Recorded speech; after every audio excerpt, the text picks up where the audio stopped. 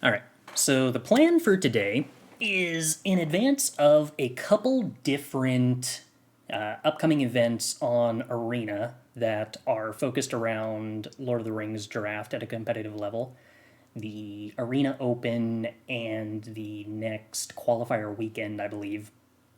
We're going to try to take a minute, and by a minute, I'm guessing I actually mean multiple hours. Hopefully, we keep this under 2, and hopefully, I can edit it down to be a lot shorter.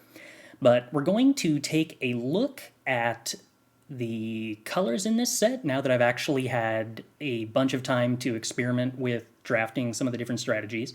Haven't drafted all of them, but have drafted and played against the majority of them and have some pretty firm opinions, I think, at least for where the format is at right now. We're going to compare the colors in terms of relative strength, talk about some of the spots on the curve that I think have proven to be pretty important in this format, talk about some of the cards that are at the moment seemingly pretty underdrafted, and mostly try to figure out the colors that you most want to be drafting in terms of giving you the best deck on average at common and uncommon. And I think the thing that's most important to start on is to highlight the notion that this is not a paupery sort of limited set. The uncommons can be powerful. By and large, the commons are not. Most decks draw the vast majority of their strength from rares, mythics, and some of the top tier uncommons. And comparatively, the best commons are not that impressive, and the filler commons are really not that impressive. So, what makes a good color relative to other colors in this set, as far as commons and uncommons goes, for what you are like trying to draft to build the meat of your deck, kind of has to differ from a normal set. In a lot of sets where you could build really good decks that are like 80% commons, 20% uncommons, no rares and mythics, you would be looking for a level of consistency out of commons and usually the ability to be very curve out and aggressive. That is generally, with a couple of exceptions, a lot harder to do in this format. But the couple of strategies that we'll end up touching on that do allow you to get some consistency out of your commons and uncommons, I do think actually end up being a little stronger to. Stronger is the wrong word. A little safer to draft because you are less vulnerable. Consistent, probably, is the right word. Are safer to draft because they are more consistent in that you are slightly less reliant on finding bombs in packs 2 and 3, because that's often one of the strengths of being in open colors, is that if you see that a color is open in pack 1, you want to move into that color so that in packs 2 and 3, when somebody opens one of those cards in that color, they're not going to pivot to that color and suddenly cut you off. You will hopefully get those rares and mythics. But in this set, because the commons are on average so much weaker than the top uncommons and rares, people in pack 1 tend to leave relatively good commons and uncommons in the pack for longer. The good commons and uncommons that are there, this is kind of counterintuitive and kind of goes against exactly what I was saying, but there are fewer signpost cards you can look at to say, oh, this color is open, and have that read actually be correct. Just because the top ones get picked up so much earlier, and people tend to commit to a specific color less readily, because on average, the first couple of picks are more based on just picking any disparate number of super powerful cards without trying to stay in a lane. Because for the most part, the synergies, with a couple of exceptions, aren't really what this set is about. which tends to mean signals exist a little less. Basically, you're not going to get that reward for committing to a color or color pair and cutting it like you would in other sets. Which means instead that the rewards of being in specific colors can be that you do actually tend to get some of the better than average commons and uncommons later than you would expect.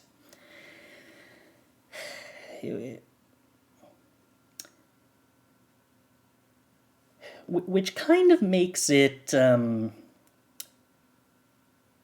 guess what I'm saying is, I think that the average way that people tend to approach drafting this set is to not commit to colors, or that is the default tier 1, probably correct way to draft the set. Because very few of the color combinations reward you for committing to the colors early, and I think that there is merit in identifying which of the color combinations actually do give you a little bit of reward for committing to them early, because they have game plans that function relatively well at the common and uncommon, or common and lower power uncommon tier. So with all of that burying the lead done, the answer to that is that the strategies that function better at those rarities are, in my experience, blue-black and red-white. And with the lead having been addressed, what we're actually going to do now is take a look at the curve out at common and uncommon for each color and kind of talk about each card quickly to identify how good they are and how much they help that color form a curve. So to start with commons. In white, how do I want to do this? I think we're actually going to talk about creatures or creature-like cards that actually form the curve of what you want to put onto the board on curve first, and then we will talk about stuff like Escape from Orthanc or You Cannot Pass, which are interesting combat tricks or removal spells second. Because they kind of function differently in terms of Esquire of the King is a 1-drop, is a 1-drop, is a 1-drop. Or more importantly, Westfold Rider is a 2-drop that you want to play on turn 2. You Cannot Pass is not a 1-drop that you want to play on turn 1. And that tends to be pretty true generally of things that go to the board versus things that don't, as one of them actually is a card that is part of your curve and the other is not. So, Esquire of the King. This is a fairly replaceable common. It is good in strategies that go wide and want to attack, and especially good at turning 1/1s into things that have more than 1 toughness. And for the most part, white is the color that goes wide. Black and red can also get into tokens themes, especially when paired with white. But even then, with the exception of a couple of uncommons, there is not a huge go-wide theme. Esquire of the King is not an amazing card, and is a card that even the token strategies often can do without, but you're kind of happy to play the first copy if you need filler, and I wouldn't consider it actually an on-curve card very much. Not a high priority card, but nice to have if you...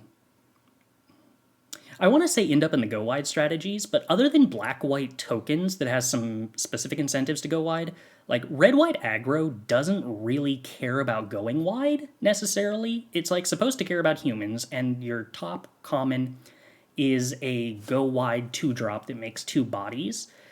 But even then, most of its synergies are about playing creatures on curve that are good, and Esquire of the King is helpful, but not any better than just playing any other random card on curve.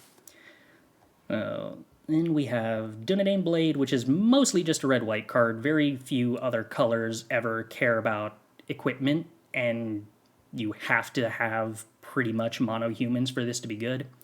It is good with Eowyn, Lady of Rohan specifically, because then the cost to equip to humans is 0, but if you're not looking at a deck with a couple of Eowyn's and you're not in red-white, this card basically doesn't exist, and even there it's kind of replacement level, but once you have mostly humans, this is nice.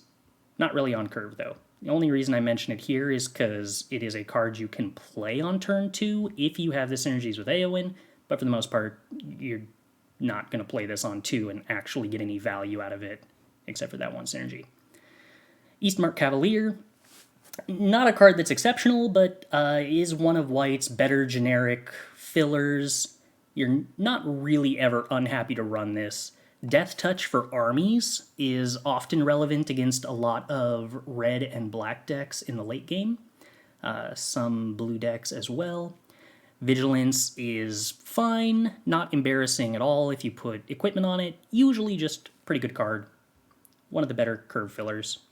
Nimble Hobbit, not very good. The best that can be said about this is that it's a decent defensive card. 1/3 is a uniquely good stat line in this format for blocking opposing ring bearers and surviving until they have hit 3 instances of tempt.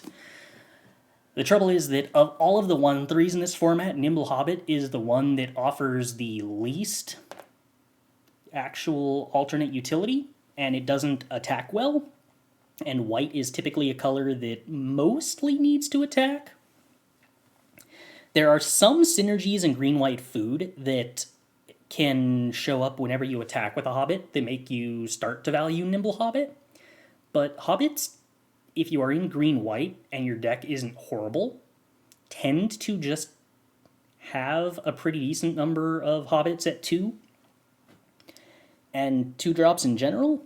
And Nimble Hobbit is... so most of the good cards for green-white food are 2-drops. So if you were in that deck, you presumably have better Hobbits at 2 than Nimble Hobbit. And if you don't have better Hobbits than Nimble Hobbit at 2, green-white is not a deck with super strong synergies at common and uncommon. And Nimble Hobbit just typically isn't what you actually want. It is not a good curve filler. There are times where you are desperate for 2-drops, and I would draft Nimble Hobbit because it is a decent blocker, because having a bad 2-drop is better than not having enough 2-drops, and I would say enough 2-drops is like 4 permanents that you want to play on turn 2 on curve bare minimum, but still really miserable, I think, typically. The problem is white is a color that wants to be aggressive in this format because it is not great at being anything other than aggressive. And Nimble Hobbit is not a card that is good in aggressive decks. You could try to build a dirtily white deck, you just don't have a lot of support for that. Alright. Next up, Took Reaper. Took Reaper is a card that is in a somewhat awkward spot. This is not a bad card, pretty much ever. The Ring Tempts You is just generally really, really strong in this format, and getting enough instances of tempt to consistently get to the part where you are looting is really powerful, disproportionately so for aggressive decks. That a lot of the power in this format is based on the idea that you will consistently get up to like 5 lands and then never have to play a land for the rest of the game as long as you are attacking with some ring bearer. So not getting 6, 7, 8, 9 cards that tempt you in this format, if you are an aggressive deck, can really make you struggle in aggressive mirrors. And Took Reaper is not a card that's great on stats and does need to trade off before it is great, but unlike Nimble Hobbit, is an example of a 2-drop Hobbit you can play on curve and then attack on turn 3, triggering some of the various food synergies, or trigger whenever you attack with a Hobbit synergies, and be happy with it whether it dies or not. So, better than Nimble Hobbit in the sense that it is a fine, generically good filler for any deck. Only weakness is that a lot of the best white aggressive decks tend to either be really all in on food synergies or really all in on human synergies, and it doesn't do either, but you're never really going to be embarrassed if you put a 2 creeper in your deck. Westfold Rider is probably the premier white 2-drop at common. Basically, every white deck will play more or less any number of these and not really be upset. It's an awkward format for 3/1s in that there's a lot of stuff that has 1 power at this sort of similar CMC, and there's a decent number of things that will make 2 1/1 bodies for 2 or 3 mana. But the sacrifice, destroy target artifact or enchantment ability comes up somewhat often, and this is generally a fine card to put buffs or equipment on. And there are a lot of good 1/3s in the format that you don't necessarily mind trading this off with. It's just, in my experience, been like one of the cards that you're pretty much happy to play on curve more or less any time and begin clocking your opponent, and it's not embarrassing if you find yourself in a more defensive position because there are a lot of really powerful artifacts and enchantments that you're not really that unhappy to blow up. Next up, East Farthing Farmer. This is part of the green-white food theme, but I have found is not the most embarrassing outside of that theme. Even if this is just a 3-mana 2/3 that gives +1/+1 to a creature once and makes a food, it is not uncommon to end up with synergies in many different colors that just benefit from having a food token, and a lot of the time, if your purpose is racing, the farmer will get through one of your creatures that otherwise wouldn't have been able to attack, will provide a body that blocks relatively well. 2/3 can block a lot of 2-drops in this format, or at least force a removal or pump spell. Doesn't always block all of the ring bearers, but until your opponent ends up hitting 4 instances or 3 instances of tempt, anything with 1 power with East Farthing Farmer in play, you're not necessarily going to care so much that it gets through unless it's something like Bilbo that's getting value off of attacking with a 1-power creature earlier than that. So you're mostly fine with it. And the food cracking for 3 life actually ends up being pretty nice fairly often. So, not embarrassing, better with synergies. The food synergies are harder to have come together on curve in my experience, because so much of the power relies on some of the green uncommons and multicolored cards.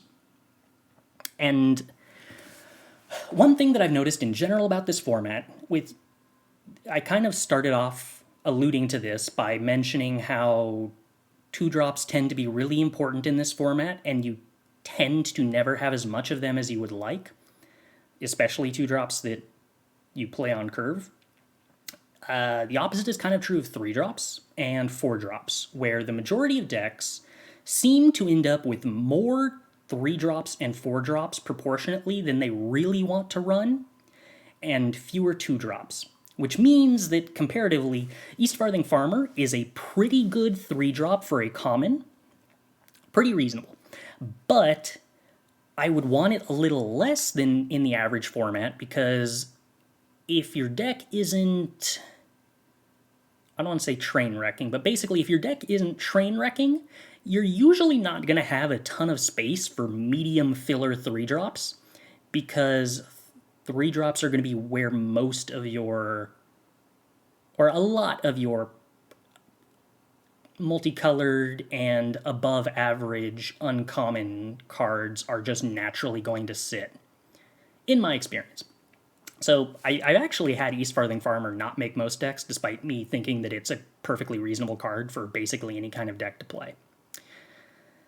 Similarly, but to kind of a different extent.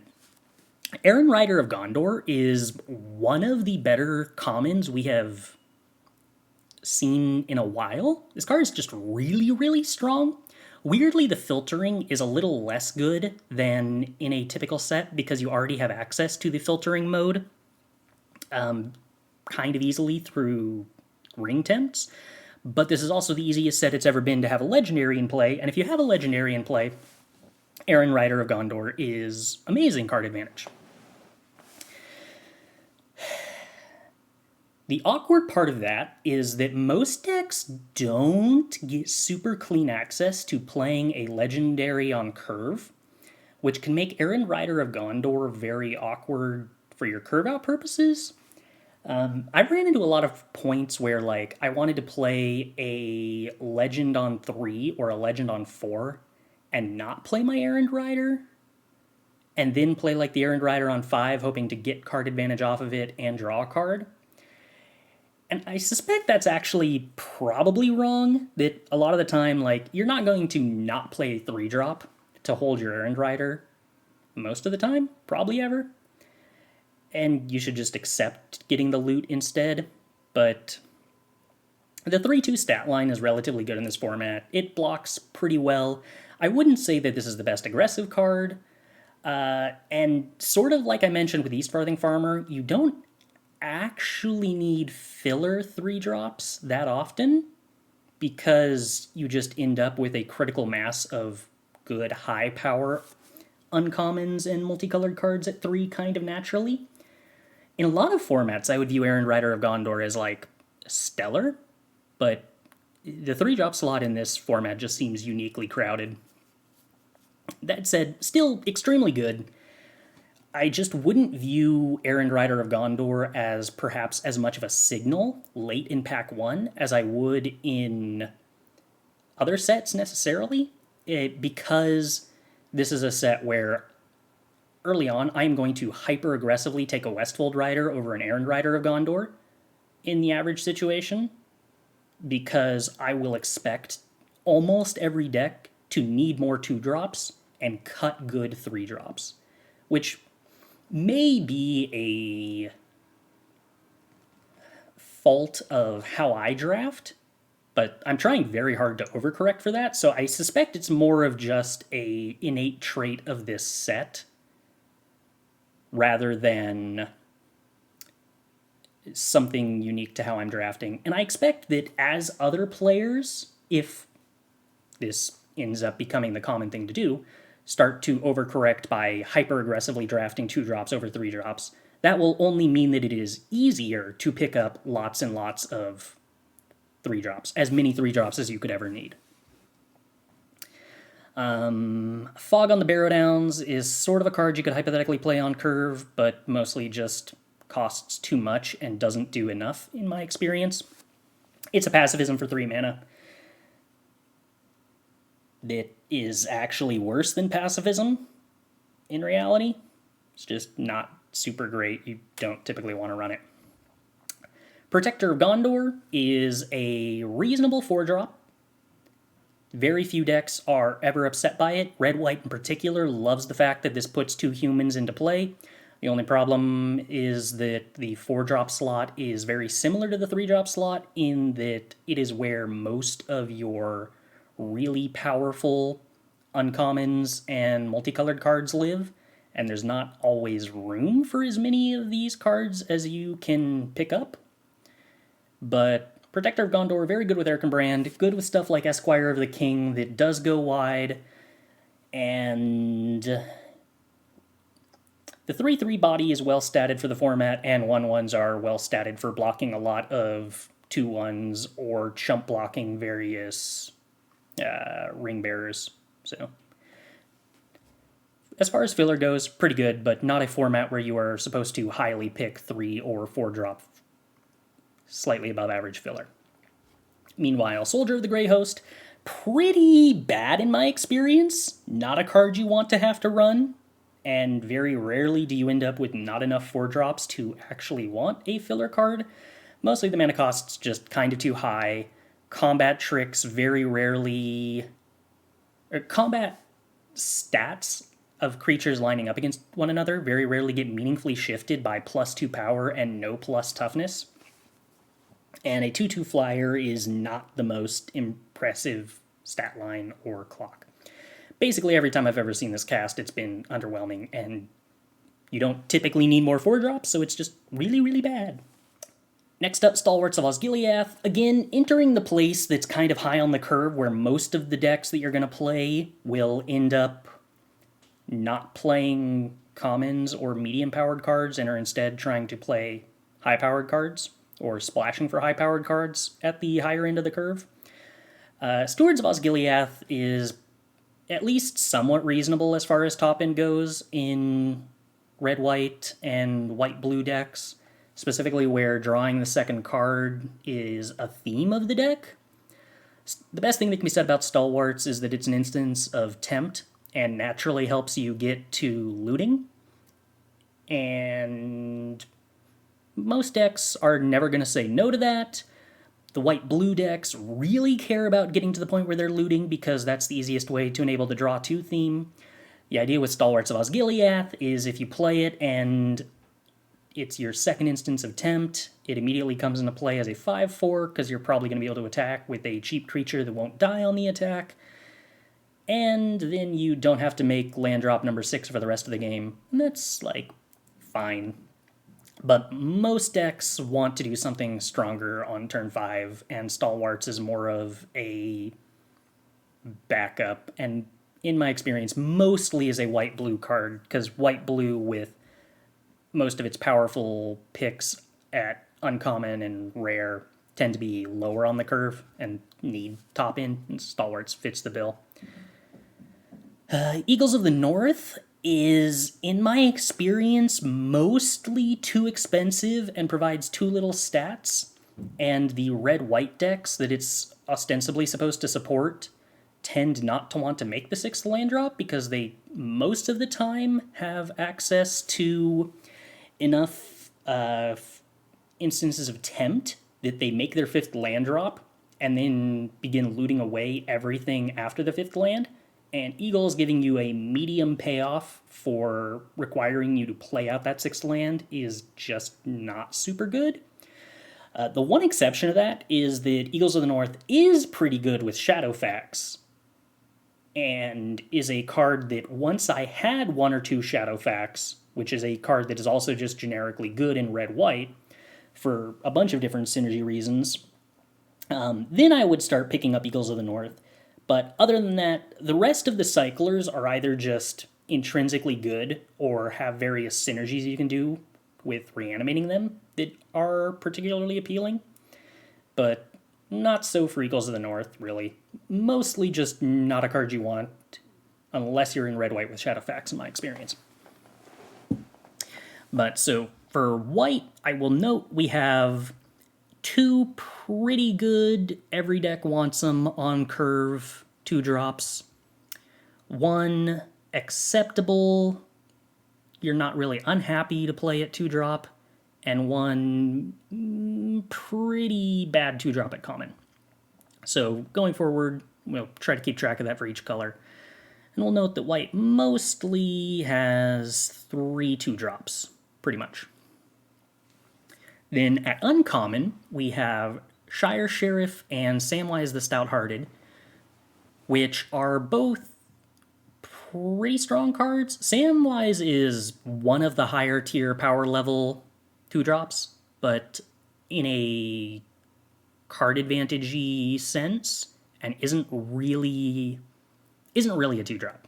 This is a card you're actively incentivized not to play on 2, and uncommons are rarely going to form like your bulk of your curve out just by quantity's sake, but Samwise is the kind of card you could draft very early and try to build a dirtily sort of deck around. But dirtily sorts of decks in this format, with the exception of blue decks, tend to be based on the bombs you draft enabling dirtliness and not the commons. For the most part, other than blue, colors tend to have commons that enable somewhat aggressive decks and not much else. So if you take Sam, you're kind of just hoping to then draft more bombs or a supporting color that allows you to be more dirtily. The main problem being white just doesn't have removal that's good for dirtily decks, and Sam doesn't support that, so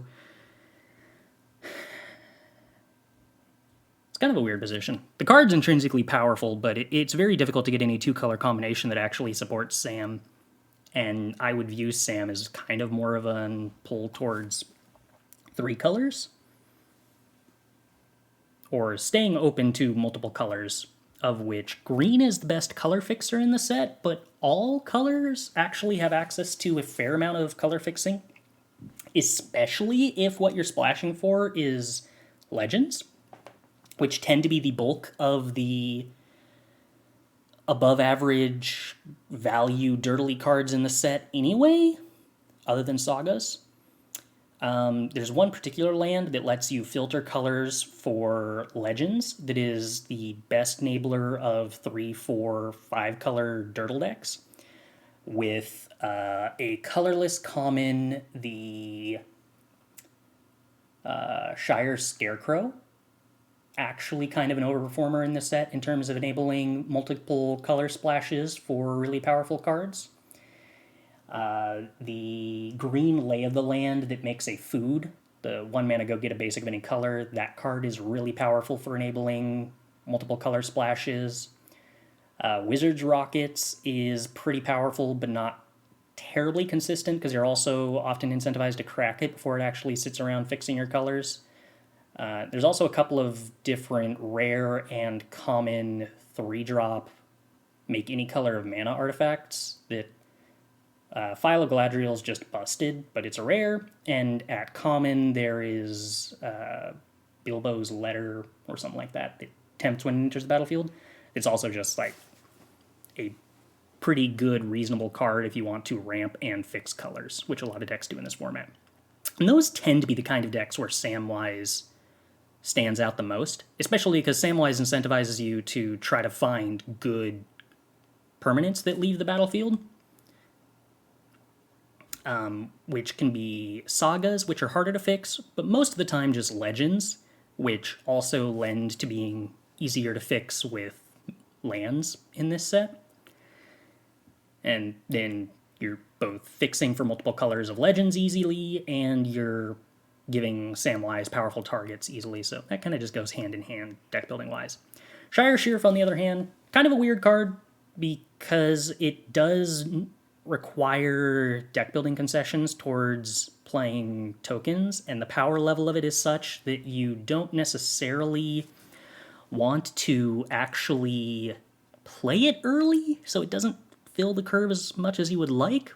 I have played this on 2 as a bad Eastmark Cavalier in draws where it was just the only 2-drop that I drew, and the fact that it can do that is beneficial. But for the most part, what this really, really, really offers you in this format is a super hyper-efficient way to remove army tokens, and for that alone, it tends to be pretty good.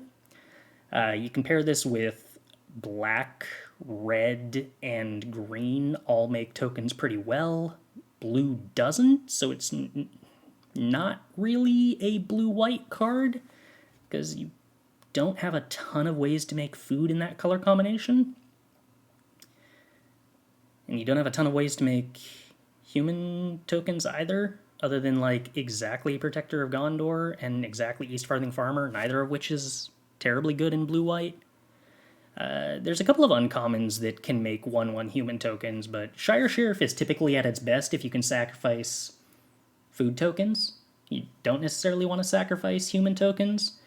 It's just that a lot of the times red-white can have trouble getting through like a 4/4 army, and so red-white specifically is okay sacking human tokens to get rid of an army, to push through other creatures, to make that uniquely makes red-white kind of okay with that, as compared to like blue-white where it actually wants all of its tokens as things that are keeping it alive, because it's not much of an aggressive color.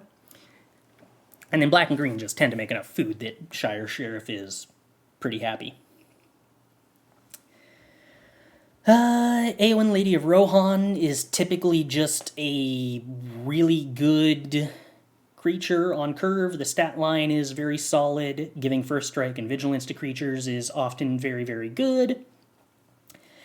This is sort of a red-white card. Dunedain Blade is the best piece of equipment to pair this with, and it incentivizes you to be in humans. It can go in black-white too, because black-white does tend to have a lot of ways to make human tokens, but most of the time I've seen Aowen getting played, it was in red-white with the expectation that Aowen immediately makes Dunedain Blade a much, much, much better card, and that's most of your game plan. Rosy Cotton is one of the mythics of the set at Uncommon. There aren't a ton of mythic uncommons. Mostly there are a ton of, like, A-tier uncommons, but Rosy Cotton's definitely one of the S-tier ones that you are not unhappy first picking and are very happy to build around. This card is extremely easy to have go completely nuts. Once you have it, it shifts a lot of your priorities, makes cards like Protector of Gondor that come with a token better, makes the token itself to naturally just buff up a 2-drop. Does require you to care about getting a 2-drop on curve, because you often want to Rosy Cotton on curve, so having a 2-drop to put a counter on is a big deal. But, yeah, generally, most colors in this set make a lot of tokens naturally. It's kind of hard not to. And whether it's treasure tokens, human tokens, army tokens, blue is basically the only color that doesn't make a ton of tokens, because the only tokens that it makes are army tokens, generally. And that doesn't work well with Rosy unless you're constantly trading the army off, which can happen. Blue-white with the Draw 2 theme does have some uncommons that can make multiple 1/1s, but that's kind of more moving pieces to enable than it's really worth, and isn't where I would want to go if I had drafted Rosy. But Rosy will typically just be good no matter what. It's mostly just a question of what's the most efficient to pair with Rosy, and my guess would be black is probably the typically best color at making a decent number of tokens on already good cards. But yeah, I think that the default impression would be, oh, this is supposed to be a card for green-white food because it makes a food token, and green-white food is kind of just... Green-white food and green-blue elves are both archetypes in this format that kind of rely on a critical mass of synergy pieces, and most of the synergy pieces are at uncommon, and also most of the best synergy pieces are cards that are kind of just intrinsically good in the average deck in the format, and so they tend to be really competed over, and it's unlikely you get the right critical mass of the cards to make the archetypes good. So my experience has been green-white food and green-blue elves are kind of worth actively avoiding where possible, because the failure condition of the deck is so much more likely. Basically, train wrecks are more likely to happen when drafting those decks, and the reward isn't compensatory amounts of power greater than the average of the other archetypes in the format to offset that risk. So if I picked up Rosy early, I would follow the draft, but my instinct, if I was then in the next pick to see a good green-white food uncommon and a generically good black uncommon, I would probably be going for the generically good black uncommon the majority of the time. But yeah, no deck is ever really going to be unhappy with Rosy, because it's, again, almost impossible to not make enough tokens for Rosy to just be good. Build a Pony, really good with food synergies, really good with token synergies, really good as a creature that completely invalidates your opponent's ring bearer attacks, because it blocks any ring bearer, other than, I guess, a 0 power creature, which is pretty rare, and gets to eat it because it actually does 4 damage, or at least threatens to do that. Buys you a bunch of life if that's what you need out of your food tokens, and generally just all around very, very good cards you're never going to cut. The most awkward part of Bill is that it's not the greatest card in decks that don't really care about food at all, which is to say, aggressive decks, mostly red-white, where, like, stretching the game out longer is not to your benefit, but you can also put a ring on Bill and probably not get blocked and push through 4 damage. So if you need 4 drops in an aggressive deck, Bill is still respectable. It's just usually that if you're an aggressive deck, you often have a lot of good 4 drops and don't really need to highly value drafting more. Rosie does fit in a red-white aggro deck. If you...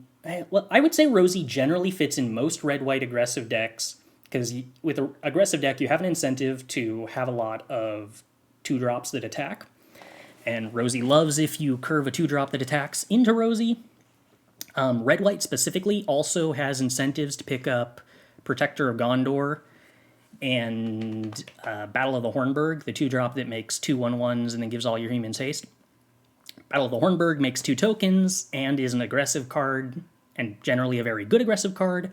The premier uncommon in red-white is Erkenbrand, who wants you to make lots of humans, which Protector of Gondor and Battle of the Hornburg do already, and just generally synergizes with Rosie. Some red-white builds aren't going to make as many tokens, but unless it's like pack 3 and halfway through pack 3, I would expect the average red-white deck to do a pretty good job of making 1/1 human tokens, which goes great with Rosie. Other than Erkenbrand, the best red uncommon is the 5-drop Aomir, 5/4 haste. When it attacks, if you control the highest power creature, make a 1/1 human token. It is a blocker, untapped and not attacking. And that goes really well with Rosie too, because you're going to be making a 1/1 every turn to trigger Rosie.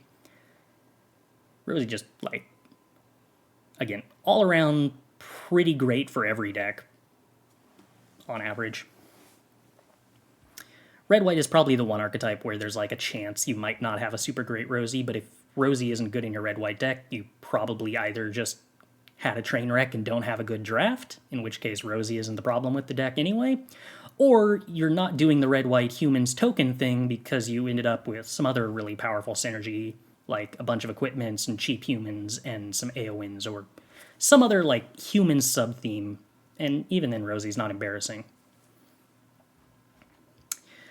Following up Bill the Pony being generally pretty good, Faramir Field Commander, also a card that is generally just pretty good. It enables you to make some aggressive attacks that would trade, with the expectation that you then get to play Faramir post-combat and draw a card at the end of turn. Works really well with black-white sacrifice theme to turn every sorcery speed sack into card draw. Works really well with the 3-mana Denethor, who makes humans and sacrifices humans every turn as sort of a dirtle engine. Main problem being that those same archetypes have a really, really strong incentive to pick up Mirkwood Bats at common, which is probably better than Faramir most of the time, because Mirkwood Bats will really rapidly kill your opponent in those kind of sacrifice archetypes, faster typically than the card advantage out of Faramir. Where Faramir really shines is if you do manage to end up with lots of sources of tempt. There's a green-white Frodo who tempts every time a legendary enters the battlefield, and that kind of... anything that has access to recurring amounts of tempt, or like a blue-white draw-2 deck that just happens to draft a bunch of... what is it? The blue 1-drop Birthday Invitation, Birthday Disappearance. Draw a card, tempt for 1 mana. The blue-white just naturally wants to enable a lot of its draw-2 effects. Tends to go very, very well with Faramir. That's the kind of stuff that makes Faramir much better than average, but Faramir is another one of those cards that I would typically think of as like a really, really powerful bomb uncommon, who in my experience has been like pretty solid, but less impressive in a less high priority draft than I would expect, just by virtue of most decks tend to have an adequate number of 4-drops and tend to be more desperate for 2-drops in my experience. But usually you're not going to cut Faramir. You'll be happy to have it. Landrival, Horizon Witness, is fine. It's pretty replaceable, in my experience. Giving creatures flying in this set tends to... It'll win games occasionally, but 5 mana is a lot for it, and this isn't a ton of stats for that.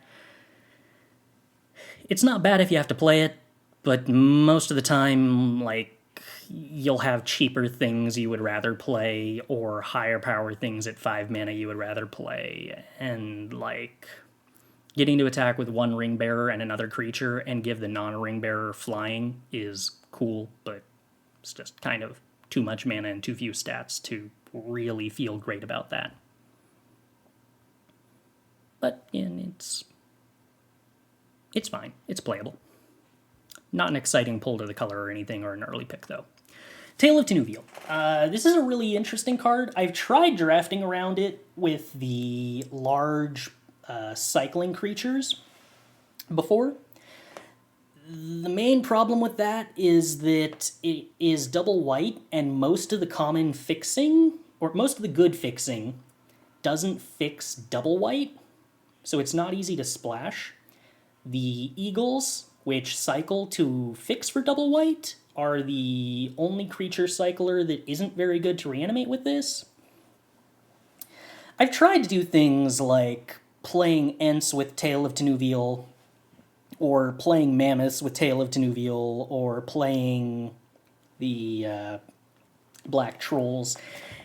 And for the most part, getting like a suspended 5-drop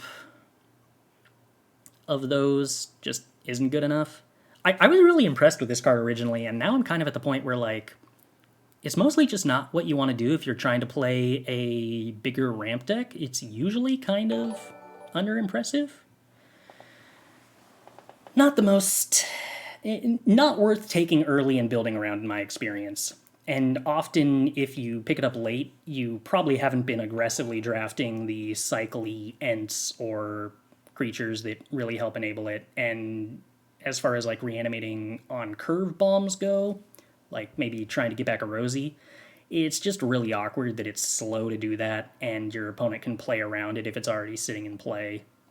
Mostly just not that high of a priority, which is kind of a shame because my original impression of this card was pretty high.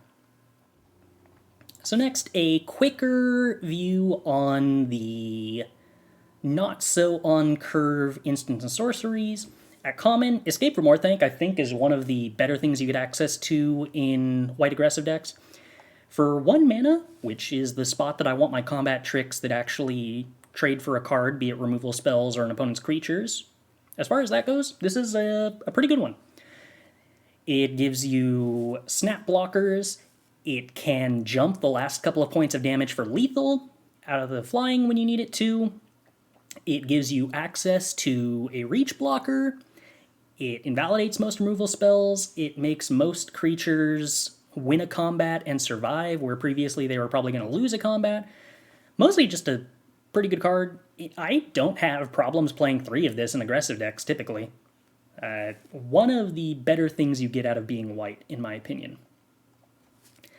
Hobbit Sting is a removal spell you can play. It's better in white-black. It's kind of good in white-green food, but white-green food has the awkward tendency to want to sacrifice the food that it makes a lot of the time, and doesn't tend to have a huge number of creatures on board, which makes this a not-on-curve removal spell, and not a flexible removal spell, and one that tends not to kill your opponent's best creature unless you're in a really grindy spot.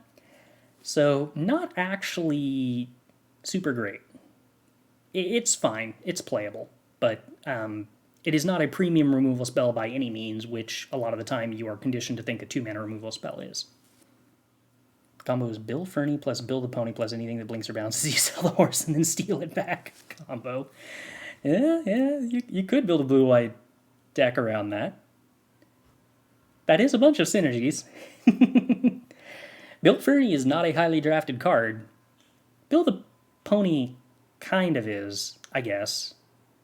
But yeah, I would imagine that if you have Build a Pony and then pick up something that can flicker a Build a Pony, it would not be hard to get Bill Fernie if you are in blue to attempt to assemble that combo. Next, Slip on the Ring. I have not been horribly impressed by this card. For the most part, it's difficult to leave it up to to counter a removal spell. Getting to tempt is definitely cool, and if this is actually a counter spell that tempts you, good. If it flickers a creature to give you a snap block, good. I think the idea is that it's supposed to be used with stuff like East Farthing Farmer, but for the most part, there's not a huge number of cards in this set that have truly powerful ETBs that you can recycle. Not a high priority card. Sometimes you'll end up with synergies where Slip on the Ring makes sense, but you will typically end up with as many copies of Slip on the Ring as you could ever want if you actually care about that synergy. And for the most part, you don't care about that synergy. Fog on the Bear Downs, we kind of already talked about. It's a removal spell. It's too expensive. It's not that good. It doesn't stop abilities, which is pretty important for removal spells to do in this format, and any removal spell that costs more than 2 mana and doesn't remove triggered and activated abilities, and isn't instant speed for that matter, it is just really unimpressive. Most of the time you don't want it, even if you have it and basically drafted it for free. It's just really bad at its job at this cost and at sorcery speed and with this many drawbacks. Second Breakfast is not good. It's almost playable. A food token is nice. Some decks with stuff like Rosy Cotton care more about it, or some other random synergies. +2/+1 is kind of hard to maneuver to win a combat. Like, +1 toughness is hard to get your creature to survive on blocks a lot of the time. Good news about Second Breakfast is that most of the time players won't play around it, because most of the time decks don't play it, but it's a lot of mana. It's really hard to get a 2-for-1 out of. It's a card that you're probably only going to play in the late game, because you basically never want to play it early, because you need 2 creatures that are blocking or 2 creatures that are attacking to really get value out of it. And it takes a long time for the game to progress to a point where that's going to happen. Just not terribly high priority ever. Now for Wrath, Now for Ruin is one of those cards that actually does a lot and isn't weak compared to a lot of overruns. Counters instead of just a until end of turn is pretty good. Gaining Vigilance is pretty good. The Ring Tempting You is great. The main downside of this card is that it's a go-wide card, and the majority of go-wide decks have access to lots of very good 4-drops, and this is only a kind of good 4-drop. So if a deck wants it, it'll probably only want one of it, and you'll probably get it for free if you are in white. Banish from Edoras is basically the better version of Fog on the Barrow Downs. Still not great. Kind of too expensive for any deck that actually wants to be aggressive and use removal spells to remove blockers. The majority of the purpose for this card, in my experience, is specifically blue-white, which tends to be the only color that's really looking for more defensive removal spells ever. And even then, weirdly enough, blue tends to have more removal options than white that are better than white's removal options, including Banish from Edoras. But this removes passives like Denethor, which can be relevant and blue can struggle with. So not embarrassing, but also like not good, and you'll end up with as many copies as you ever want in the average draft, and just mostly isn't good at all for aggressive decks. You Cannot Pass is in sort of a similar boat to Banish in terms of what kind of decks it wants to go in. This is mostly a defensive card. It's not super great in aggressive decks where you have to let them block before you can use it, but can be good for an aggressive deck that's trying to chip in with ring bearer damage or flyers. Blue-white specifically, again, tends to be the white deck that is the most defensive and tends to end up with lots of legends, because most of the time that you're actually in that deck, you're relying on multicolored legendaries to bring the archetype together anyway. And when you get to use You Cannot Pass defensively, the fact that it is a removal spell for 1 mana and lets you start double spelling in a color combination that typically has access to lots of very good card draw, and whose main problem is not being able to cast its spells cost efficiently enough and start two spelling early enough to leverage that card draw into regaining control of the board, that's where You Cannot Pass is excellent. Some aggressive decks will play it, but it's not like particularly desirable, and getting multiple copies of this kind of late tends to be one of the appeals to drafting blue-white in my experience, because a lot of the other white decks won't compete with you on it. But at least early on, I've noticed this getting picked up and not wheeling perhaps earlier than it should have. I think we are currently at a point where players drafting aggressive decks are taking this card too aggressively, when it should kind of... my opinion of this card is it should kind of be a late wheel that the narrow numbers of white defensive decks are happy to have. White-black is another deck that has access to less card draw than white-blue, but can be dirtily and defensive by virtue of some blocking and chip damage flyers that kind of likes this card as well. But like red-white, it does not really like this in my experience. Oh, very true, very true. I did not consider that this card is very difficult to pass. Reprieve is actually pretty bad. This is just Remand, and Remand is not a good limited card, because in limited, most decks are pretty awkward about playing on curve intrinsically already. Reprieve is a great card when you need to stop your opponent's 3-drop at all costs, that they're going to consistently play on turn 3, and where their 3-drop is really, really strong. That is not consistently the case in Limited. Limited, you also tend to flood out more. This set, a little less than normal. Normally, Remand is a very bad Limited card. Here, I think it is a little better than normal, because the existence of decks that have access to huge amounts of filtering and therefore never make their 6th land drop. Normally, the biggest problem with Reprieve is that you'll hit the point of the game where a player has 6 or 7 lands in play, and Reprieve just actively ceases to be a card when both players are top decking. You have to wait for them to top deck something, and then you get to cycle Reprieve, and then they just immediately replay the card you reprieved with no loss of tempo. Slightly less likely that happens in the average game of Limited when you don't make land drops 6 or 7, but that does still happen in this format. It's mostly still just really bad cards you don't like. Not much incentive to play it. Lost to Legend is a pretty good removal spell. Its downside is that it's awkward to splash, which makes it stronger in 2-color aggressive decks. But as far as removal spells go, pretty great at hitting most blockers and most attackers, because the majority of good creatures in the set that you want to remove and they get played on curve just tend to be legends, sort of intrinsically. But it will also hit random artifacts, like the black artifact 1/4 Catapult, which is a nightmare for a lot of aggressive decks, particularly the red-white decks that tend to have a lot of 1/1s that get completely stonewalled by 1/4s. In fact, most of the stuff that has 4 toughness in the set tends to die to Lost to Legend, which makes it better than you would expect as a removal spell for aggressive decks.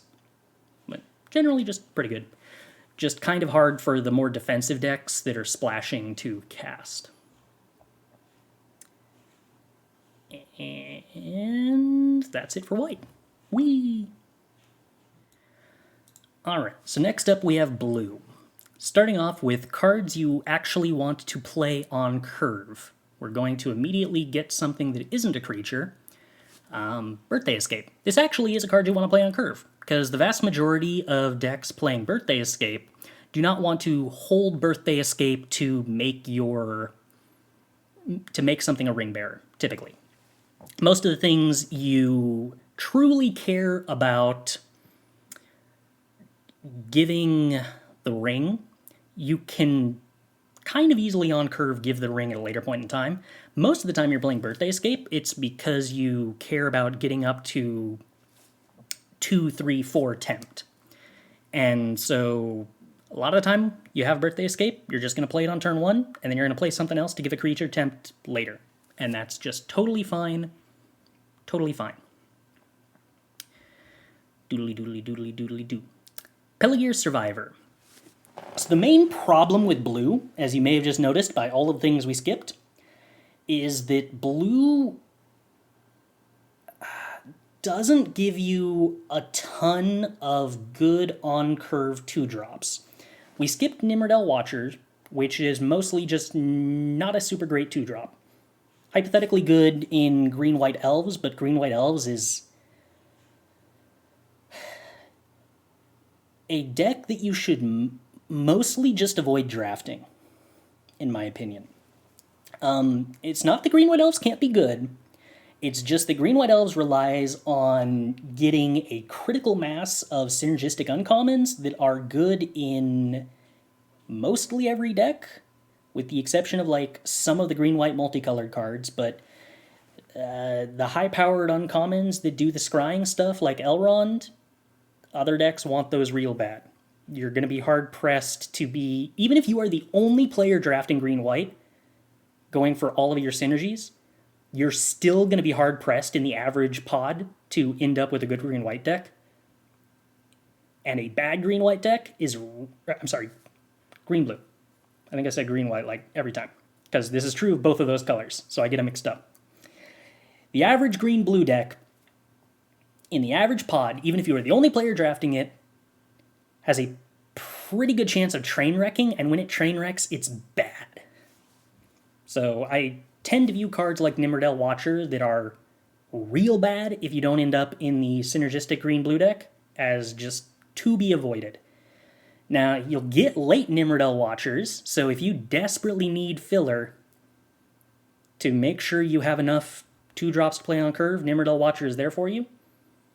But what's nice about blue is Pelargir Survivor is pretty close to the best common 2-drop, which makes it highly competitive, but as far as things you play on curve go, Pelargir Survivor is absolutely stellar. It ramps you into instants and sorceries, fixes colors for instant sorceries you splash, and blue has at common some of the best instant and sorceries in the set that go well in any color combination of decks, and most of the things that you do want to splash are also instants and sorceries for this archetype. So Pelargir Survivor, real amazing. Also the stat line, extremely good at blocking a lot of the aggressive threats in the format, and well statted to block ring bearers, and also has an ability that wins you a lot of dirtly games where both players are just sitting there. Stellar card, absolutely excellent. Not unhappy playing like 5 copies in a lot of the decks. I thought the 2/1 white 2-drop was good. Why is this one not? Because blue isn't aggressive. Yes, mostly blue is not aggressive. Blue decks have an incentive to jam as many instants and sorceries as you can get pretty frequently. And in the traditional color that you want to pair with most blue decks, which is black, you would rather be playing instant sorceries that interact on 2.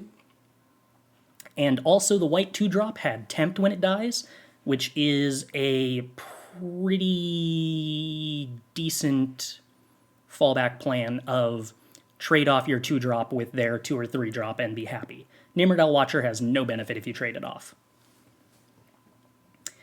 So alongside Pelagear Survivor, the two things blue has at the 2-drop slot that are really good and extremely undervalued are Glorious Gale and Bewitching Leechcraft. I'm kind of skipping ahead of time here because Bewitching Leechcraft is not a card you want to play on curve. You could, but like Bewitching Leechcrafting their 2-drop isn't exciting. It's just something you can do on the draw if you have no other 2-drops and don't want to fall behind on tempo. And that mode of it is good, but that's kind of true of like most 2-drop removal spells.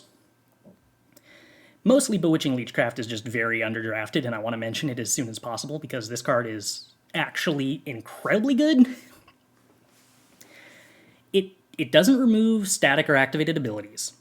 It doesn't remove armies well. But if you are trying to push through an attack in the late game, it taps down blockers, and for the most part, it's just really, really, really cost efficient as a removal spell for generic attacking threats. And blue in this particular set is a card that has access to, or is a color that has access to, a ton of very good card draw at common and uncommon. Arwen's Gift, very good. Lorien Revealed, extremely good. Bath Song, extremely good. All of this, super good card draw at common and uncommon that you can reliably get a lot of copies of. And when you have access to a lot of reliable card draw, the way to make a good control deck is to have cheap removal that allows you to easily start casting multiple spells in a turn. When you draw more cards than the opponent, the way you lose is if they cast enough spells to kill you before you can cast enough of the cards you drew to answer those threats. And the way around that is, the cheaper your answers are, the easier it is to play 2-3 answers in one turn. Bewitching Leechcraft is great at that. Bewitching Leechcraft doesn't need to answer every threat your opponent has, because it doesn't need to be your only removal spell. But if Bewitching Leechcraft is the card you play on their biggest chunky attacker, while you use a real removal spell on the random 2/4 Denethor that they have, because you have 5 mana, then that's where Bewitching Leechcraft is amazing, in addition to just being a removal spell that hits something on curve so it doesn't kill you by attacking you 3 times for a couple points of damage. Excellent card. No qualms about playing 3 copies of this card in any deck. Mostly happy to play it in decks that have card draw, but you're probably going to have that if you're in blue anyway. But even if you don't have card draw for whatever reason, you're actually just like a blue-black aggressive deck of some kind. I'm not sure what that looks like, but if it existed, still just generically good. Happy to play it in aggressive decks. Glorious Gale, on the other hand, kind of to return back to the original theme of trying to first list cards that you play on curve. Glorious Gale is... You absolutely can leave this up on turn 2, and it will count as a card that you play on curve. If you are on the draw, you're probably going to hit a real creature. You're probably going to get to tempt. If you don't get to tempt, Essence Scattering taking your 2-drop turn to Essence Scatter a 3-drop is still really good tempo. Taking your 2-drop, if you're on the play, to Essence Scatter their 2-drop, also just pretty reasonable. And there's not an insignificant number of uncommon and rare 2-drops that will just kind of win the game if unanswered, so you're not really that sad. You're basically not sad to Glorious Gale something on curve, is the main point. And the other main point is that, much like Bewitching Leechcraft, blue is a color that has access to lots of card draw, and the sooner you can cast 2 spells in a turn, the happier you are. Glorious Gale, very easy to cast 2 spells in a turn with. Excellent card. No such thing as too many of these, really. The only downside is there are a decent number of good non-creature 3-drops, so some of the time you'll just not wind up with a target for Glorious Gale, but enough of the set is creatures that that's a risk that is acceptable to take the majority of the time. On to 3-drops, Captain of Umbar, hypothetically a very good card for the blue-white draw 2 deck. Not a stat line that's super impressive in most other archetypes. You tend to actually just have access to enough looting in this set because of the ring, typically, that you're not like that interested in Captain of Umbar. Captain of Umbar also doesn't attack super well, and because of ring bearers, tends to not block that well either. 2/3 is just a weirdly not super great stat line for 3 in this format, just because there's not a lot of stuff that's like 2/1s or 2/2s that this ends up blocking meaningfully. Mostly just kind of underwhelming. Similarly, Greyhaven's Navigator, a card that mostly only wants to be in the green-white Elves Scry deck, but that deck also is hyper-overloaded on 3-drops the majority of the time anyway.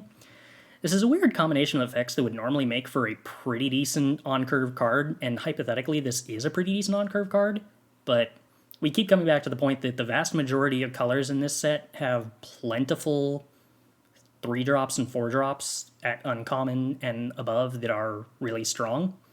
You just, like, the threshold for what makes the deck at those spots without you being cripplingly overloaded on 3 and 4-drops is a little higher. Greyhaven's Navigator tends not to make the deck. And, like I said, especially true of the green-blue deck that wants to do the scry thing, but, like, every card is a 3-drop in that archetype. So you just don't really get to play this and have a reasonable curve the majority of the time. Ithilien Kingfisher.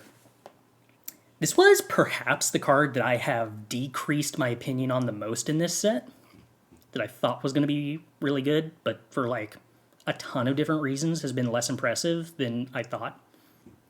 Basically, the fact that this needs to die to get a card draw means that you need to trade it off, and that's kind of hard. Because if you spend 3 mana on this, and they never attack into it in a way that lets you trade it off, you've lost a lot of value. It doesn't work in the draw 2 decks, because you're mostly only ever killing it on your opponent's turn. Blue tends to not be aggressive, so playing this as a Wind Drake that your opponent just never kills and chips in for 2 damage a turn tends to not be something that the blue decks really want to do and takes advantage of. Weirdly enough, this would be like a good card in like a black-green deck, which isn't the best archetype to begin with, but it could be okay there, where you get to chip in damage with it early and then sack it later, but blue-black doesn't really do that. Most of the smaller attackers that you could ever actually trade this off with will either be something like a 1/1, where you're not actually even getting value by trading for this with a full card, or will be a Ring Bearer, or will be a 1/3. There's just not a lot of productive ways for this to die, and there's not a lot of productive ways for it to live, especially when, for the most part, again, your 3-drop slot is too crowded. This tends to not make it, way more often than you'd think. Treason of Isengard is technically something you can play on curve, but for the most part, putting an instant or sorcery on top of your library from your graveyard is not actually valuable. There will be times where you get to Treason of Isengard, the perfect card that will kill your opponent, back on top of your library. But in like 90% of situations where you would want to cast this card because you are pressured to just play spells to put things on the board, or even just like the majority of times where you could hold this, but what's the point? And you have something to put back on top of your deck.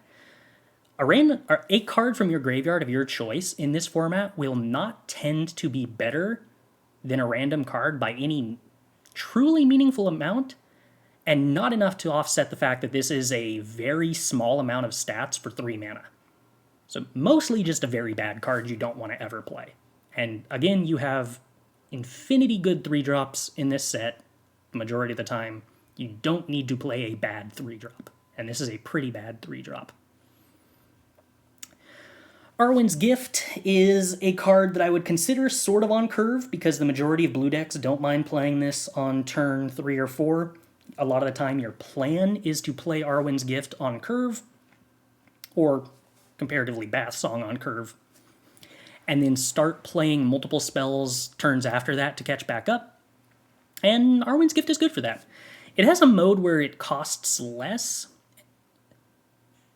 It sometimes comes up with Ring Bearers and other legendaries, although in my experience, blue decks tend to not have as many legendaries on board a lot of the time. But this is just a very reasonable card to play at 4 mana unlimited. Scrying 2 and then drawing 2 cards for 4 mana is good. If it costs less, that's also good. The fact that blue has this, Lorien Revealed, and Bath's Song at low rarities means that you can kind of aggressively try to draft a Pelargir Survivor card advantage removal control deck in this format and have it come together a pretty reasonable percentage of the time, just because there's so much redundancy to those card advantage effects. One of the fail conditions for drafting that sort of control deck in most formats is, well, if you don't get the card draw, the entire archetype falls apart. But redundancy means that doesn't happen as frequently here. You're safer with the archetype in general. Good card. Isolation at Orthanc. Better than you would think. This is normally, like, hard removal at 4 mana isn't stellar, and in a way this isn't hard removal, but for the purposes of this deck, or the purposes of blue control-ish decks in general, and specifically ones that also have Pelargir Survivor, this gives you in blue access to ways to remove from the board, and then hopefully counter on the way back down if it's a real problem, static effects and activated abilities that could be tricky, and removal for armies, which notably Glorious Gale and Bewitching Leechcraft give you really bad coverage for. Isolation at Orthanc is just a permanent removal spell for a large army, at a rate that is not terrible and is pretty flexible. So a lot of the times you won't play this, but it's worth noting that especially when you have access to a ton of scry, a ton of card advantage, and your plan is all about like being the control deck that answers your opponent's stuff, some numbers of things that can get rid of an army or other really big creature that is hard to Bewitching Leechcraft can be really important to have access to like 2 copies of. And a lot of the times Isolation at Orthanc, especially if you don't end up in blue-black and instead end up in like blue-white, Isolation then just fits the bill. Knights of Dol Amroth is pretty bad. I've tried to do draw 2 decks before that took advantage of this. For the most part, you just, again, have access to better vanilla 4-drops.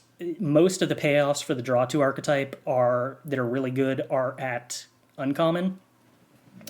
I tend to think Knights of Dol Amroth is mostly just a Wirtz version of the white 5-drop, because that one at least comes with Tempt, which means it's both a payoff for the draw 2 and an enabler for your best source of draw 2 in the looting from ring.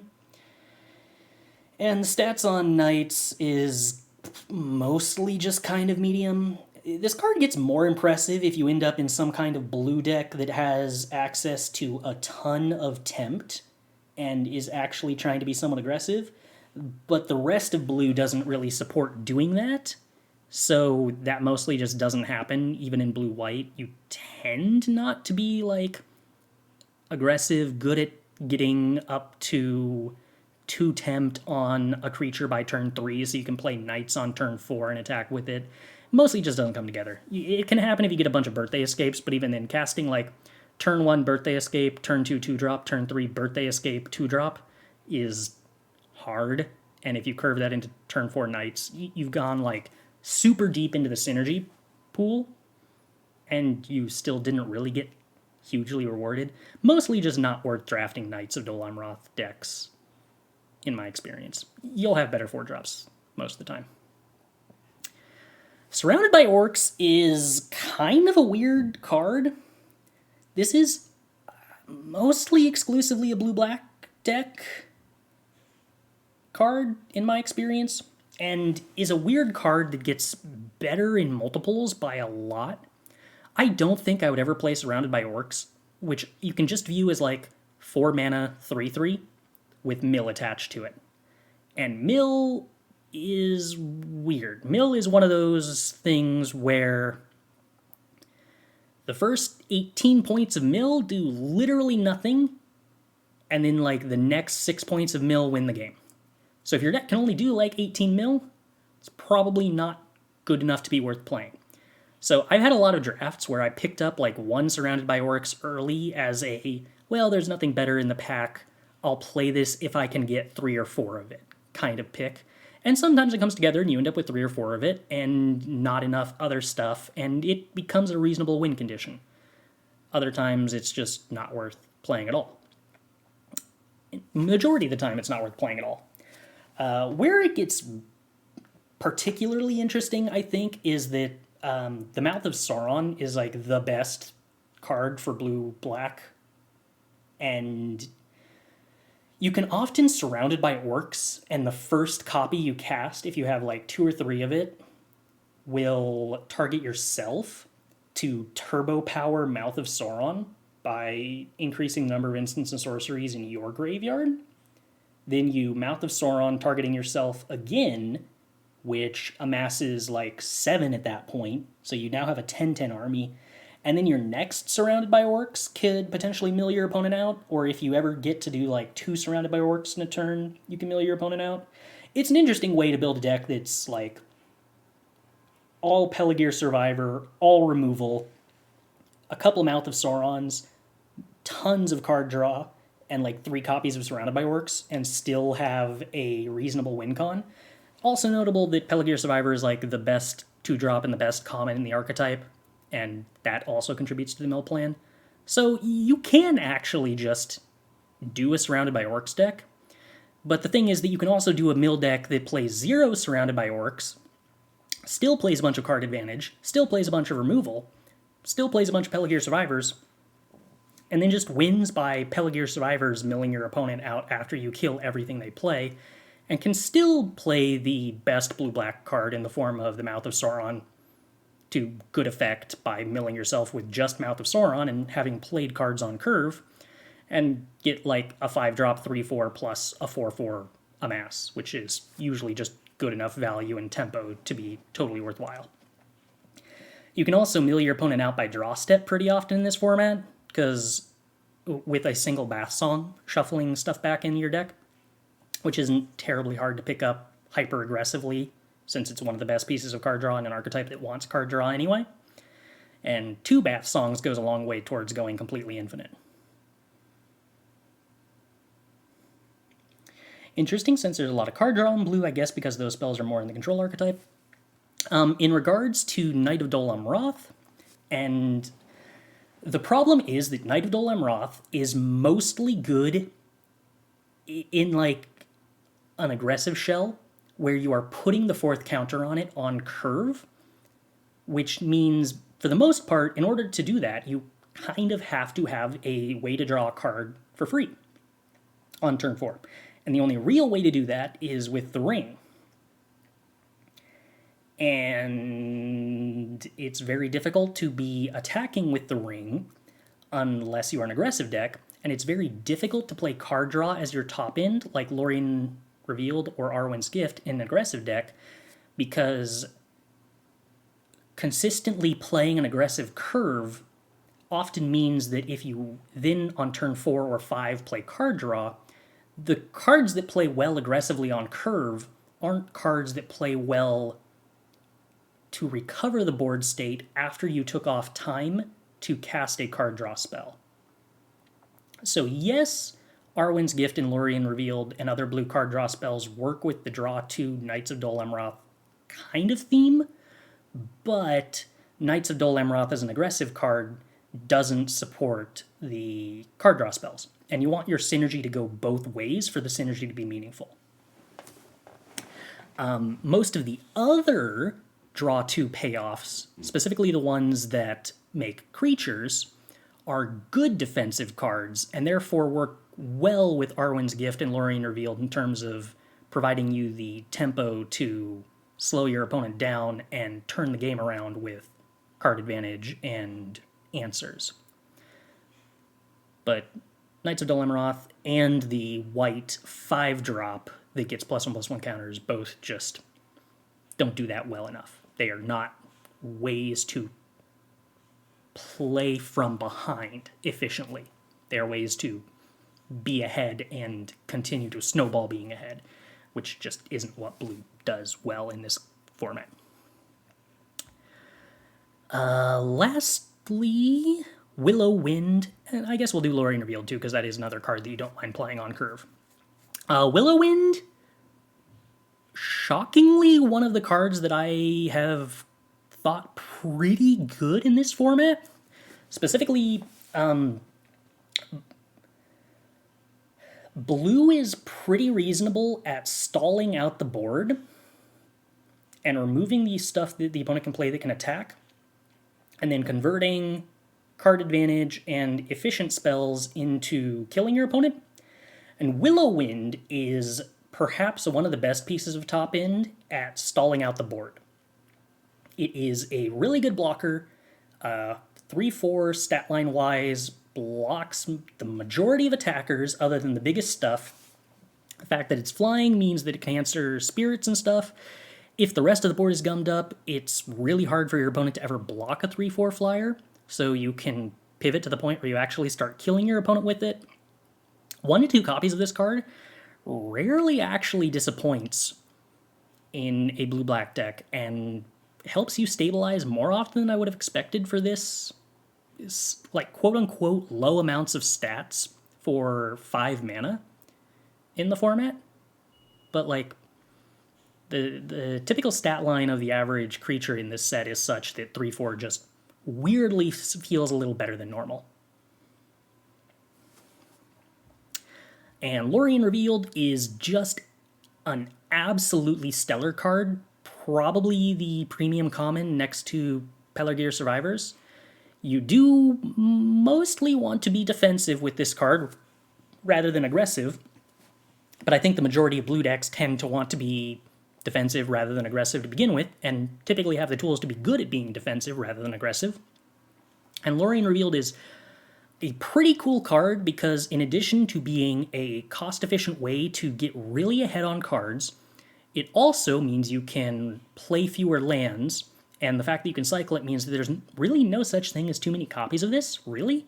You can easily play like 4 or 5 copies of this, which is unlikely to get that many, but you could do that, and that would be good, and a blue-black deck would have no problem with that, and a blue-red deck would have no problem with that. Because if you get a couple of them early, you just cycle them if you need to. And then you play fewer lands. Works really smooth, just very solid card. The reliable access to this and other card draw effects, and the fact that you can overdraft them and not be punished for it, really subsidizes defensive blue decks in the format. And at uncommon on curve, we have Bill Fernie, who I think I called Bill Feeney earlier, constantly. Which I think might be from an old TV series? Something Feeney. Anyway, for the most part, this is just an unblockable 2/1 for 2 in a color where that's pretty much just bad, because blue is not good at being aggressive, and a slightly unblockable Goblin Piker is not fast enough to enable you to be aggressive. And it doesn't block well. It's mostly just, like, pretty bad. You'll see them late. It's hard to do anything meaningful with them.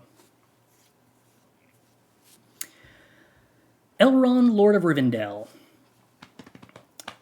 Elrond is a pretty solid card that most blue decks would have no problem playing.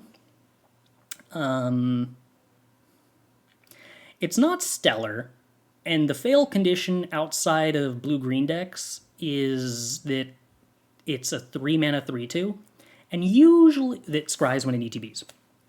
Usually that's acceptable enough that the upside of this scrying multiple times and occasionally tempting you multiple times, is high enough that, like, if you end up with this in your blue deck, you're probably never going to cut it. The awkward thing could be that a lot of blue decks don't necessarily put that many creatures into play, so weirdly a lot of the best base blue decks aren't the most well-positioned to play this. But if you're in blue-red and you have a couple of spells that make multiple creatures, which you kind of have an incentive to play just for the instants and sorceries in the Graveyard Matters theme, and if you end up in a deck that just happens to be more aggressive slanting by virtue of what cards came your way, and you're playing creatures and can accidentally play 2 creatures at some point, it's just pretty good, pretty reasonable. If you're in blue-green, this card is amazing and one of the highest tier pickups, but you're going to get competed with it because other decks have no real problem playing it. But yeah, it's one of the ones you're looking for. Elrond and Arwen are like the two premium cards for rewarding the Scry theme and enabling the Scry theme. So, worth noting from that perspective. But, like I said, try to avoid it unless you have no real other choices. Yorith of the Healing House, kind of a disproportionately impressive card compared to what you might expect. It's a 3-drop mana dork, which doesn't sound exciting, but a lot of the time ramping from 3 mana to 5 mana is a big deal.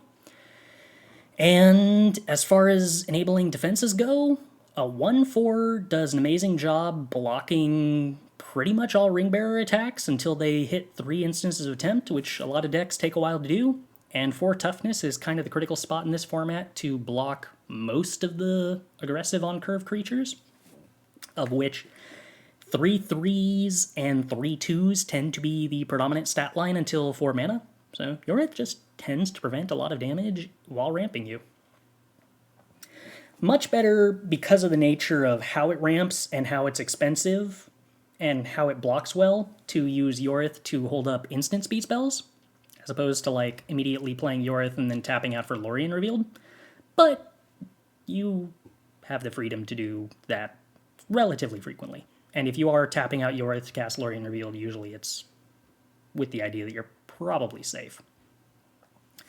Saruman's Trickery is a card that I originally thought was pretty bad, but similar to Glorious Gale, most of the time ends up being relatively playable on curve. Cancel's never great, but especially when you're playing Pelagear Survivors or other sources of ramp, it's not uncommon to get to the point where you are in pseudo-control of the game and Saruman's Trickery is good at just keeping your opponent completely locked out and not even countering some of the cheap stuff that's getting invalidated by, say, a Willow Wind or a Yorith in the late game, and just holding a cancel for whatever bomb they end up top decking eventually is kind of nice. And if you play it on curve, unlike cancel, has the upside of amassing 1 frequently makes your opponent's attacks a fair bit weaker. If you are in like a pseudo-aggressive amass deck, Saruman's Trickery on curve being the first amass and therefore giving other instances of mass haste can be a big deal. So if you end up in a deck that, say, has Mouth of Sauron that's threatening to like amass 5, Saruman's Trickery actually enables you to pivot from being defensive to being very aggressive kind of quickly, and that does come up more often than I would have expected.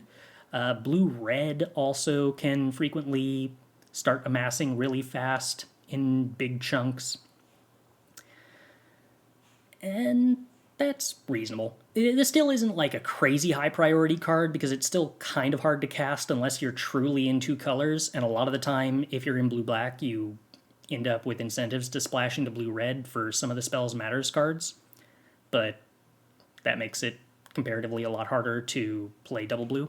The best thing that can be said for it as far as castability is that it often goes in decks that want to pick up as many copies of Lorien Revealed as possible, and Lorien Revealed, in addition to just being a super good card that facilitates your entire archetype, also gives you access to double blue really reliably with the first copy island cycling.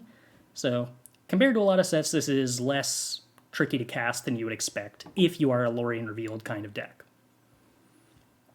Gandalf, Friend of the Shire. To work really well, this card wants you to have a lot of instances of Tempt, and other than Birthday Escape, blue tends to not be the color that has the most instances of Tempt, but the fail case being a flash 2/4 that blocks fairly well is reasonable. Giving your sorcery spells flash doesn't matter a ton. It plays well with Lorien Revealed and Horses of the Brunian in particular, but yeah, it will matter occasionally. It doesn't always matter, but any instance of flexibility is nice. For the most part, this is good with Tempt, and if you have instances of Tempt, that's good. If you don't have instances of Tempt, it's probably still fine to play, because you're probably going to end up with Horses or Lorien Revealed, and that's kind of enough synergy, and a flash 2/4/4 just is kind of a good enough blocker, and blue tends to represent enough instant speed tricks that they kind of have a tough time playing around it, even if you're kind of broadcasting the fact that you're going to flash in a Gandalf. It's reasonable, but again, it's not going to be something that you pick over, say, a Lorien Revealed or a Bath Song. Or even a Pelargir Survivor, really. But it's definitely likely to make the deck if you have picked it. Mandalore Swift Savior is another one of the cards that's kind of in a weird position. There's not a ton of ETBs on creatures in this set, so it's kind of tricky to get a ton of value out of this card, and the stats aren't stellar for the cost. But there's definitely the pseudo-vigilance that it gives by giving you a blocker. Some of the creatures that have ETB Tempt play well with this, and there are random ETBs in the set that are valuable. So if you end up picking this up early because there's nothing good in a pack, it can be sort of expected that you'll find some synergy with it. The main problem with Mandalore is just that blue tends not to be good at being an aggressive color, and this is a sort of aggressive card. And also, most of the stuff that most benefits from getting flickered tends not to be something that pairs super well with blue either. Black has a couple of creatures, especially on curve, that flicker well. The 3/2 that tempts, the 1/1 that amasses 2. I can't think of that many 5-drops that pair well with it. In blue-white, the 5-drop common that tempts when it enters the battlefield. You can play on turn 5, then swing with Mandalore, blink it, tempt again. But tempting post-combat's a lot less appealing than tempting pre-combat. Still more appealing than nothing. But just generally, this is a format where I have found a tougher time getting value out of this than others, and blue in particular is a color that I think usually has a bunch of incentives just structurally at common and uncommon to want to do things that are not flicker synergies, and also that tend to be better at taking your first couple of turns and being defensive than this, because Mandalore really doesn't play defensively super well. Bath Song is absolutely amazing, is probably the best common or uncommon in blue, draws a huge amount of cards, filters a bunch, supports the blue-black theme of, and the blue-red theme, or the Grixis theme of getting instants and sorceries in your graveyard, because you can often discard stuff like Hidlane Knots that you'll sometimes play a copy of to kind of be tempo-y, but you don't actually want to like spend 2 whole mana on it. You just want to have access to more spells on curve, pretty much. So, like, drawing that and then discarding it on turn 4 is fine. Discarding lands is on turn 4 is fine. Blue can often be the color with the least access to tempt and the least access to creatures that you do tempt and then want to attack with. So, more than other colors, it can tend to want discard outlets for lands as filtration and not have too much of that effect.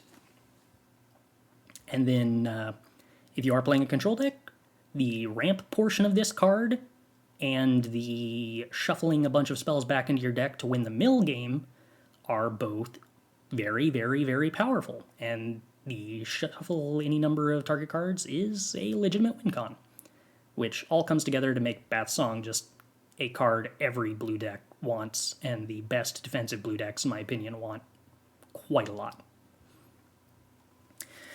Saruman the White is a card that's actually much better than I originally thought. This is another instance of, I thought 4/4 stats for 5 mana were going to be bad, because that is usually under stat line, but this is a set with smaller creatures than typical. And a 4/4 does a lot of work blocking a lot of creatures in this format, which is exactly what blue wants to do. Blue wants to invalidate smaller creatures and focus on killing, or focus on using removal spells on only the larger creatures. And the Ward 2 makes it challenging for most decks, especially when they start looting away excess lands to use a removal spell to remove Saruman as a blocker on curve, or something approaching on curve, again, because a lot of aggressive decks are pretty good about not hitting their 6th or 7th land drop. And because blue has access so frequently to so many instances of card advantage, it's actually a lot easier to start casting 2 spells a turn for a lot more turns of the game than I would have thought.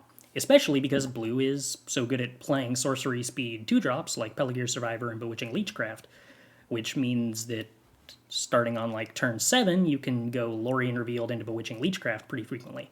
Or use Birthday Escape, which also tends to be really powerful effects you just generically don't mind playing in blue at sorcery speed. And once this is amassing and producing multiple bodies, it is a very reasonable win con.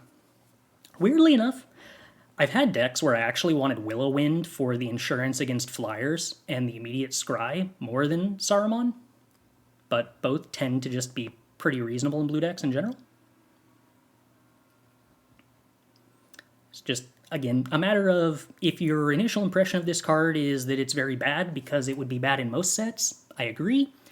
The context of this set specifically, stat line-wise, makes a 4/4 more appealing than normal. It kind of required some retuning of my expectations compared to a typical set. And finally, for the on-curve section, Horses of the Brunian. 5 mana, return up to 2 creatures to their owner's hand, scry 1, the ring tempts you.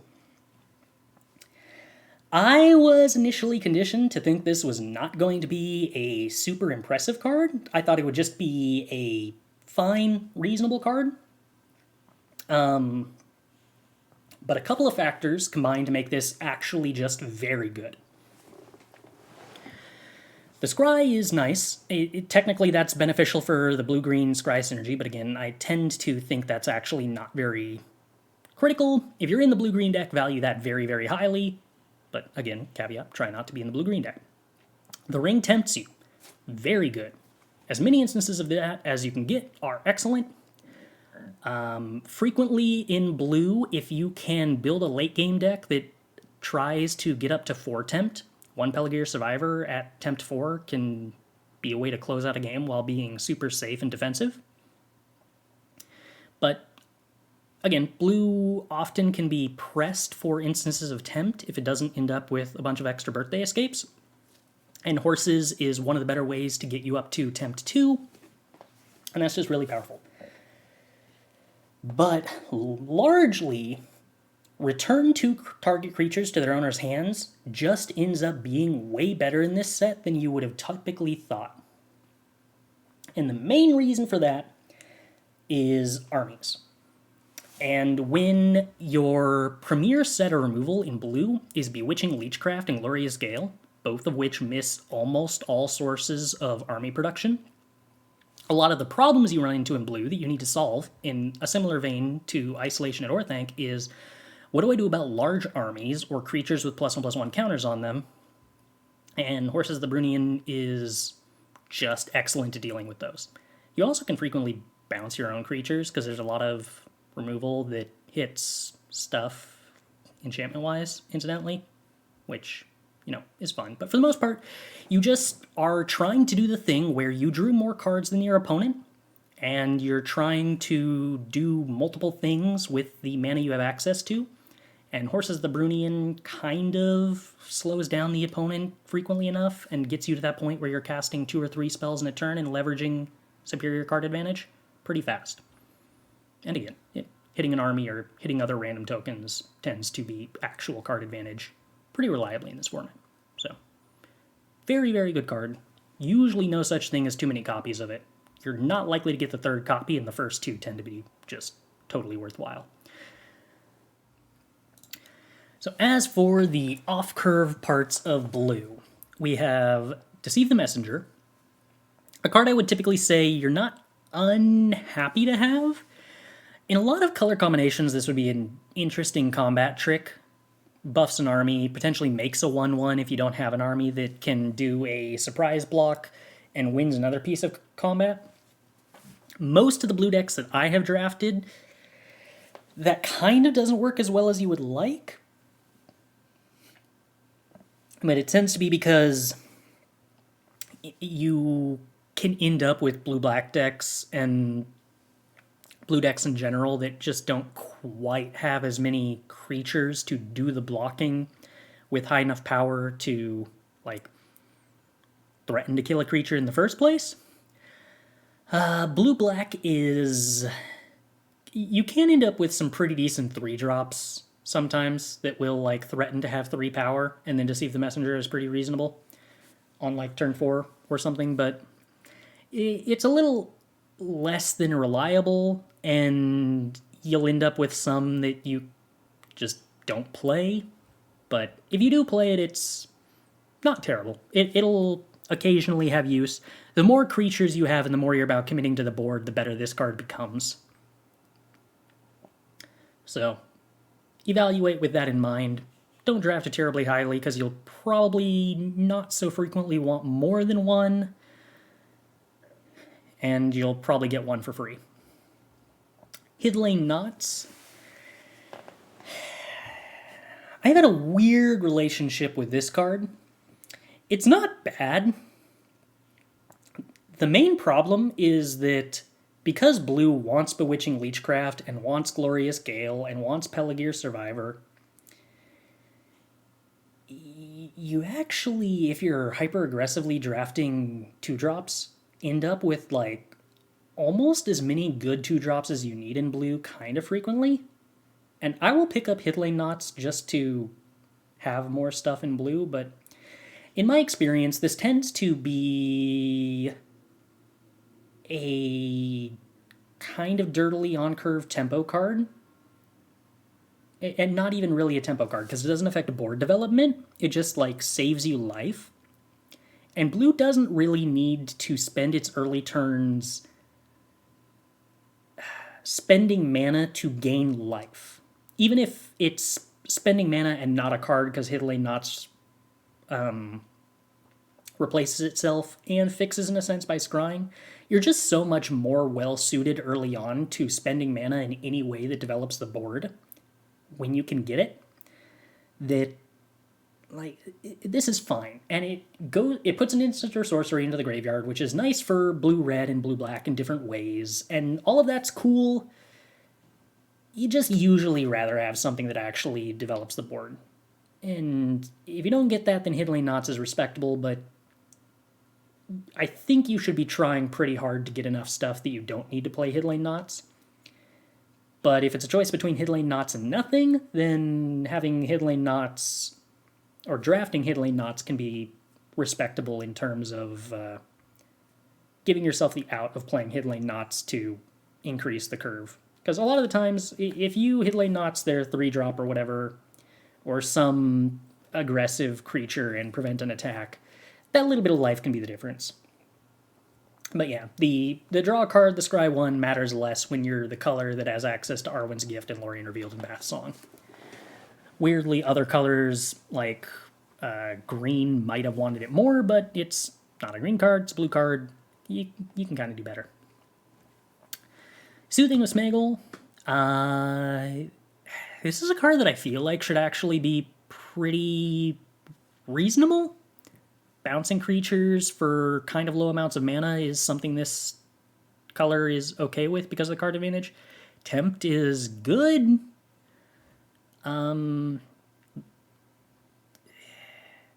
fact that it can't hit armies is really rough, because that is so much of where blue's weakness lies. And that means Soothing of Smeagol has a lot of overlap with Bewitching Leechcraft. And a lot of the times you can get access to a lot of Bewitching Leechcraft if there isn't somebody else competing with you for the blue control deck. And I've tend to find that you just end up with so many Glorious Gales and Bewitching Leechcrafts and Pelargir Survivors that, similar to Hidlane Knots, you just don't need to run Soothing of Smeagol. You have your 2-drop slot kind of covered in blue. But if you were in a seat that was in blue but you were competing for blue, then Soothing of Smeagol, 1 or 2, totally fine. Just need to remember that it's the kind of card that requires you to have a certain density of card advantage to play, and also does not fix your fundamental problem of needing to deal with big armies. So keep that in mind. Draft accordingly to attempt to compensate for that. Dreadful as the Storm. Basically just way too much mana and not good. That was it for comments. Stern Scolding. This is another one of the cards that originally I thought would be too narrow to be good, because narrow counterspells in Limited tend to not be worth playing. But there's actually just enough really powerful uncommons and a lot of powerful rares that just instantly get hit by this because they're either 2/4s or they're 1/4s or they're 3/2s, that this mostly is just always worth playing anytime you have it.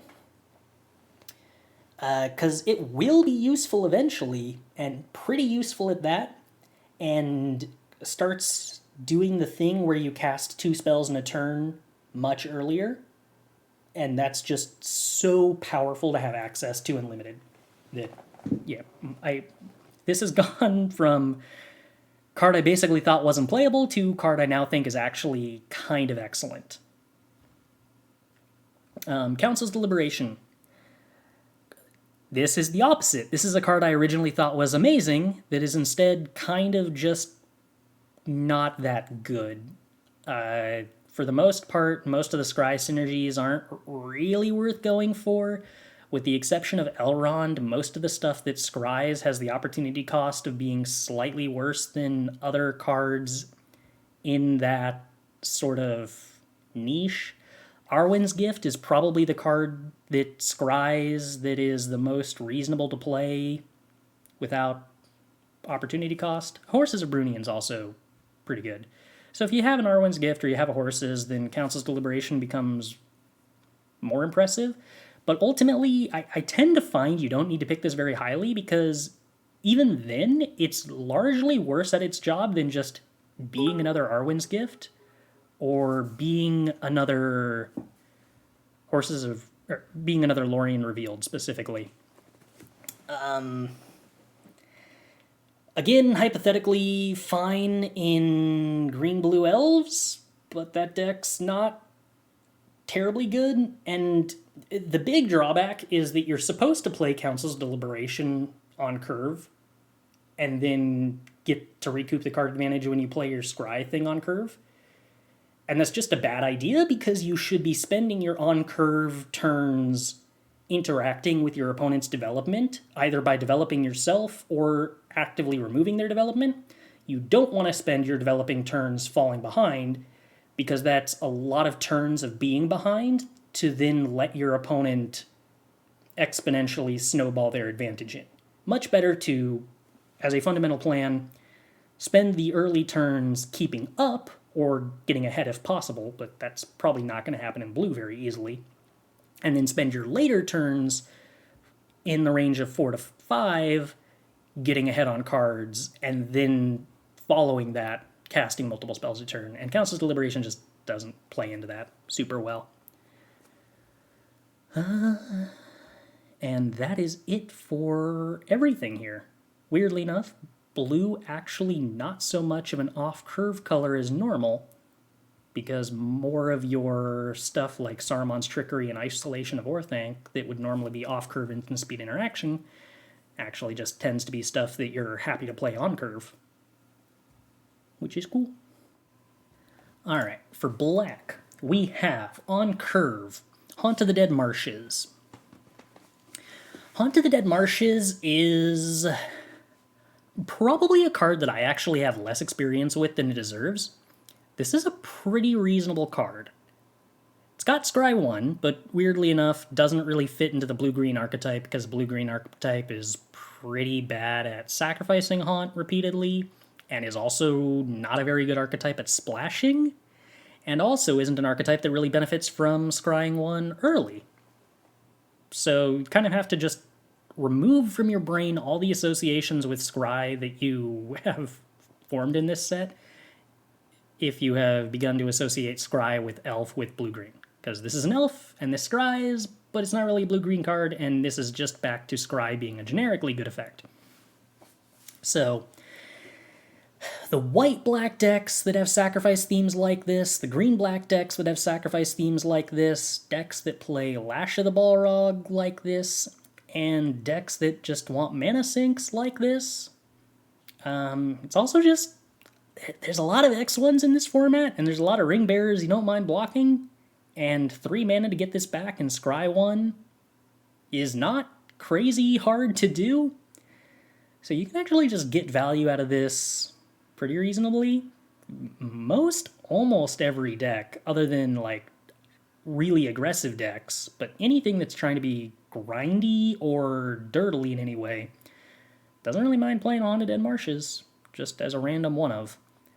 It is the kind of card that has rather immense drawbacks in multiples, so I wouldn't highly draft this because no deck really like relies on it, and you tend not to need to compete for it, but yeah, playing one's usually reasonable, which is the kind of card that's especially useful to take note of in, say, Sealed as opposed to Draft. Next up, Easterling Vanguard. Black in this format, one of the advantages can be having access to a pretty reliable number of 2-drops, and more so than most colors, access to a decent number of good aggressive 2-drops.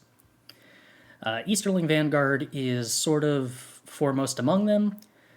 Very few decks ever dislike having this card. It's good defensively as 2 different blocking bodies.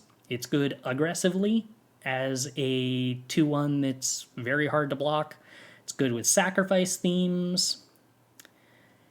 It's good with, I want to say humans themes, but for the most part you don't really end up in humans themes in black.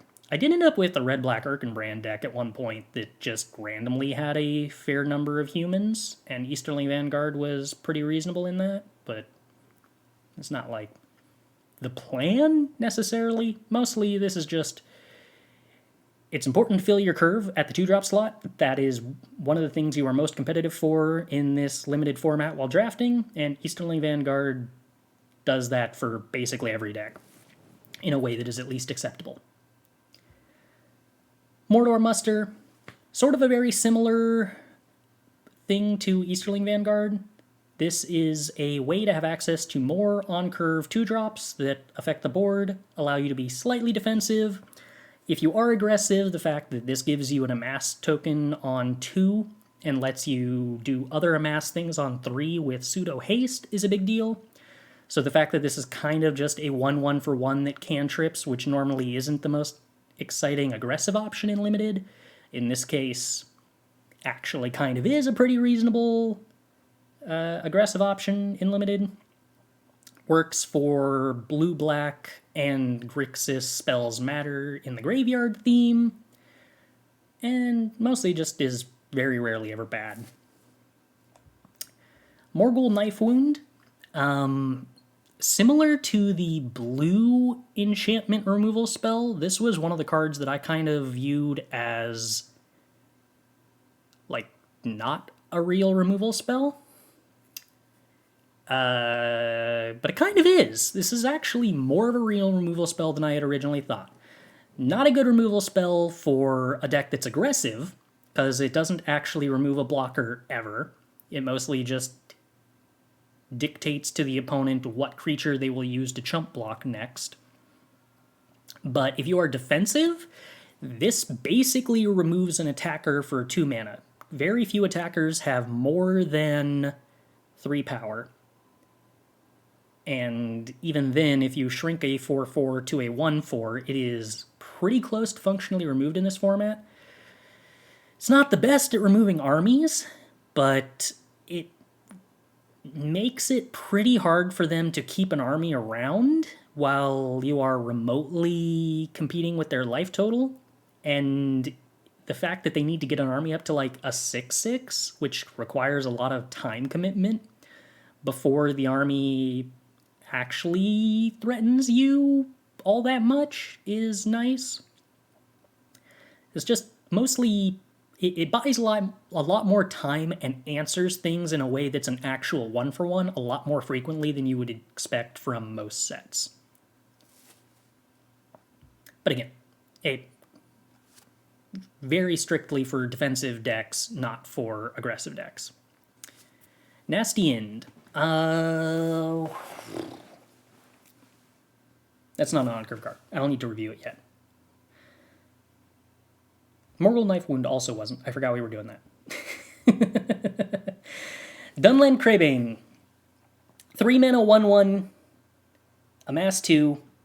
This is one of the cards that really contributes to the effect in this format where the 3-drop slot for almost every color combination tends to just be so crowded that you don't need to draft 3-drops aggressively.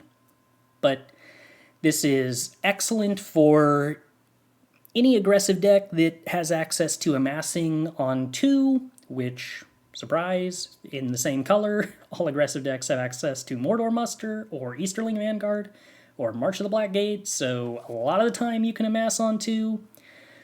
It's 3 stats for 3 mana, which is a great rate. It's spread across 2 bodies, which blocks well. It's multiple bodies for sack fodder. It's token production for decks that care about that. It's got a flyer.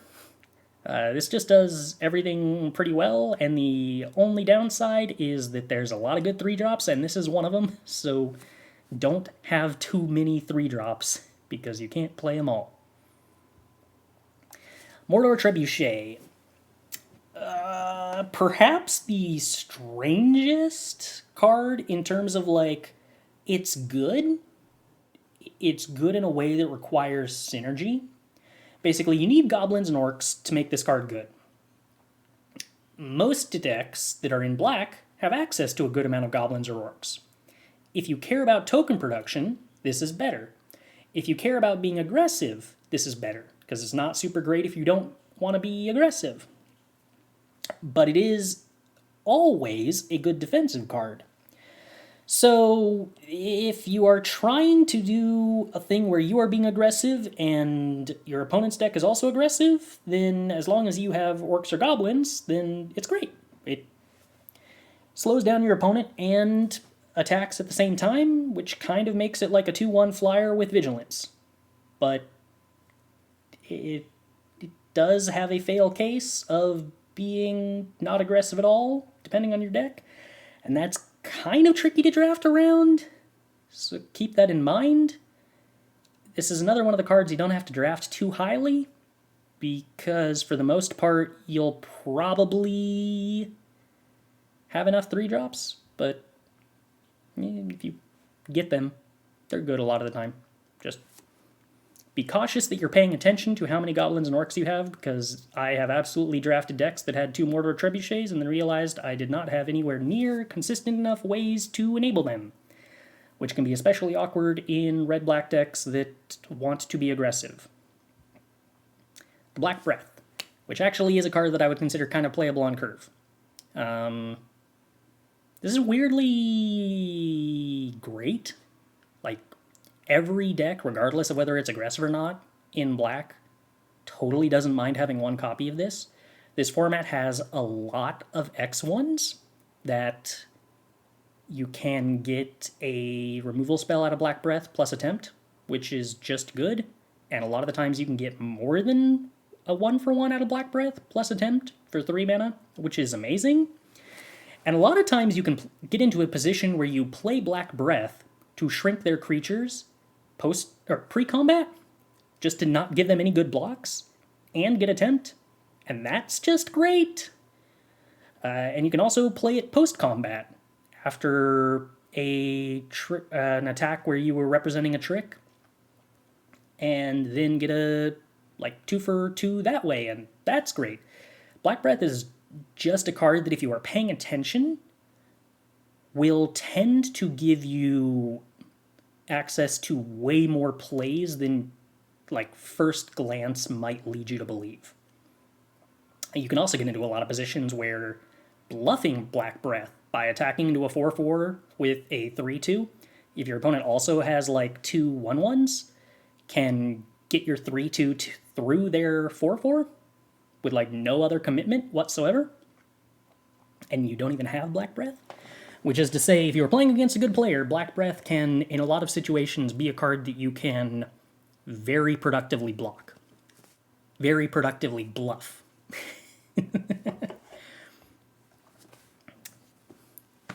Urkai Berserker. Tempting is excellent. Tempting is very good if you are aggressive. As many accesses to tempt as you can get are very excellent when you are aggressive, because the access to looting is extra good when you're aggressive. Urkai Berserker has a stat line that's good for attacking. Also has a stat line that's good for blocking, and a lot of decks that block don't hate having access to tempt eventually either. I have played 3 copies of this card in controlling decks so that I could just play something on curve that traded off with my opponent's 3-drop. And it's been very good. And like every deck is totally happy to play an Urkai Berserker in any number, regardless of whether they're aggressive or defensive, if they are in this color.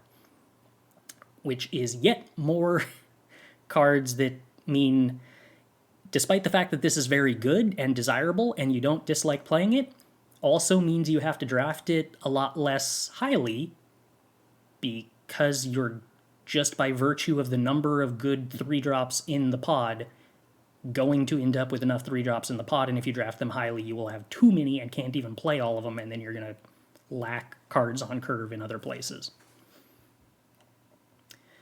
Claim the Precious. Extremely good removal spell. Pretty much always happy to play it in black.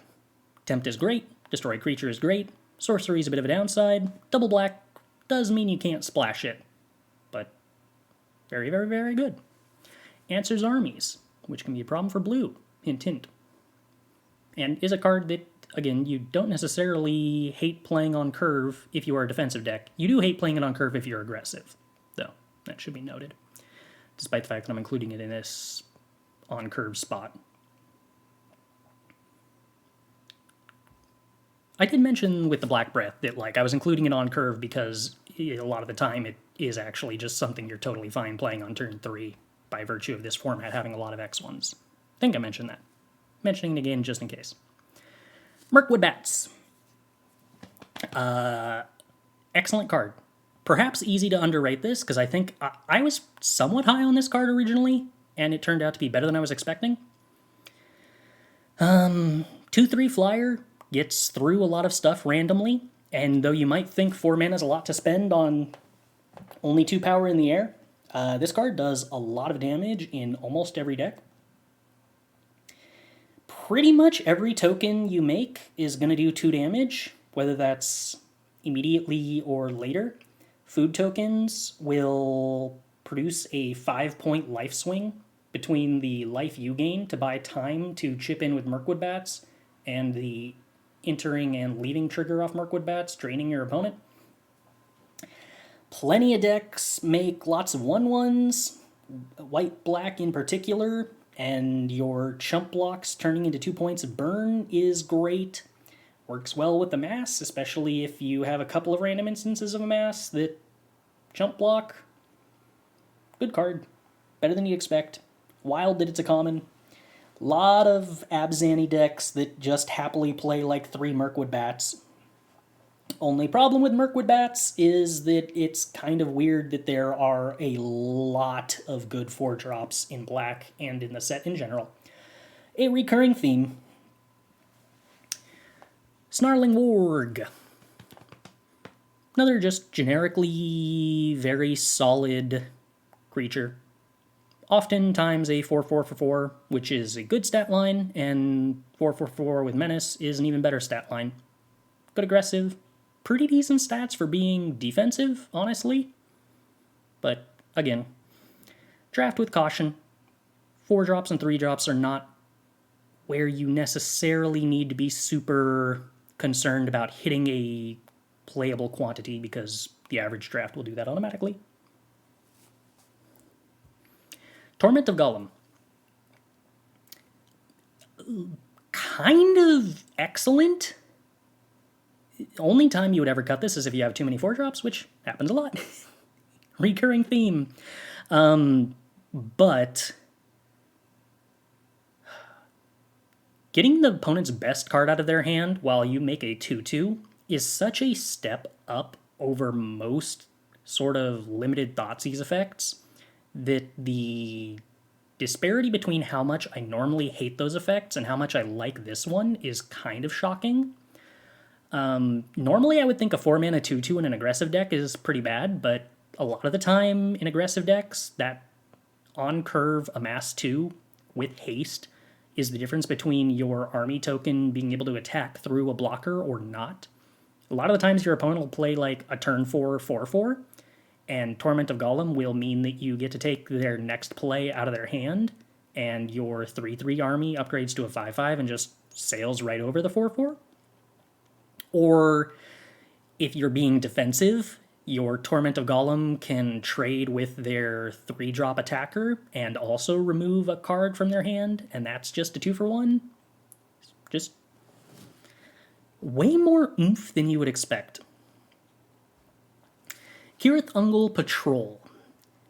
5 toughness is pretty close to infinity toughness in this set, as far as a blocker goes. And anytime you have access to any amount of token creature production, the engine to start drawing cards and making food tokens is crazy hard for your opponent to get through. Kirith Ungol Patrol is a wall that invalidates so much of your opponent's attacks, and then also kind of single-handedly invalidates most of the sources of reach that would get over a ground blocker, provided you have the creature production and the time to eat your food. Then on top of that, it just goes super well with most of the things that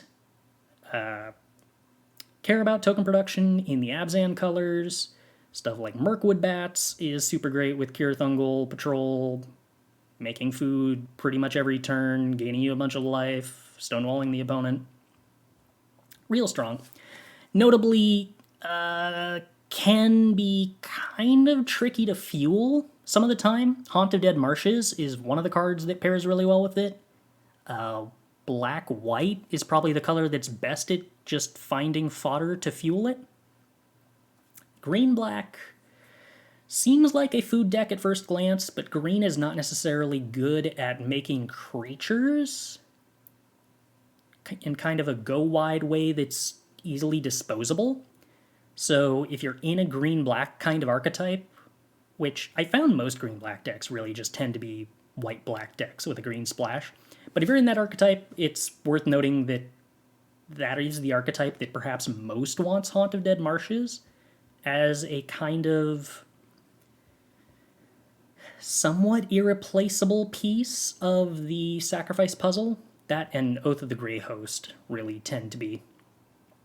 A lot of the other token production tends to be amass, which can work to fuel sacrifice effects, but is kind of hard to, because you can't front load multiple instances of amass and have multiple tokens that then get paid off by one sack outlet later, because you, by virtue of how amass works, have to keep stacking up your amass. And that's kind of a weird needle to thread.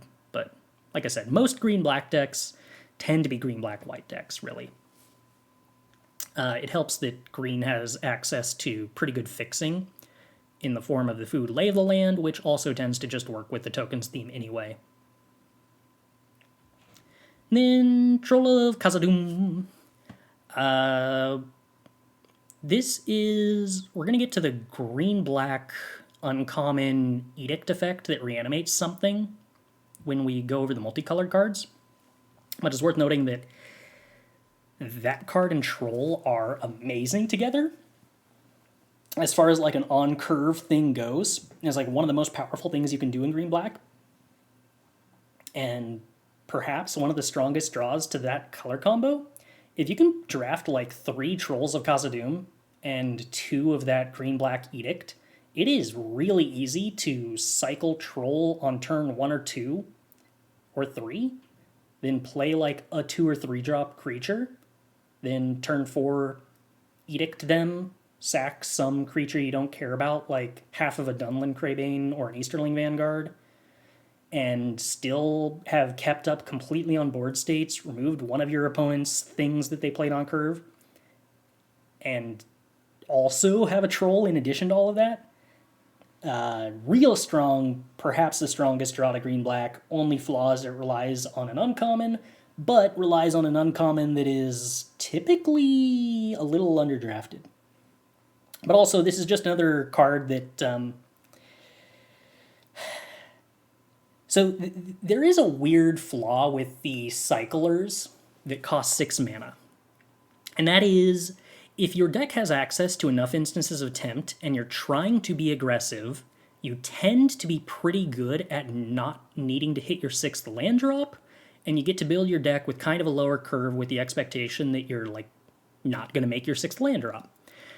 Then you can also play these cyclers, which let you cut the land drop count from, say, 17 to 16, and if you end up with enough of them, maybe even 15. But the more you do that, the less likely you are to ever actually cast a 6-drop in the first place, and so the more these just become like weird bad tap lands instead of basics, which is bad for an aggressive deck that wants to curve out if you ever draw them on any turn except for turn 1. So if you are going to play these in an aggressive deck, bear in mind that you should be doing it with the expectation that you are probably not cutting lands, and with the expectation that you don't have a huge number of instances of Tempt, or if you think you are more of a grindy deck than a truly aggressive deck, which black decks can tend to go either way. Where that really tends to come up is with the red and white cycle creatures, which tend to be better about finding lots of Tempt and tend to be less interested in actually playing 6-drops. But a lot of weird considerations to go with this card. Try to bear them in mind. As for uncommons, we get Golem's Bite, which is an on-curve card, because a lot of the times you will just leave this up on turn 1 if you're on the draw and kill their 2-drop, because it's an instant speed removal spell, and that is absolutely stellar. We'll also kill a pretty large number of 3-drops, we'll also win combats, we'll also randomly be a Tempt. This is a pretty premium uncommon spell all around, just for doing more or less everything. Really high priority draft. I think like actually underdrafted from what I've seen for a lot of instances. This is the kind of like top tier uncommon in a way that's very unsexy is the best way I can I guess describe it. It's probably not the best way, but it's the way I want to describe it. This isn't flashy, but cost efficient spells that are good at all points in the game that can often trade up on mana are pretty much the best spells you can get access to in almost every deck. So a lot of the times it's worth prioritizing this as a first pick over a lot of the rares in this set, and is worth picking up even if you think you might not play it early. This is the kind of spell that's like honestly not horrible to splash either. Really, really hard to overrate how good instant speed removal that costs low amounts of mana that also is combat tricks can be. Golem, Patient Plotter. Very, very, very reasonable. 2 mana, 3/1 stat line. Very great at being aggressive. Pretty reasonable at being defensive. Lets you, in the late game, upgrade all kinds of pretty medium creatures to slightly better creatures. Gives you a lot of instances of Tempt, which means for an aggressive deck, will eventually trade off and help you hit that critical point where you have found 2 instances of Tempt in a game, so that you don't flood out. Can also, if you end up with multiple of them, get you to the point where you have 4 instances of tempt and really start putting the pressure on your opponent.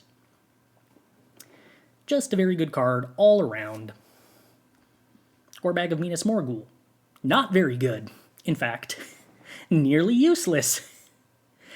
Other than the fact that it is a card you can play on curve, and a vanilla 2-mana 2/2 is fine. It also is an orc you can play on 2 that works relatively okay with Mordor Trebuchet.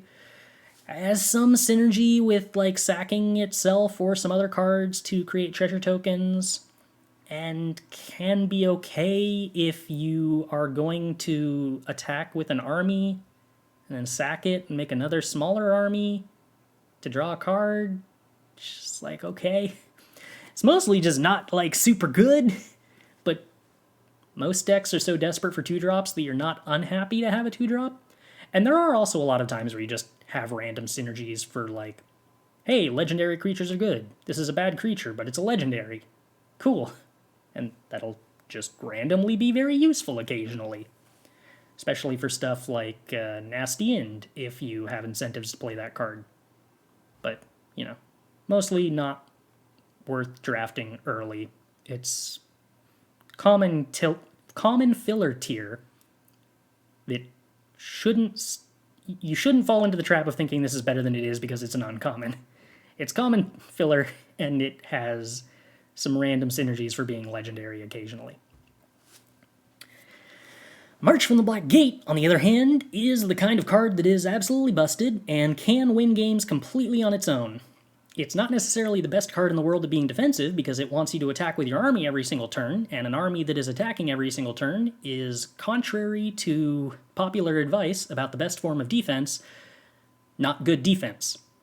But play March on turn 2, do anything that involves removing a blocker or pumping an army on turn 3, and your 4/4 army is probably going to go unblocked and is going to continue to get bigger forever and is going to clock your opponent really, really, really, really, really fast.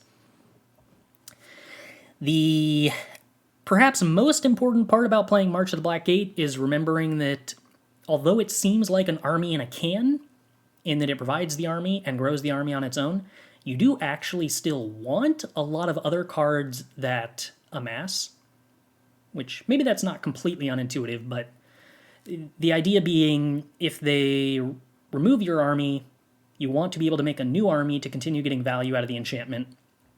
And if you do play March of the Black Gate on curve, you want to have the ability to do something like Dunlin Crabane or the Mines of Moria amass to make a treasure on turn 3, so that when they play a blocker, you can grow your army big enough to attack over it. And even if you're on the draw, going 2-drop March into anything that amasses 2 on turn 3, attack, amass 1 more, attacking with a 4/4, will attack through pretty much any 3-drop in the format. Maybe not a 2-drop and a 3-drop, but, you know, if they're holding back with both their 2-drop and their 3-drop while they were on the play, you're not, like, horribly upset about that. Dream of Wormtongue, fine. At its best in black-white. Basically, the goal of this card is to draw out the game. Turning off your opponent's food is actually pretty nice for giving you the edge in grindy games, which means that, weirdly enough, Grima is like more useful in mirror matches or pseudo-mirror matches than almost anywhere else. A lot of black-white's critical pieces for dirtling advantage tend to be legendary uncommons. So when you sacrifice creatures in response to removal spells, this works pretty great because then you also amass 2. And the 1/4 stat line for 3 tends to gum up the ground pretty hard, including blocking ring bearers pretty well. 1/4 stat lines in general in this format have a tendency to just be very, very good defensive options for any kind of deck that wants to slow things down.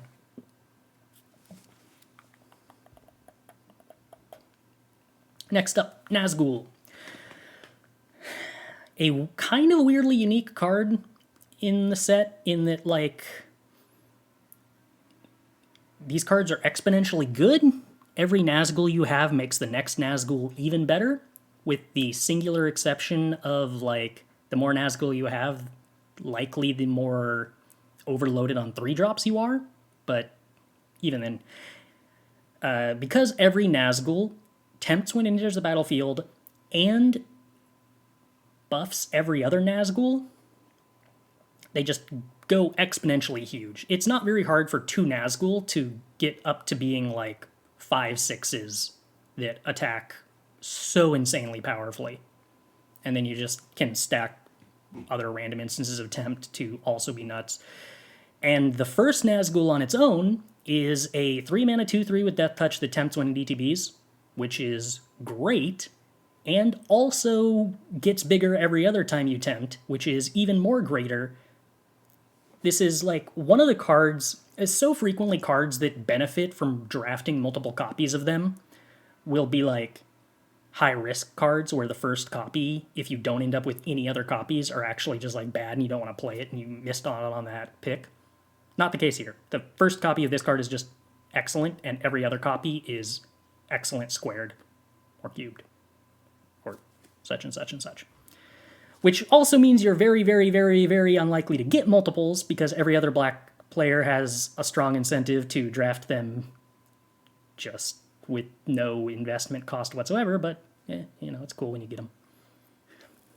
Bitter Downfall.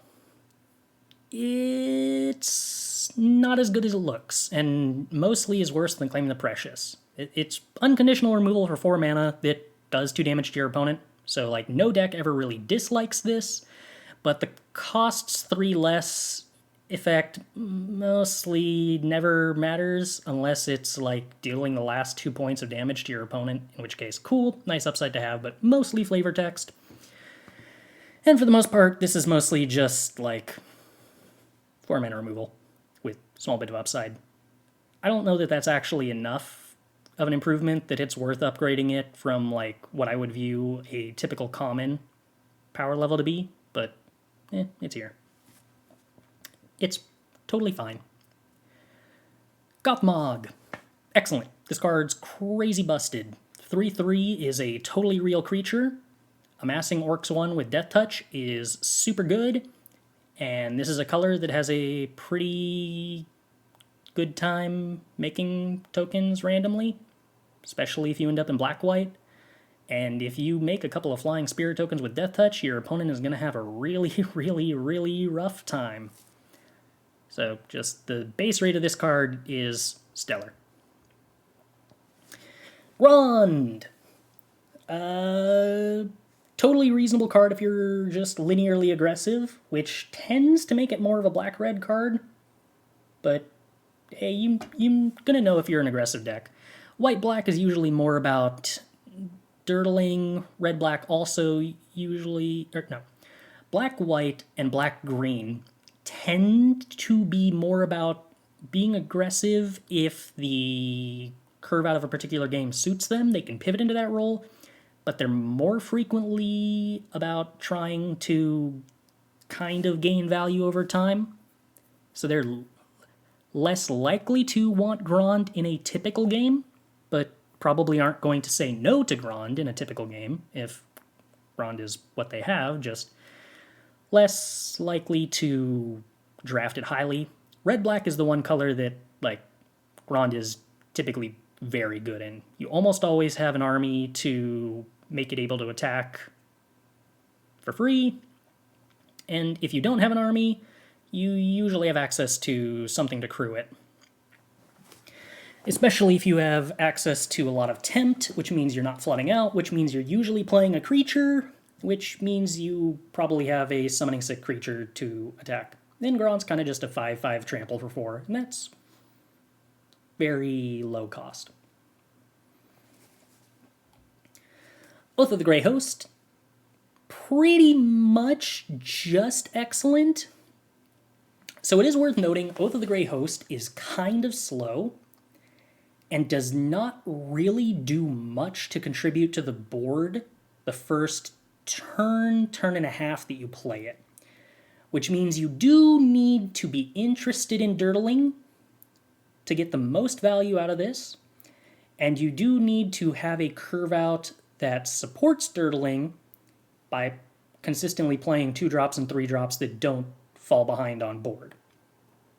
But black-white and black-green are both totally interested in doing that, totally interested in the tokens thing, totally interested in burn spelling the opponent, and totally interested in having flyers that can chip damage through while they attempt to go up the ground. So, a card that's not for every deck, but is very much for the decks that want it. I would consider this one of the kind of cards that's soft multicolored that I would draft pretty highly early on, because although it's kind of a gold card, in that it's not the best thing for blue-black or black-red, you still have multiple color combinations you can go into, and it's really good when it's good. And finally, Voracious Fellbeast, as rounding out our on-curve cards. I originally thought this was, as is sort of the theme for 4/4s in this set, kind of underwhelming, especially for the mana cost, and especially given that aggressive decks don't necessarily want to hit 6 mana in this format. But turns out 4/4 blocks more than you would think. Flying is good for gumming up the board state. Lots of decks care about token production as a way to kind of balance things, or as a kind of pseudo form of reach. And getting your opponent to sack a 1/1 is usually fine. So, it's definitely not an aggressive card, but this is a kind of reasonable top end in green-black or black-white if you don't have a ton of tempt and you expect to actually want to make your land drops. The color combo that I found the most success with this has been green-black by far, and that is mostly because Old Man Willow in green-black, which is one of the stronger draws to green-black besides the Edict Troll of Khazad-dûm synergy. The Old Man Willow incentivizes you to continue making land drops, sometimes land drop 6, sometimes land drop 7 or 8, so that you can start attacking with a 7/7 or an 8/8. And that means that in that color combo you also have a lot less incentive to draft tempt highly, which, means food production, which is useful in that color, is extra good, and top end that 2-for-1's your opponent when you are implicitly going to be down on cards because you aren't looting away every excess land like they are, is also synergistic. Wouldn't draft Voracious Fellbeast very highly early, but it is one of the cards that once you are in the green-black archetype doing specific green-black Old Man Willow sacrifice things, Voracious Fellbeast's relative value pivots dramatically, and be aware of that. Next, off-curve stuff. Lash of the Balrog. Pretty reasonable, depending on how often you have access to tokens to play it for 1 mana and how much you want to play it for 1 mana. If you have access to a ton of token production, or a ton of card draw and sort of cheap cards like Easterling Vanguard or Mordor Muster that can potentially give you fuel, this card becomes pretty good. In the late game, you can definitely just pay 5 mana to remove a blocker. For the most part, I would view this as like a black-white or black-green kind of card. Mostly black-white. You can play it in other decks. It's fine. It's never really excellent, but it's definitely pretty reasonable, and I wouldn't hate playing it in most sealed decks. Sam's Desperate Rescue. This card's very good. I think I underrated it at first, because it's like a more expensive version of a creature that had to die, which means you can't really play it on curve. But a lot of the times, getting back some really powerful uncommon is a big deal in this set. and hitting a critical mass of Tempt is, as is a theme for this set, way more valuable than you would expect, because looting is really, really, really, really strong. Shelob's Ambush. This card's stellar and is one of the premium combat tricks in the format. Food token production, big deal. Gains you a huge advantage in spots where you're racing. +2 toughness usually means you prevent a creature from dying, whether that's to a removal spell or to a block. A lot of times your opponent can get like a 1/3 ring bearer in the late game, and this is one of the few ways to upgrade your 1-power creatures into an actual profitable block on those ring bearers. This is basically very frequently just a kill spell that makes a food token for 1 mana, and that's typically great. Really flexible, very solid. Only thing it doesn't do necessarily is like play super well as an aggressive deck against a defensive deck, but if you're an aggressive deck, you still don't hate playing this because it's so good against other aggressive decks where you need to potentially race them or slow them down, and the food token plus a saved creature or food token plus a killed creature tends to just be good in aggressive mirrors. So very rarely ever unhappy to play Shelob's Ambush. Next up, Morgul Knife Wound. I went over earlier and called it an on-curve card. It's not. It's an off-curve card, but I got distracted and was so eager to talk about how it overperformed my expectations that I forgot about that. So consider that now here. Nasty End. This card's weird. It's not bad, and especially the existence of Tempt and Ring Bearers means this is often a counter a removal spell, draw 3 cards, which is really good for 2 mana. I think I've probably underdrafted this and underplayed with it. It can get stuck in your hand, but also access to looting does mean that happens kind of slightly less often. If it's truly dead and bad on curve, you can loot it away in positions where you don't have extra lands to loot away. It's reasonable. I don't know that there's any archetype where this is like a role player to the extent that I would draft it early, but if you end up with it in sealed pool or you just get ditched one somewhat late on in the last couple of picks in a pack, a lot of decks wouldn't mind playing it. The only thing is that it's really more of a 4 or 5 drop or later kind of card, and you usually have more than enough of those, and you don't need more of them, but, it's fine. Orcish Medicine. I tend to think this card is worth actively avoiding playing. It is sort of better than a combat trick because a mass 1 is actual creatures, potentially, but lifelink tends not to be a huge deal the majority of the time. It's nice if you're both aggressive decks and you're racing, or you're a defensive deck and you're trying to stabilize, but if you're a defensive deck in this format, you probably don't have a huge number of creatures, not enough to justify playing a combat trick that relies on having creatures at any rate.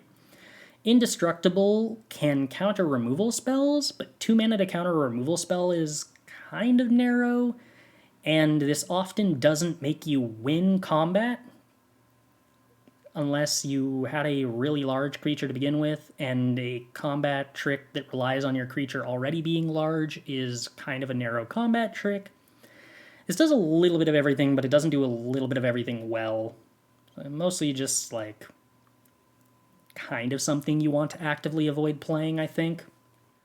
Let's see, did we have anything in black that was off curve? Kind of Bitter Downfall, but at the 4-drop point, you don't mind sorcery speeding removal, so this is also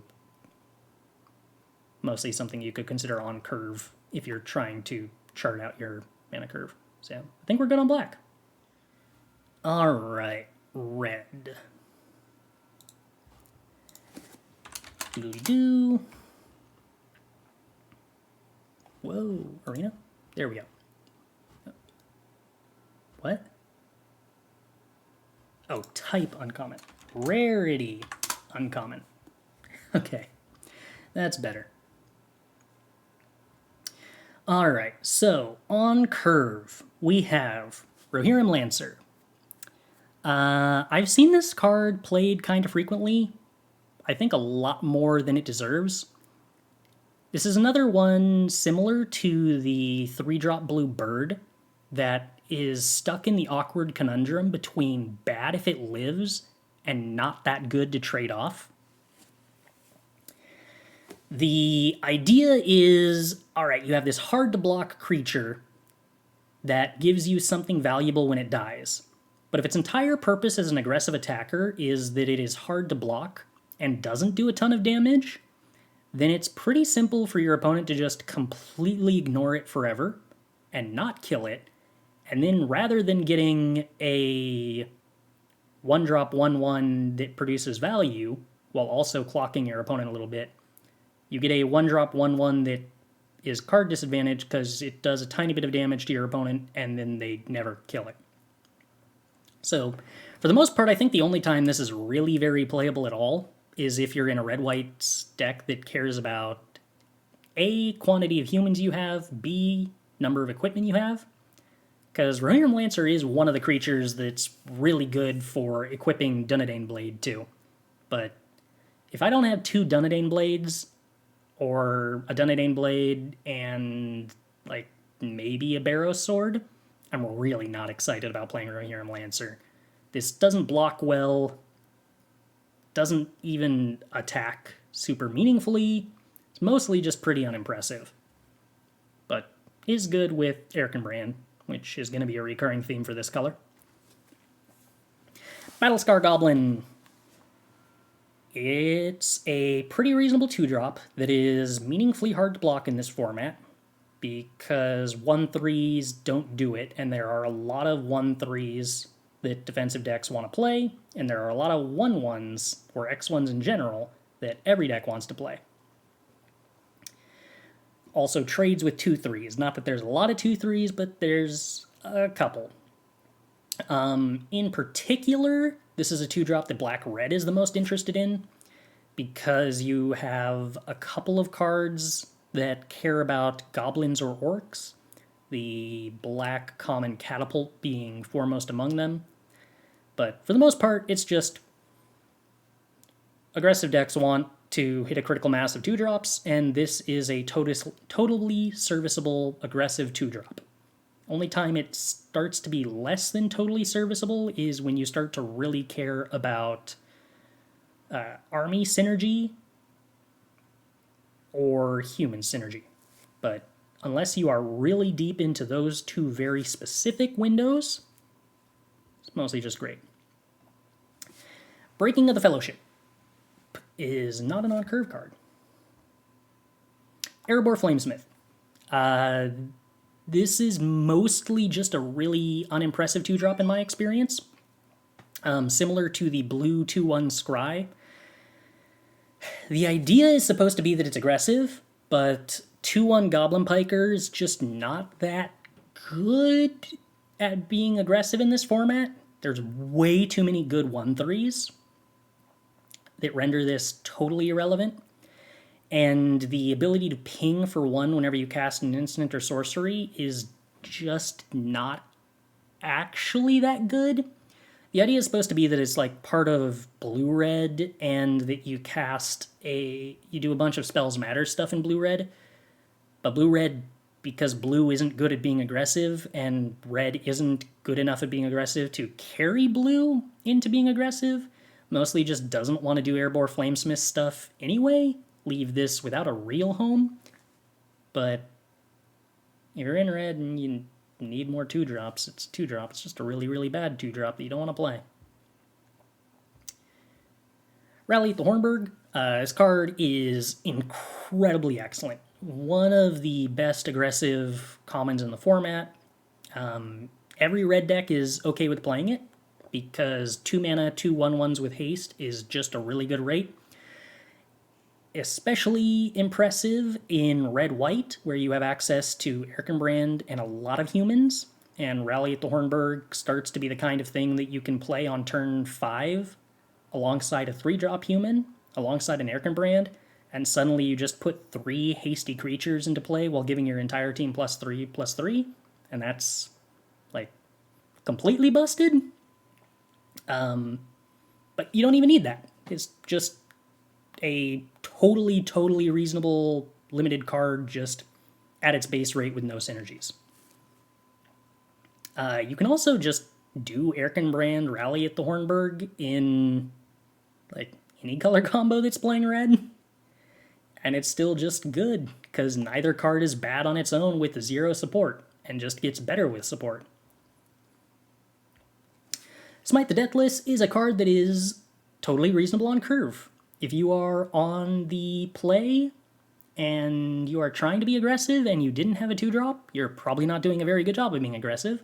If you're on the play and you hold up Smite the Deathless and kill their 2-drop when you're being defensive, that's totally great, which makes Smite the Deathless one of the cards that is a totally reasonable removal spell regardless of whether you're aggressive or defensive. And if you are on the draw and ever kill their 3-drop with Smite the Deathless, that is also amazing because now you're up on tempo regardless of what your role is. And 3 damage tends to hit a lot of really powerful value creatures in the late game in this set, which means even in matchups that get to the point where things are kind of dirtily, Smite the Deathless is still a real removal spell, and subsidized by the fact that it's cheap just means that it's one of the best commons no matter what in all scenarios. So in red we had Battlescar Goblin if you're aggressive, we have Rally at the Hornburg, we have Smite the Deathless, so again kind of noting that even a color with a lot of 2-drops is kind of tight on 2-drops that you actually want to play on curve. Which, I feel like if you line it up like this, we're kind of beating that theme over and over that you have to hyper-aggressively pick good on-curve 2-drops because you're almost always going to be so short on them compared to the number that you want. So I hope we're doing a good job of just really drilling that point home. Next, 3-drops. Gimli's Axe is technically an equipment that you could play on curve, but it's really terrible and too expensive and bad, so don't play it. Like, even in the red-white equipment decks, this is still just so hard to play. There's so many better things you can do once you get to 5 mana than play this and equip it, and you have access to so many better 3 and 4-drops as far as things you could do on curve if you're not planning to equip it immediately, that it's just like, it's way too embarrassing. You should never have to play this card, and you should never want to. Rodram Spearmaster, on the other hand, incredibly excellent card. The one downside of Rodram Spearmaster is that 2/3 is a pretty bad stat line, so if you don't have another creature that you are playing on curve to pair this with, it tends to underperform. It's very easy to, like, kill every creature except the Haradrim Spearmaster if you're a defensive deck, and then just totally ignore the Haradrim Spearmaster because it can't pump itself. But that's the fail case on this card, and the fail case is so not a complete failure that it's still really worth running because the upside is this plays really well with, say, Battlescarred Goblin or Rally at the Hornburg tokens in terms of allowing tokens to attack for more than they ought to. It's good in the scenarios where you are playing an aggressive deck against some of the more dirtly decks where reach ends up preventing damage the turn that you play the Haradrim Spearmaster. And then it's also just a human, so Dunedain Blade plays well with it. Erkenbrand plays well with it. You really do care in red-white about your human count, and the base rate of this being sort of 3/3 stats for 3 is good once again, only downside, we'll continue to harp on this. You don't really lack for good 3-drops and 4-drops in adequate quantities, which means you don't pick it as highly as you would some others. But even then, it's not like this is the best 3-drop common anyway. Following that, Quarrel's End. This is a weirdish card. A lot of the typical value of a Tormenting Voice is that you get to like run 17 lands in a sort of aggressive deck, make your land drops guaranteed, and then have access to Tormenting Voices to discard lands in the late game. And this still does that, but that niche is a little more filled than normal by the ring.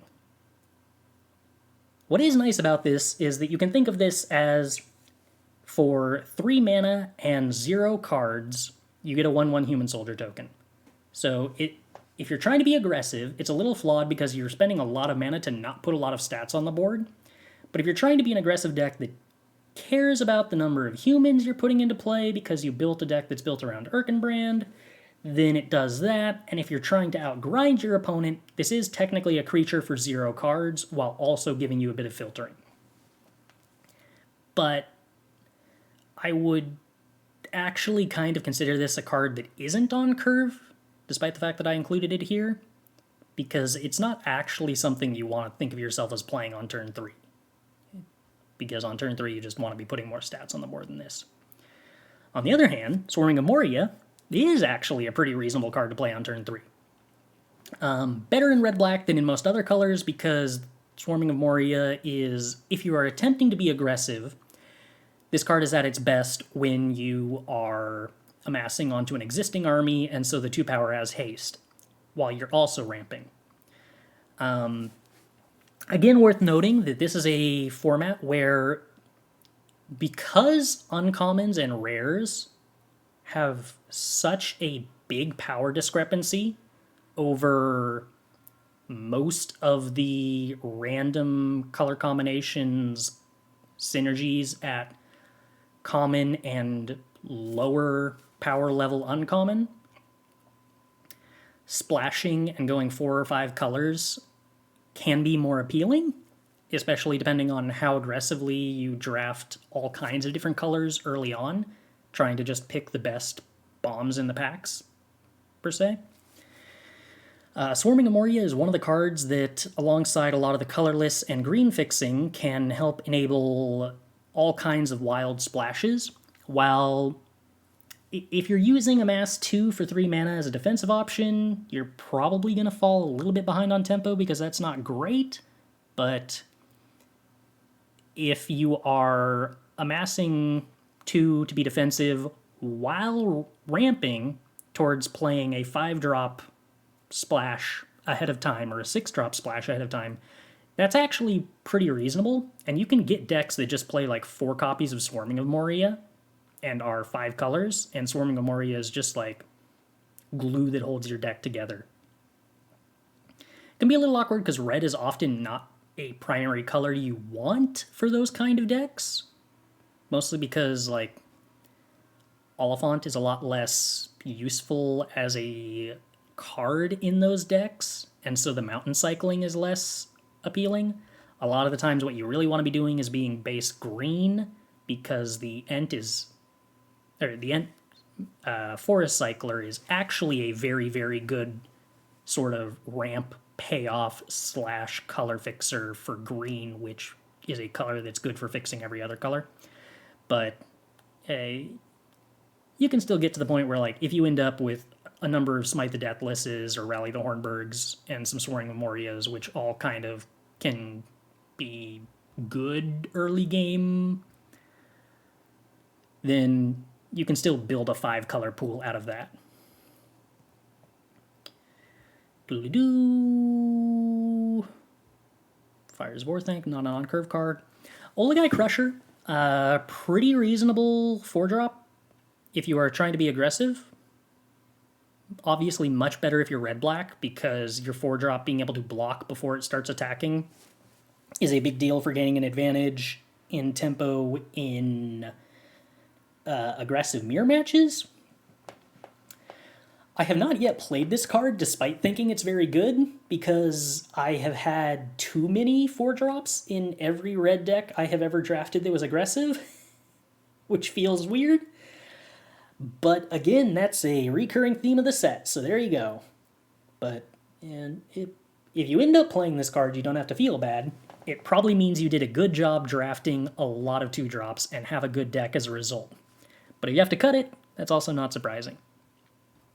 In a similar scenario, Relentless Rohirrim is very, very good. The only downside being that a lot of the times you end up with too many good 4-drops. But Relentless Rohirrim is definitely the better of the 2 4-drops here at common.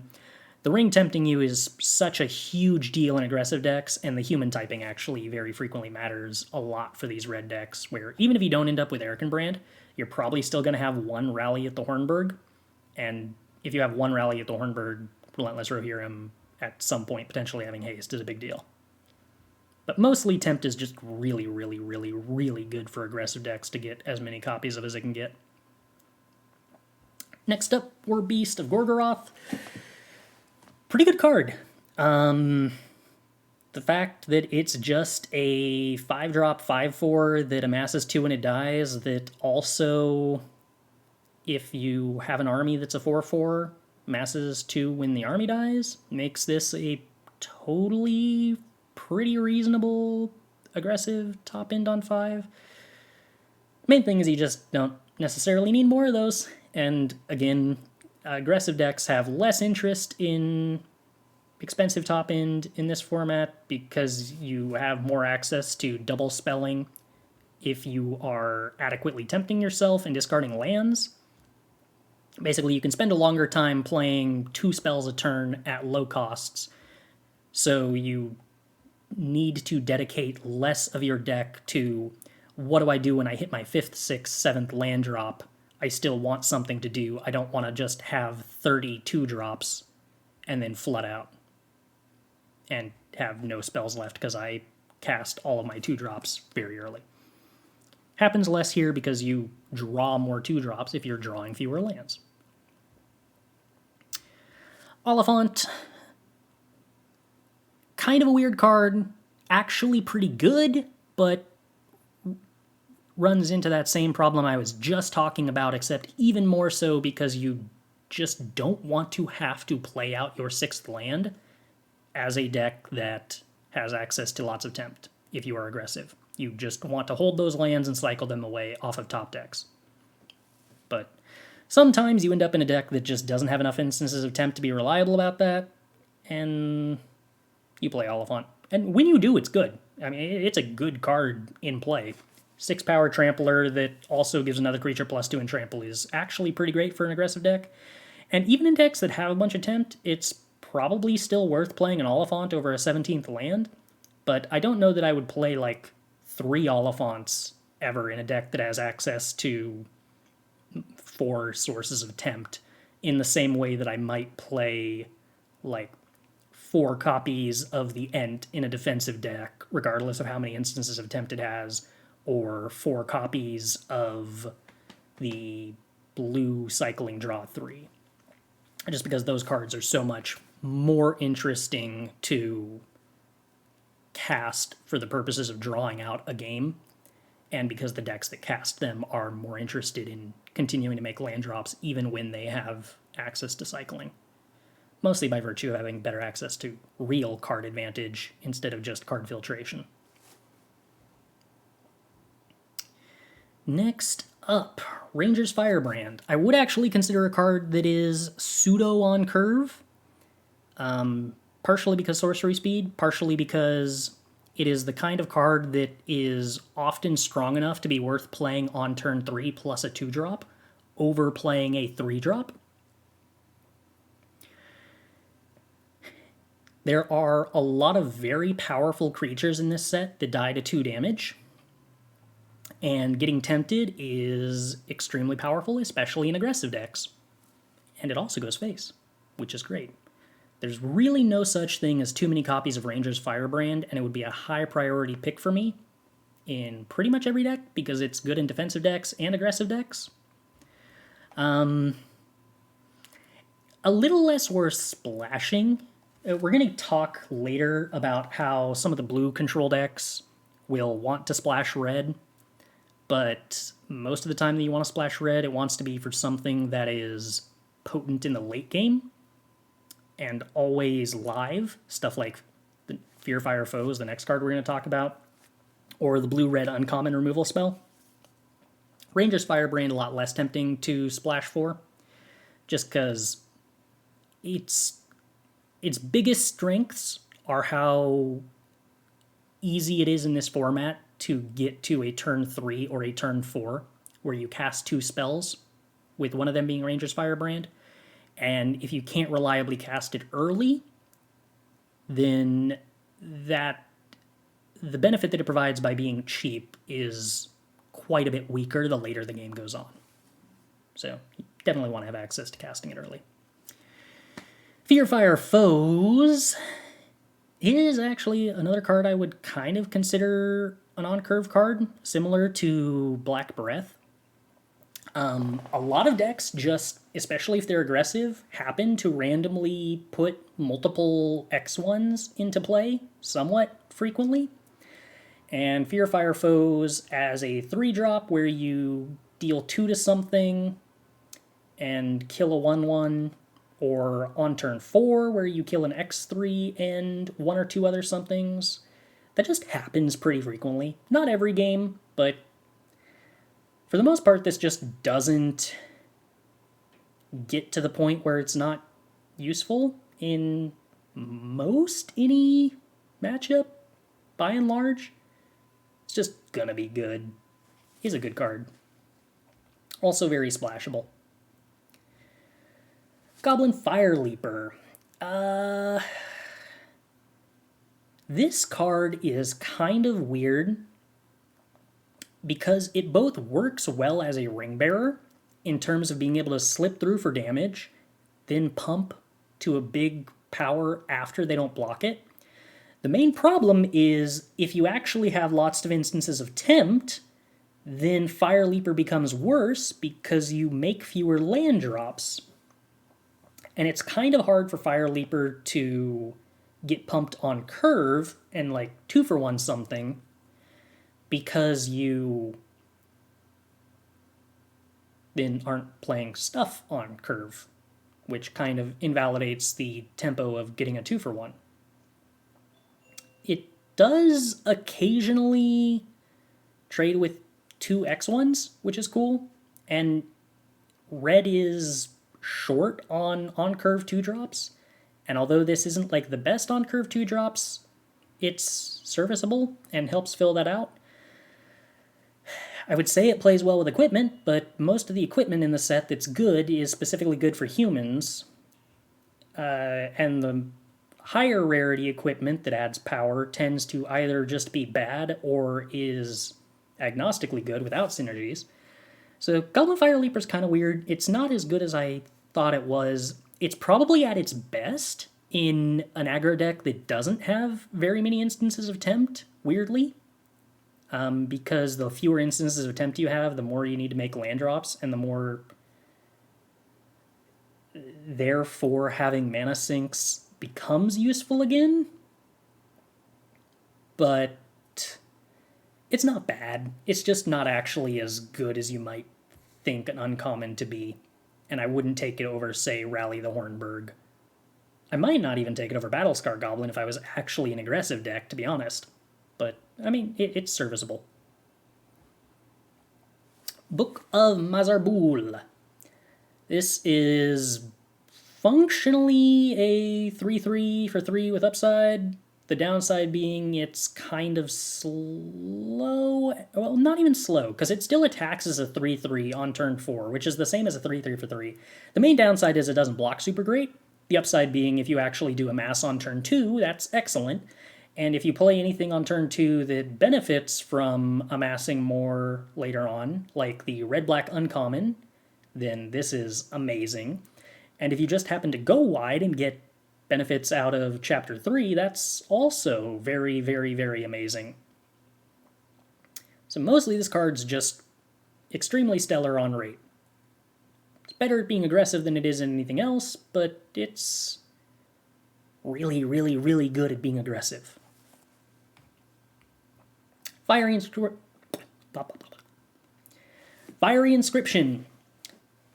This card's actually just very, very, very bad and not good in anything.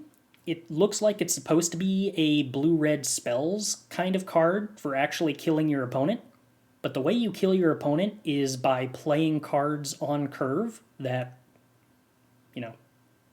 slow down your opponent and then beating them to death with card advantage that you have ample access to in blue.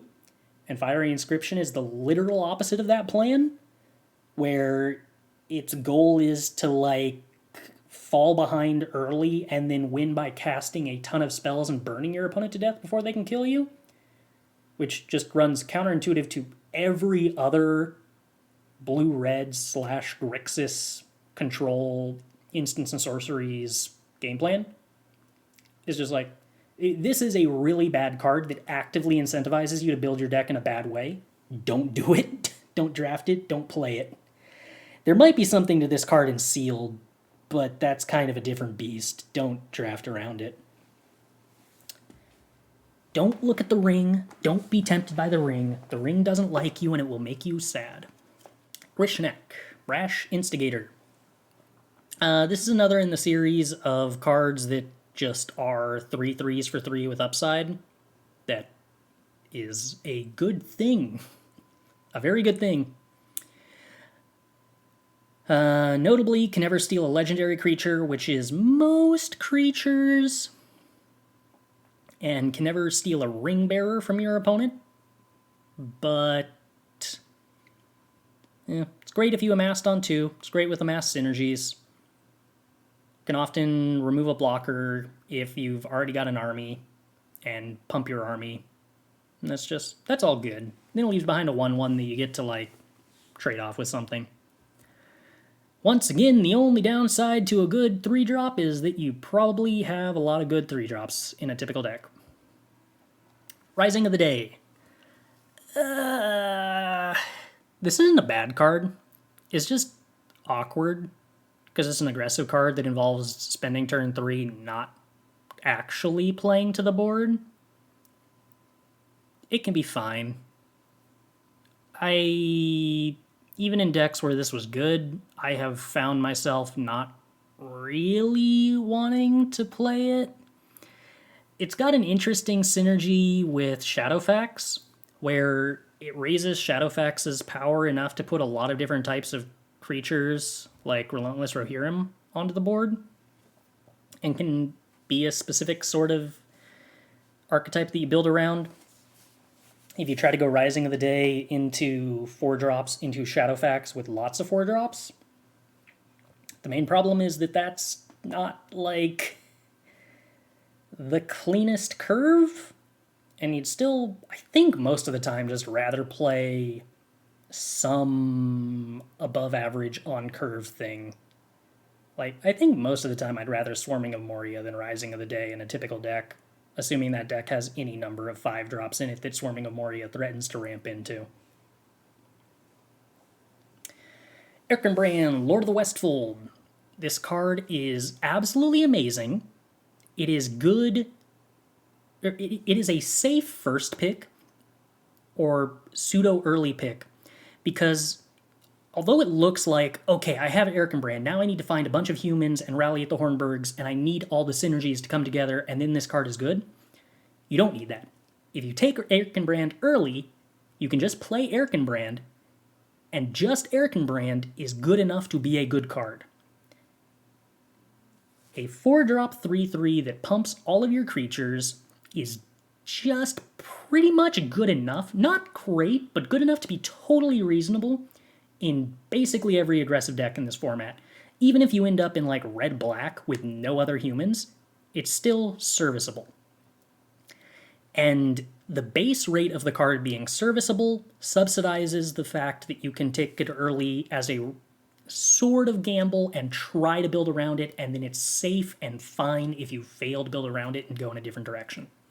Really powerful card, and the synergies with Rally at the Hornburg, and if you just play a bunch of red-white humans on curve, most of which are busted and strong and amazing with other humans, all just gravy on top of a good base rate. Foray of Orcs. This card ranges from okay medium if it is your only amass or if they have just killed your army, but still kind of fine. It's a 4-mana 2/2 that probably kills a creature that may or may not matter. To excellent in multiples and bordering on stellar when you have another amass stuff. I don't know if this is the kind of card that's at a power level where I would like take it, pick one in the blind and try to go into red-black necessarily, but it's definitely really good, and you would have to have very little amass and a lot of other excellent 4-drops before I would get to the point where I was cutting this. Gimli, Counter of Kills. This is kind of on the other side of things. This is an okay 4-drop. The ability is cool. The lack of a 4th point of toughness is pretty rough. I would rather this didn't have trample and was a 4/4 in terms of power level. But mostly, trample in this ability I think tends to be worse on average than getting a tempt out of Relentless Rohirrim in the average game to me. And not being a human is also often pretty awkward for red decks, which kind of makes Gimli a fairly replacement level 4-drop without too much potential to like ever be excellent. So the base rate of this card is kind of medium, and there's no real way you ever combo this into some really cool combo in my experience. So mostly only there to get played if you are short on 4-drops, which doesn't happen very often. Eomer of the Rittermark.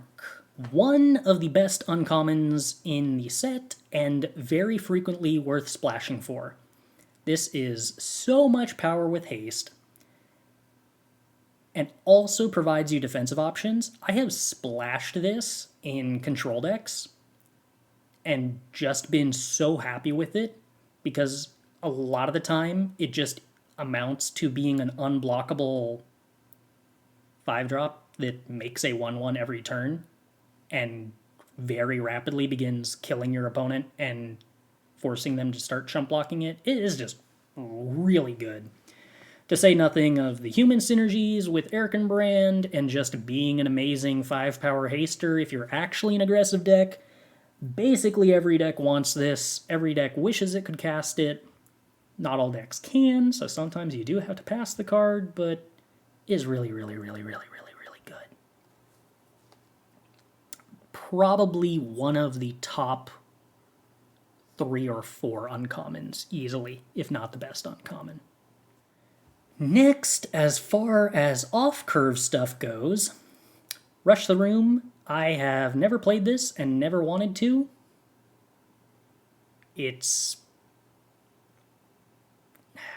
I don't like combat tricks like this that require such a narrow band in terms of conditions for it to become useful. This isn't ever a burn spell when you need to kill your opponent. It requires your creature to be very similar stat-wise to them, doesn't give it trample. Giving a creature haste is sometimes fine, but doing that attached to a combat trick that's not really giving it very much in the way of stats at sorcery speed probably isn't, like, going to be good super often and gives them information to make informed blocks about. Mostly just awful. You're very sad if you have to play this. Breaking of the Fellowship. Of every card in this set, this is the one I am the least certain of my evaluation of. It's got Tempt, It removes their second best creature, which more often than not is not their blocker, on curve. Most often, their blocker is whatever creature they just played, and that creature is most often their newest, most expensive creature. Later in the game, that changes, but if you get to turn 5, and this is a removal spell for their second best creature, and you hit the point in the game where their second best creature is threatening to block, the fact that this is then a 2-mana removal spell for the thing that you probably want to remove, and it tempts you, is really, really good. The trouble is that the best case scenario for that still isn't typically amazing. It's just often very good. And the fail rate for this card is a lot of scenarios where you can be behind on board and this does nothing. And you were supposed to be an aggressive deck. And if you're in defensive deck, this never really kills anything that you actually care about. And if you're a defensive deck, the ring tempting you is less valuable, which means it's difficult to feel like this is a card where you are going to get your money's worth often enough that you want to take this along with you on whatever trip you're going on. I would run this card some of the time just to lower the curve in an aggressive deck, but I think at this point that I don't value it very highly, and if it doesn't make the cut in the typical deck, that's probably fine. And I mostly just think you don't want to play it at all if you're not aggressive. Cast into the Fire. I confess I haven't actually played this card. Similar to Fear Fire Foes and the Black Breath, I do think that there's a lot of room for removing, or for dealing 1 damage to things, or giving things -1/-1 to be useful in this format more often than not. Exiling artifacts is occasionally really relevant, and there's a lot of very, very powerful, higher rare artifacts. So I guess I will note, I think this card is actually very reasonable to main deck in Sealed. Probably way better in Sealed than it is in Draft. So if you are playing a Sealed format where you need to get like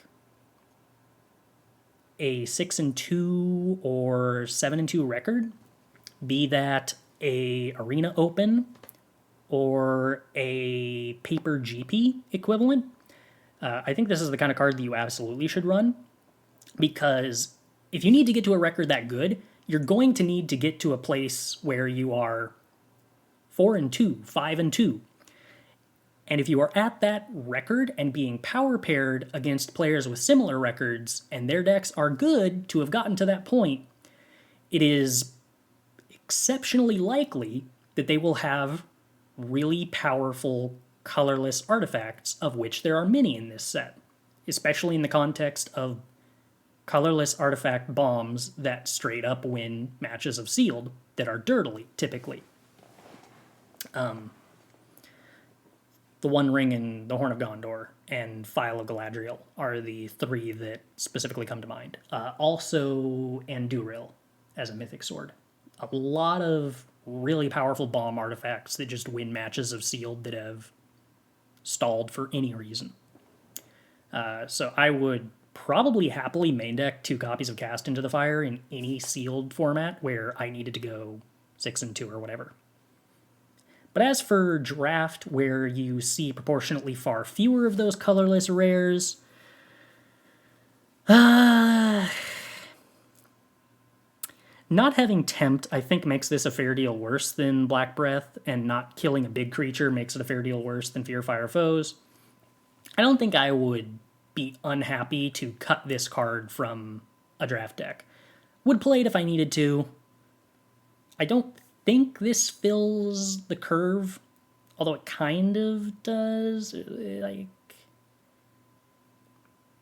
there'll be times where you kill an X1. Like, if you trade that with Goblin Fire Leaper or Rally the Hornburg or something on curve, you're probably not unhappy, but again, I would be pretty happy to cut it. I don't know if it'd be better or worse than something like Erebor Flamesmith, but it's in that tier.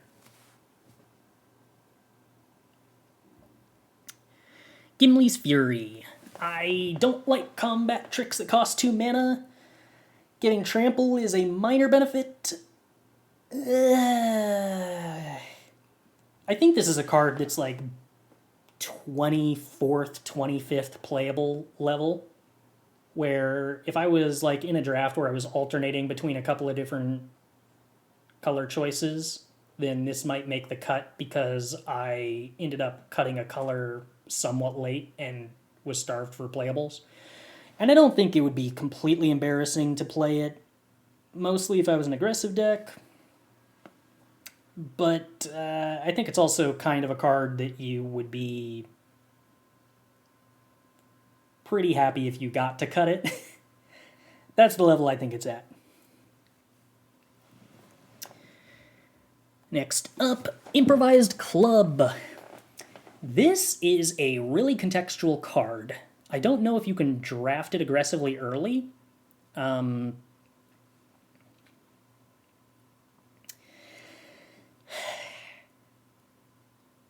You can definitely play a couple of copies of this in most aggressive decks and just view it as a lava axe, where you never really plan to throw it at a creature unless you need to. And it's just there to make your opponent's life total go to 0 when you have gotten them to 4, in which case sacrificing an artifact or creature just doesn't matter. Partially the flaw with that strategy can be that it pairs really poorly, not pairs, but it lines up really poorly against decks that just sit around on a food token, unless you can bait the opponent into cracking food tokens, but aggressive decks kind of fare poorly at that point anyway, so maybe that's not the most important. But once you get some token production, or if you have access to, say, stuff like Wizard's Rockets, which have a pretty low opportunity cost to include even in aggressive decks, because you can just play it for 1 and it's slow and cycles next turn, but if you sack it to Improvised Club, you get to draw the card off of it, so you actually just built yourself 3 damage, deal 4 damage to any, or 3 mana, deal 4 damage to anything, which is reasonable. Or you played a 1 mana, then crack it for 0 cantrip on some other random turn, which is fine. It's fine. And if you actually have random recurring army production or something like Grishnak or Rally the Hornburg or token production in a different color, then you can start running more improvised clubs and actually reliably using them to kill off creatures, and then it's just pretty good. Basically, I think most decks are pretty okay playing the first 2 improvised clubs. The second improvised club, probably less highly drafted. Maybe even the first improvised club, less highly drafted than like something that's actually on curve. But if you view this as a lava axe to start with, which is not a bad card in aggressive decks, then I think that kind of is a reasonable place to start your evaluation and then thinking of it as getting better with synergy. I don't know that I would like pick up 4 improvised clubs in the first pack and try to build around them. I don't think that the reward for successfully building around them is high enough to justify that, but definitely not a bad card by any means. Just, yeah. There will definitely be aggressive decks where you don't want to have the 3rd copy, so try to keep that in mind as you gauge it at various points in the draft. Talked about Smite the Deathless already. Fires of Orthanc. I tend to think these sorts of effects get very, very, very overrated. The same logic that applied to Cast into the Fire applies here, where in Sealed, where you need to get 6 or 7 wins, I think main decking Artifact Destruction that sometimes has other tangential really useful benefits, especially if you're an aggressive deck, becomes more reasonable, but I have yet to ever get to the point where I wanted to play this in draft. It's just really hard to justify over slotting in more 4 drops.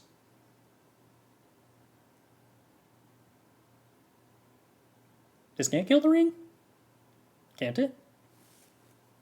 What am I missing? The One Ring indestructible? Oh wow, the One Ring is indestructible. Huh. Fancy that. So true that this doesn't actually answer the One Ring. There are still a lot of other artifacts that are worth killing, to the extent that it's probably still worth playing just on...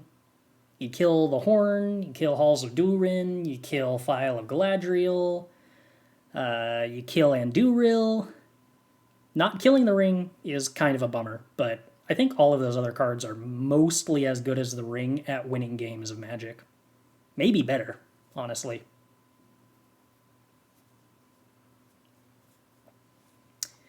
But yeah, I don't think this is an appealing card in Draft, and it's worth constantly noting stats about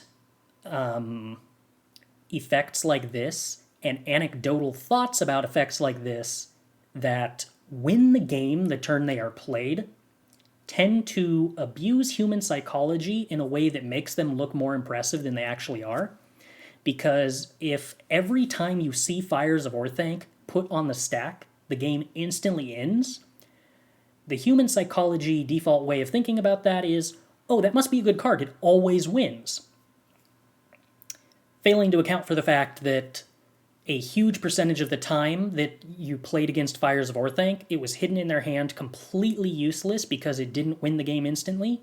You never saw it, you weren't aware of it, you didn't think of it, and it lost them the game because it wasn't a good card instead. But human brains are just not really programmed to account for that properly.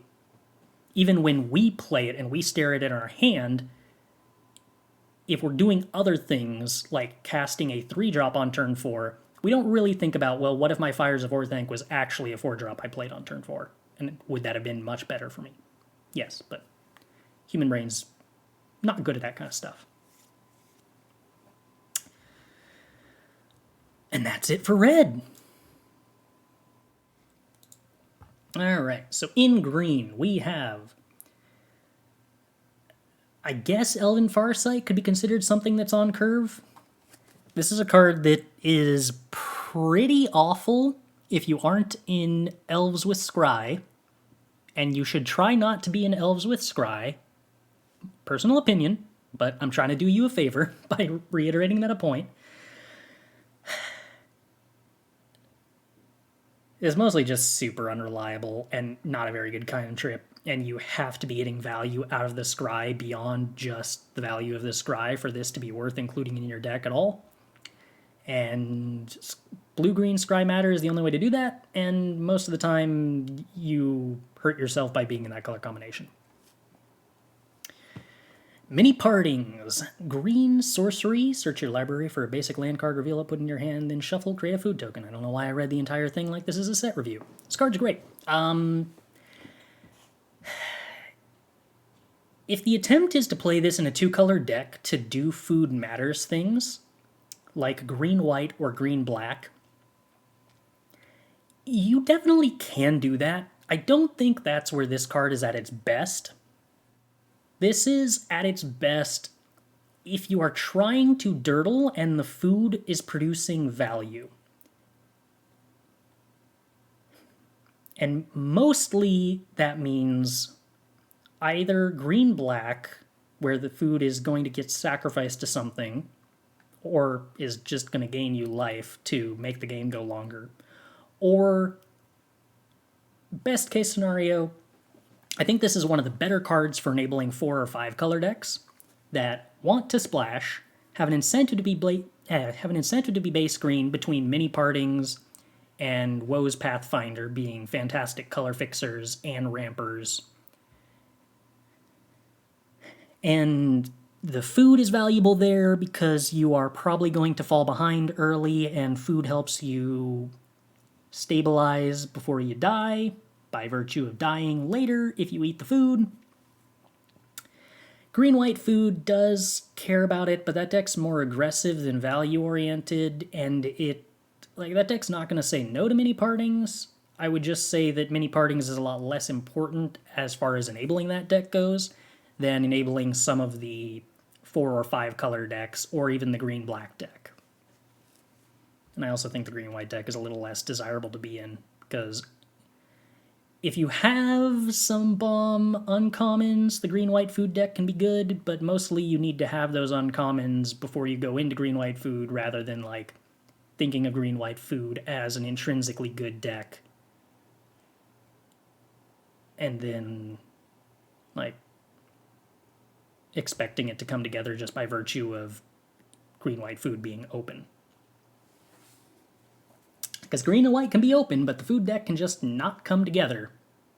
Which I guess is kind of the same complaint I have about blue-green, where blue-green can be open, but if you don't get a couple of the critical cards, because they just don't get opened, then your deck trainer X, even if nobody is competing with you on it.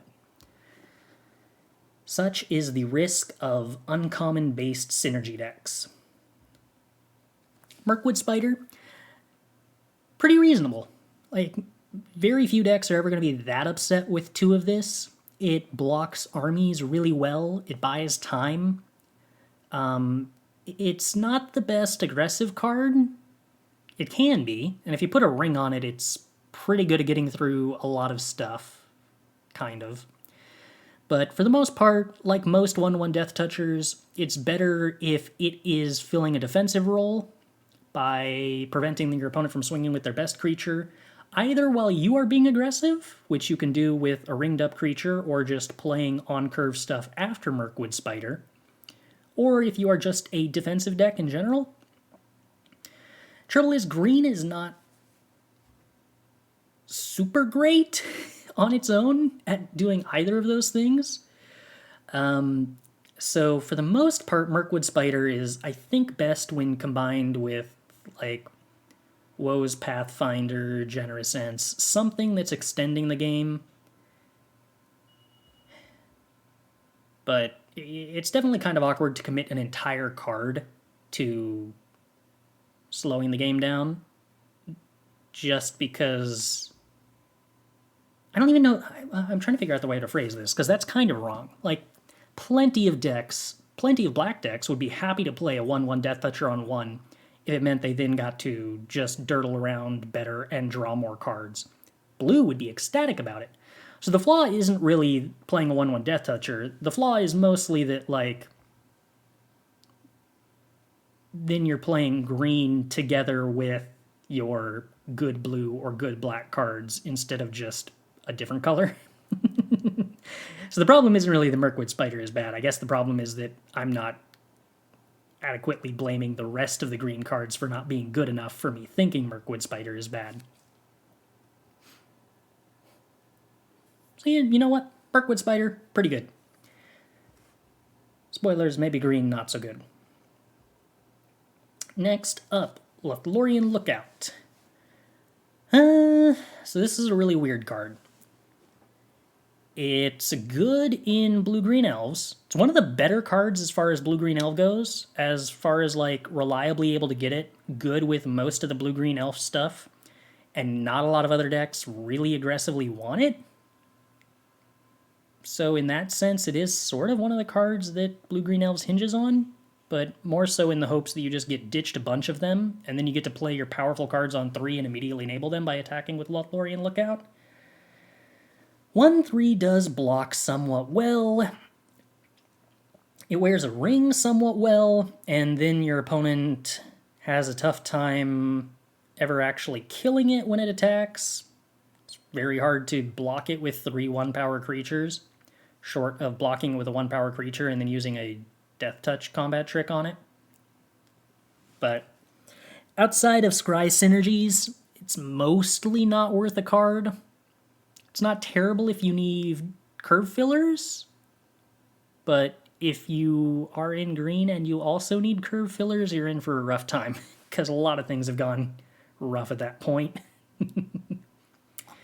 Mushroom Watchdogs is a card that is pretty reasonable in green-white food aggro if you don't have a ton of other sinks for food. If you don't have a ton of other sinks for group food, things are probably in a rough spot, because you might lack for synergy. but it's a very good card to curve into, say, Rosy Cotton, or some of the 3-drop white cards, like the Farmer that makes a food and gives +1/+1, and can do some slightly above curve attacking. The main problem with that whole archetype, in my opinion, tends to be that compared to some of the other color combinations that are aggressive, you lack for good removal options on curve, and you lack for good removal options in terms of removing defenders in a reasonable mana efficient way.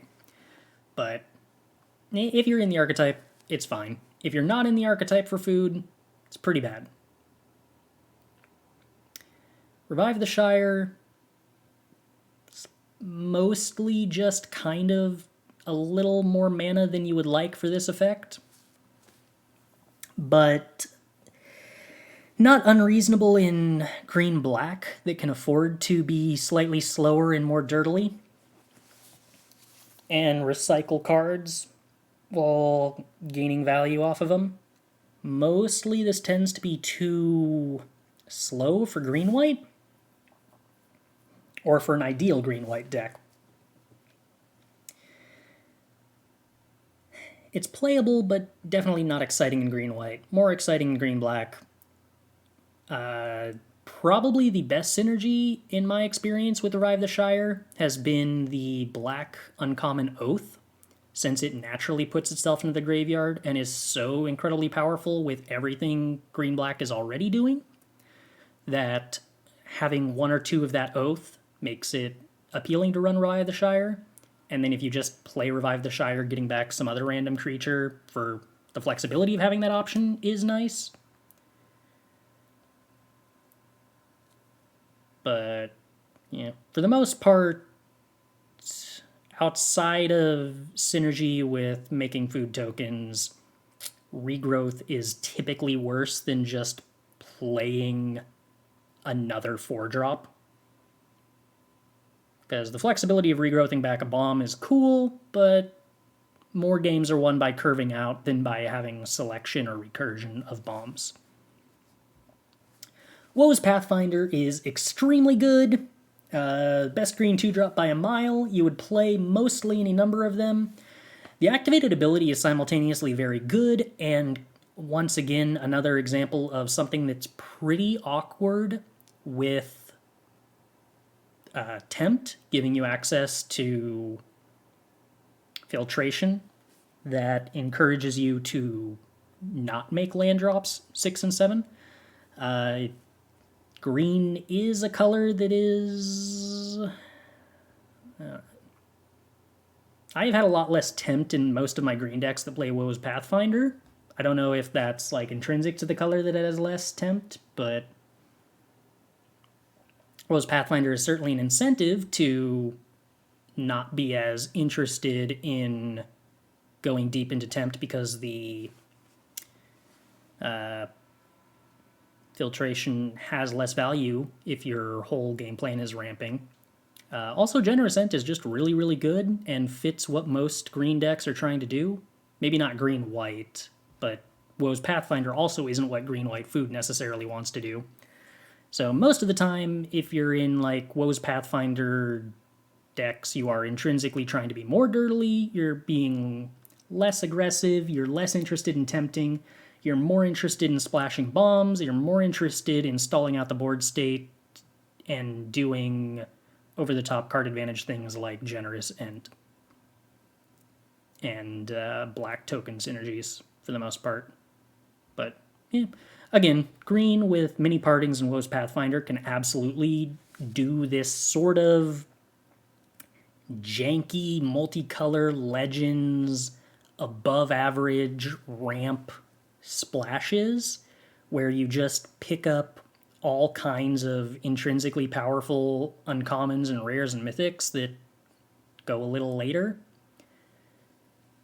And stuff like Woe's Pathfinder into the 5-mana Aomir is really, really powerful and is totally valid.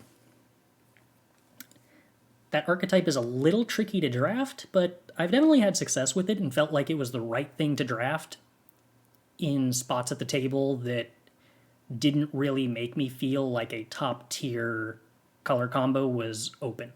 Like if blue black and red black and red white aren't open and I need to be in green, that's probably the kind of thing I want to try to do with my green seat the most of the time. Or else do a green black draft, and green black kind of pivots into the 5-color thing pretty well off of being base green black just by virtue of ramp and food production and color fixing and slowing the game down. Kind of is what green black as an archetype is sort of already doing to begin with. It's not quite as aggressive, so it works. You keep yourself open to backdooring into those strategies if that's what you're doing with that seat. Brandywine Farmer. Another of those cards, kind of like the Kingfisher Bird in blue and the 1/1 Pump Goblin in red, that is both hard to trade off and doesn't necessarily actually produce enough value unless you trade off with it. Thing that can be said about Brandywine Farmer is that it provides a certain amount of value that at least makes it better to chump block with. Even if you don't trade it with something, gaining life and making 2 food tokens for 3 mana is a little closer to an amount of tempo that's acceptable for green-black decks. Green-white decks a little less so, because green-white tends to need to be aggressive, and making 2 food tokens is often not aggressive enough. This does change if you have some of the more powerful food token synergies at uncommon, but I would certainly pick up Brandywine Farmer after I knew I had a critical mass of food token uncommon enablers rather than before. Chance-Met Elves. This is, along with Lothlorien Lookout, probably the only good common enabler / reward for blue-green elves. So I guess the hope is that if you don't end up with a bunch of 2-mana Arwins and 3-mana Elrons, that you just end up with Lothlorien Lookout and Chance-Met Elves. I mean, there's also Celeborn and some rares, but the rares are all cluttered at 3 and 4, and most of them aren't super impressive. But Chance-Met Elves, if you were in the Scry archetype, is pretty good. If this is a 4-mana, or if this is a 3-mana 4/3 that gets bigger, it's a good card. The question is if you can get enough of it to come together, and my thoughts on that I think have been made clear by now, but the base rate is pretty good here. 3-mana 3/2 is close to acceptable, and if it has 3 toughness, then it's mostly pretty happy. Galadrim Bow, I do not dislike. The main problem is 3-drop slots can tend to be crowded, especially in Elves decks where you are filled to the brim with medium 3-drops. But this is very good at dirtling up the board. I really like this in green-black, where getting a single creature that is a flash blocker piece of card advantage and then constantly being able to switch this around to completely gum up any board state is really powerful. +1/+2 is just a really solid amount of stat boosts in terms of denying opponents' attacks in this format. Kind of similar to how 4/4s are just weirdly valuable. +1/+2 turns anything into a good blocker for the most part. And turning anything into a good blocker on a piece of equipment that moves relatively easily means you turn everything into a good blocker. Mirror Guardian, it's not bad. I mean, unlike every other dies trigger that this set seems to give out, this is actually a stat line that kind of forces your opponent to kill the creature, and 4 power on a 3-drop is a pretty reasonable stat line.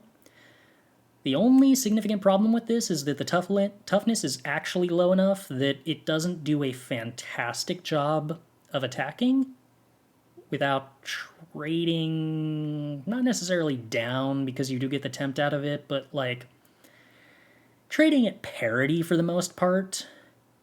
And that would be fine if it wasn't for that I do find it kind of hard to back up a card that, like this, wants to be aggressive with other green cards that support it by also being aggressive, because green just isn't a super great color at being aggressive, and this isn't a super great card at being defensive in any kind of profitable way, which leaves it kind of stuck as a good card that isn't super supported. But if you do end up in a green deck that for whatever reason is aggressive, and you don't need to completely dedicate your spot in the 3-drops to being synergistic, which is the problem with trying to play this in an aggressive green-white deck or an aggressive elves deck, then it does fit the bill. I just don't know how often that ever actually happens. Hypothetically, this is supposed to be a good green-red card, but I've not actually seen green-red exist in this format. I don't know what green-red is supposed to be. I think it's supposed to be 4 power matters, which is hypothetically what this card does, but they forgot to make most of the green-red cards good, or most of the red cards support that archetype, so I don't know where that leaves us. It's fine.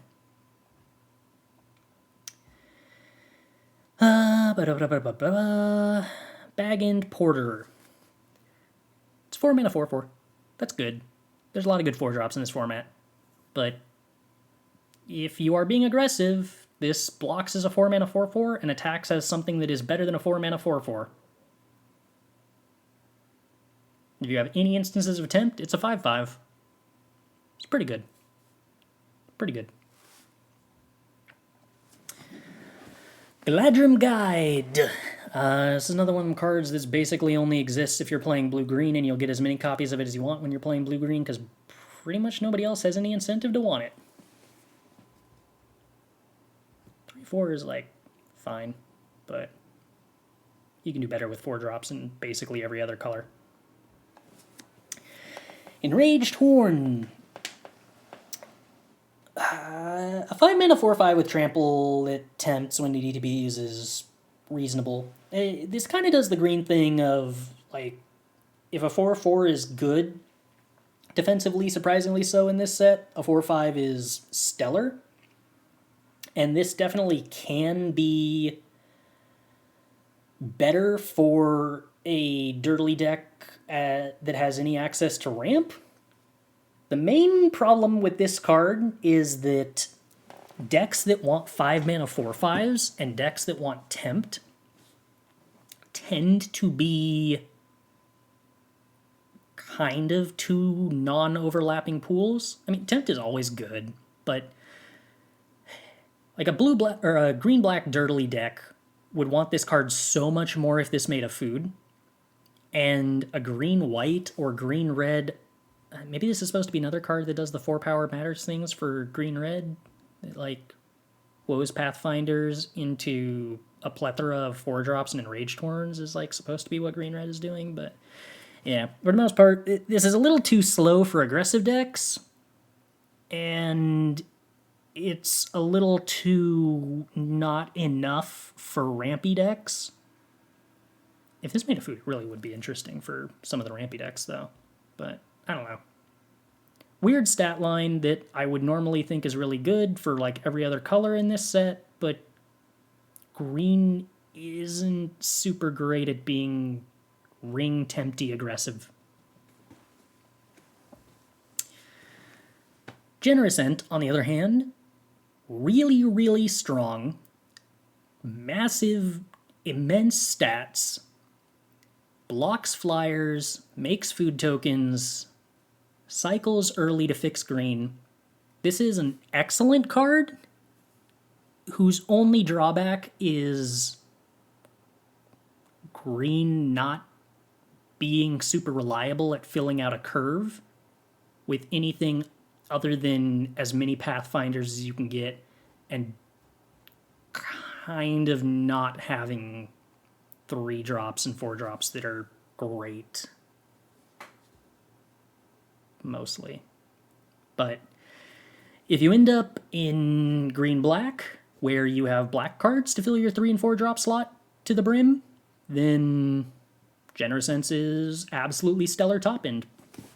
And much like we mentioned with the black cycling card, the 4-drop green-black Edict Reanimate effect is absolutely insane with Generous Ent on curve, and you have every incentive to play as many Generous Ents as you can get in green-black. Anyway. At uncommon, Long List of the Ents is basically a card you hope you draw on turn 1 that makes every spell you cast for most of the rest of the game slightly better. Main problem being that it's really, really, really bad if you draw it on any turn other than green 1, and it kind of intrinsically wants you to be aggressive so that you can take advantage of all of these creatures you're curving out, and that green is not that great at being aggressive.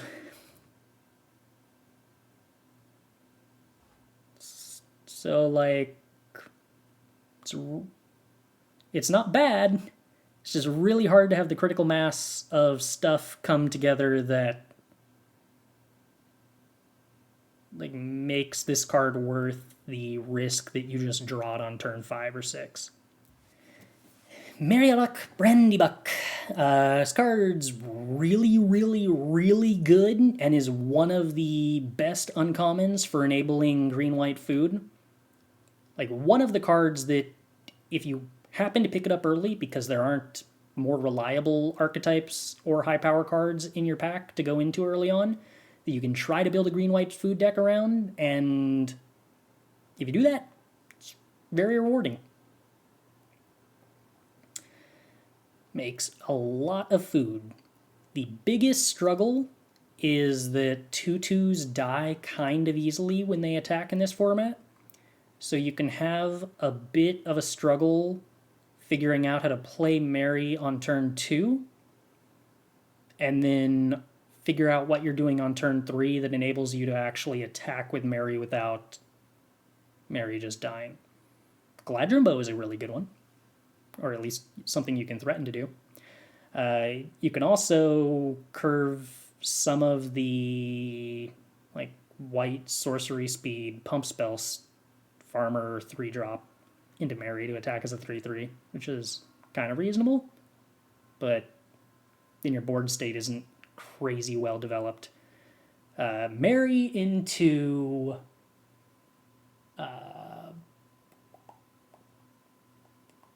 I can't remember the 3-drop's name. Goldie? Is that it? Marry into the 3-drop 1/1 that makes a food and puts a 1/1 counter on something every time you make a token is the green-white food dream, but that's more of a Rosie. There we go. That's more of a you picked up Rosie early and somebody passed you Mary later on because nobody else was super interested in going into green-white food stuff, rather than a pick up Mary early, get rewarded with Rosie kind of thing. But when the deck completely comes together and all of your uncommons are assembled and you ended up in the totally open deck, then Mary does a ton of work. Just be cautious what you try to force early, because the fail case of that deck when all of the uncommons don't come together is pretty unimpressive. Shortcut to Mushrooms. Shortcut to Mushrooms is one of those cards that has a Really bad base rate, because this card does not a ton on its own and definitely needs some support. But if you are doing green-white food and you have a sack outlet of some kind that doesn't just require you to spend the tempo of 2 mana to eat a food to enable this, this is an engine, but it's a slow engine that only triggers on your instep, which makes it kind of bad at pushing through damage. It's mostly just taking something like Mushroom Watchdogs and making it much better, and even then not a lot better. It's not great. It's not a high priority pick early. It's a piece that can get slotted into that deck and can be good once that deck is operating at full steam, but doesn't help you get to the point where you're operating with any kind of steam. So, like, it exists. It's not crazy high priority, but it can be good. Entish Restoration, despite being an instant, is basically a sorcery speed ramp spell. The 4 power or greater thing basically doesn't matter because you have every incentive to play this on curve. And if you're playing it later than on curve, the extra land is basically just filtering your deck. The ramp mostly doesn't matter that much. Or the extra ramp basically doesn't matter that much. So for the most part, this is a rampant growth that costs 3 mana. Or you could think of it as a... It's not quite a cultivate. The trouble is, like, it's a ramp spell that thins your deck of lands, which is so much less valuable for a ramp deck. It does, similar to Mini Partings and Woe's Pathfinder, kind of fill a role in a 4 or 5 color list. It ramps you to 5 mana and also fixes 2 different colors at once. Like, say you have forest, forest, island, then you sack the forest and you get your plains and your mountain so that you can play your 4-color Aragorn next turn, right? Which helps, and you kind of have an incentive to try to play 6-drops and whatnot in that deck anyway, which is all to say that this is, like, fine. It has a role, it's not useless, but it's not good, and it's not a high priority pick of any kind. It's not even, like, the best card in that archetype, where it's worse than Woe's Pathfinder and probably worse than Mini Partings. Glorfindel, another card that plays in the blue-green Scry deck that kind of exists and is yet another 3-drop. It's... This card is either really, really good or really, really bad. Because either it basically kills your opponent's newest creature every single turn if you are doing a ton of scries and keeping them locked out on only one creature, or else it's got horrible stats that don't matter and it can't attack, and it also is a bad blocker and does, like, very little to nothing. There's not much in between, which is probably kind of just the blue-green deck in a nutshell. Peregrine took 2 and a green for a 2/3 that if 1 or more tokens would be created under your control, those tokens plus an additional food are created instead. This is pretty reasonable in food decks for making the food decks that are going good go way better. Also can be pretty reasonable in green-black, where you start having ways to make random creature tokens now also make a food, and that can be pretty nuts. Abzan decks are also pretty happy with this, that are trying to do, like, Denethor things. But it's another one of those cards that, unless you're already in the fully functioning food engine, just isn't good enough on its own to be worth the risk of drafting. And the 2/3 stat line is the rough point. 2-3 is such a weirdly not good stat line in this format. You can't really profitably block with it on anything that's actually attacking because there's so many 3-2s and 3-3s that have already gotten value just by virtue of entering the battlefield. But although I wouldn't take this early as a speculation pick because the fail risk is too great for this kind of food archetype, it is totally reasonable to pick up later on as just a pretty valuable green-black engine piece or Abzan engine piece or food engine piece when everything is firing on all cylinders.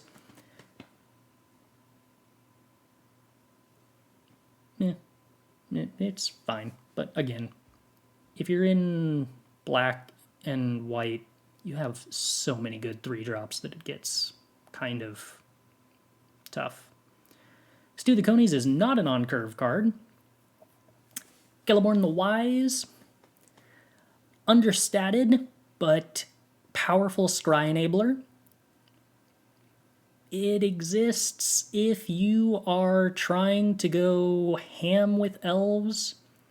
Some of the stuff that triggers multiple times, like Glorfindel, notably really good with Celeborn. Chance Met Elves, slightly less good, but anything that can represent scry while building the board state with a small amount of pseudo haste is much better in elves. And Celeborn, when things are going nuts, does represent multiple instances of scry per turn, which can be strong, and represents a hasty scry, which can also be strong. But I've made my thoughts about the reliability of that deck and how to draft it cautiously as a result kind of clear. Dunedain Rangers, 4-mana 4/4. Tempts if you have creatures to throw away. Kind of weird in that this encourages you to tempt onto a creature and then sack that creature as fast as possible. But that can be useful in some of the green-white and green-black decks. And the base rate of a 4/4 for 4 is never bad, and more instances of tempt are nice. Mostly just doesn't quite make up for the fact that green decks tend to have a awkward time forming a coherent aggressive curve, since most of the green decks that are aggressive rely on synergy to get there, and Dunedain Rangers isn't part of any of those synergies. I kind of just left a little awkwardly without a home, but if you do end up with a green deck that isn't about those things, then Dunedain Rangers is a totally serviceable 4-drop. Gift of Strands, I guess, is technically sort of an on-curve card. It's also technically an elf card. I'm kind of the opinion this is mostly just horrible, but I've also never played it because it's an enchantment that costs a ton of mana and sets you up to get 2 for 1. And none of that sounds interesting in a format with a lot of spells that can remove large creatures, including a premium black combat trick that costs 1 mana. Does not sound fun to me. And finally, Quick Team Upstart Ent. A 6-drop who is really, really, really aggressive and makes you want to play other really aggressive tree folk, of which all of them are also expensive, in a set where green is bad at being aggressive, and where you also have an incentive in most of the good aggressive decks to not hit 6 lands. It's really tough to find a home for this. You typically just don't want it. You don't want to do this Ent thing at all in an aggressive deck. You mostly only want to do generous Ent in a defensive deck, and Quick Beam is really, really, really bad in defensive decks. Not a lot of home. On the instant speed off-curve level, we have Pippin's Bravery, which is mostly just not really good enough. Even in green-white foods, you tend to have better outlets for food, and you tend to not want to sack the food to make your pump spell pump more. This is mostly just worse than the alternatives in other colors, and isn't even super good in its colors, because when you do sack food, you tend to want to sack food to something that gives you permanent value rather than a temporary pump. And 1 mana for +2/+2 isn't great. Bombadil's Song. 2 mana to gain hexproof, and +1/+1 is too much mana. And the Ring Tempting You is good, but not enough to have a pump spell that basically doesn't function as a pump spell and only functions as a negate. And negate that only hits removal spells is rough. This would almost be playable if it was a +1/+1 counter, and even then it wouldn't be great, but it'd be better. But it's not good. Quick Beam is definitely supposed to be a Gruul card. Gruul is just really bad, and the cards aren't there to support drafting a Gruul deck reliably. And even then, Gruul mostly doesn't want to draft 6-drops. It wants to do the Tempt thing where it caps out at 4 or 5 lands. Tempt kind of just means aggressive 6-drops are really weird in this format. Next up, Ent's Fury as an off-curve removal spell. Ent's Fury is really, really good and really cost-efficient, and is especially amazing when you do 4-power things. This is like the only card that makes Gruul exist, sort of. And it doesn't even really pull you into Gruul, it just pulls you into green cards with 4 power, some of which are red, not even most of which. Like, I think the idea is supposed to be that the red 2/3 human for 3 is really good with this, because pumping a creature lets you play Ent's Fury post-combat on 4 power reliably, but playing Ent's Fury post-combat isn't really all that good, even. You really want to play it pre-combat? So, like, this is a good card. It's just really hard to get 4-power creatures in this set at a reasonable point on the curve. But once you get a 4-power creature, Ent's Fury is amazing for an aggressive deck. And you would not be unhappy to, like, turn 5 cast 2 of these. You would typically assume that's going to be great. I don't know why I called Revive the Shire an on-curve card earlier. It's definitely not. It's an off-curve card. Shower of Arrows is an off-curve card. Pretty reasonable. Way better in Sealed for similar reasons as before. Doesn't kill the ring, but kills a lot of other bomb, artifacts, and enchantments. There are a lot fewer enchantments that really matter in this set. There's sagas, but you gain a lot less value by killing sagas where they've already achieved a portion of their value. Trading 3 mana and a card for that is often kind of medium. It's got Scry stapled on randomly, so it's supposed to be good in Elves, but again, Elves doesn't really need more 3-drops.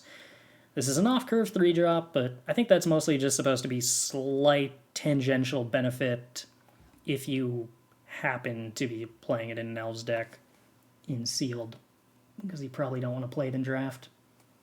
Wouldn't be terrible, but there's just not a lot of like super bomb flyers that actually die to this in this set. And there's weirdly a lot of reach. Like, the existence of Galadrim Bow does a lot to invalidate Shower of Arrows. After that, Stew the Conies. Target creature punches another creature. Create a food token. This is really, really, really bad. I think they thought food synergies were better than I feel they are, because this costs way too much mana to be way too vulnerable to removal. Like, if they have any way to interact with your creature or pump their creature in response to this, because this is only one creature punching another creature, you're going to get so incredibly blown out. You get a food token out of it, but for 3 mana, you would think this would be up to 2 of your creatures both punch a creature, so that it's harder for them to use one pump spell or one removal spell to completely blow you out. But instead, it's really overcosted for what it does. And we're good, that's green. Next up, we have the silver and gold cards of the set, which are a little less sort of on curve necessarily, but we'll still kind of evaluate them that way, since they do affect how some of the various colors function on curve. Some of these are more critical to the game plan of two-color decks than others. So at common, we have Wizard's Rockets, which is pretty good with most of the cards that involve sacrificing stuff, if those cards aren't specifically about sacrificing tokens. Also good in any color fixing scenarios where you have any kind of splash whatsoever. Very good for splashing the 4 or 5 color decks. Particularly notably, one of the sources of color fixing that does non-legendaries and that can fix for double of a color. So if you're in a scenario where you want to splash a double-pipped Saga, Wizard's Rockets is pretty good at that. And worst case scenario, you can play this and then for 0 mana, cycle it next turn, which is a little slower than cycling it for 1 mana, because you have to wait the turn for it to untap, but still pretty reasonable. Lemmus Bread. Never like truly exciting. Probably better in the Elves deck as a scry-ish card, but even then not good because Elves is supposed to be so desperate about playing aggressively, or else it's kind of bad because the removal in Elves is bad. And Lembas is one of the instances of scry that you can't play on curve and then suspend until you play your 3-drop with scry, so it's more of like something you play on turn 4 or 5. So, I mean, like, it's one of those cards that I expect to see a lot more play in sealed, because it lets you fill out a 2-color deck in a way that doesn't suck, but it's also not like good or truly desirable, really. Shire Scarecrow. I was really low on this card originally. I have since come to the conclusion that I think this is actually pretty great. If you are trying to do any kind of splash at all, because of the way this set, it has you competing so hard for 2-drops with other players, and the fact that an 0-3 blocks most ring bearers really well, blocks... Now, an 0-3 just blocks a lot of things, and the color fixing this provides is honestly pretty intense. I've had a lot of times where this was a much more reliable, easy-to-cast color fixer in 4 or 5 color decks than Pathfinders in green, because it doesn't require you to have found green mana first, and it actually does a pretty good job of preventing you from taking damage early on, which can buy you 1 or 2 extra turns, which is in a lot of ways like tapping for mana and ramping. In a lot of ways it's not like ramping because you don't actually ramp, but, you know, helps you cast 5-drops in a similar sort of way. Likewise, Inherited Envelope, a little worse than Shire Scarecrow in some sense, because most of the splashy decks that are trying to fix color and ramp tend to care less about tempt because they're less aggressive and have fewer creatures to attack in the first place, but you still end up with decks where tempt is valuable, and there's a lot of decks where playing a 5-drop on turn 4 is really good. And there's a lot of decks that just take as many instances of color fixing as they can get, and Inherited Envelope does those things to a fine extent. An okay extent. Shire Terrace at common, usually not good.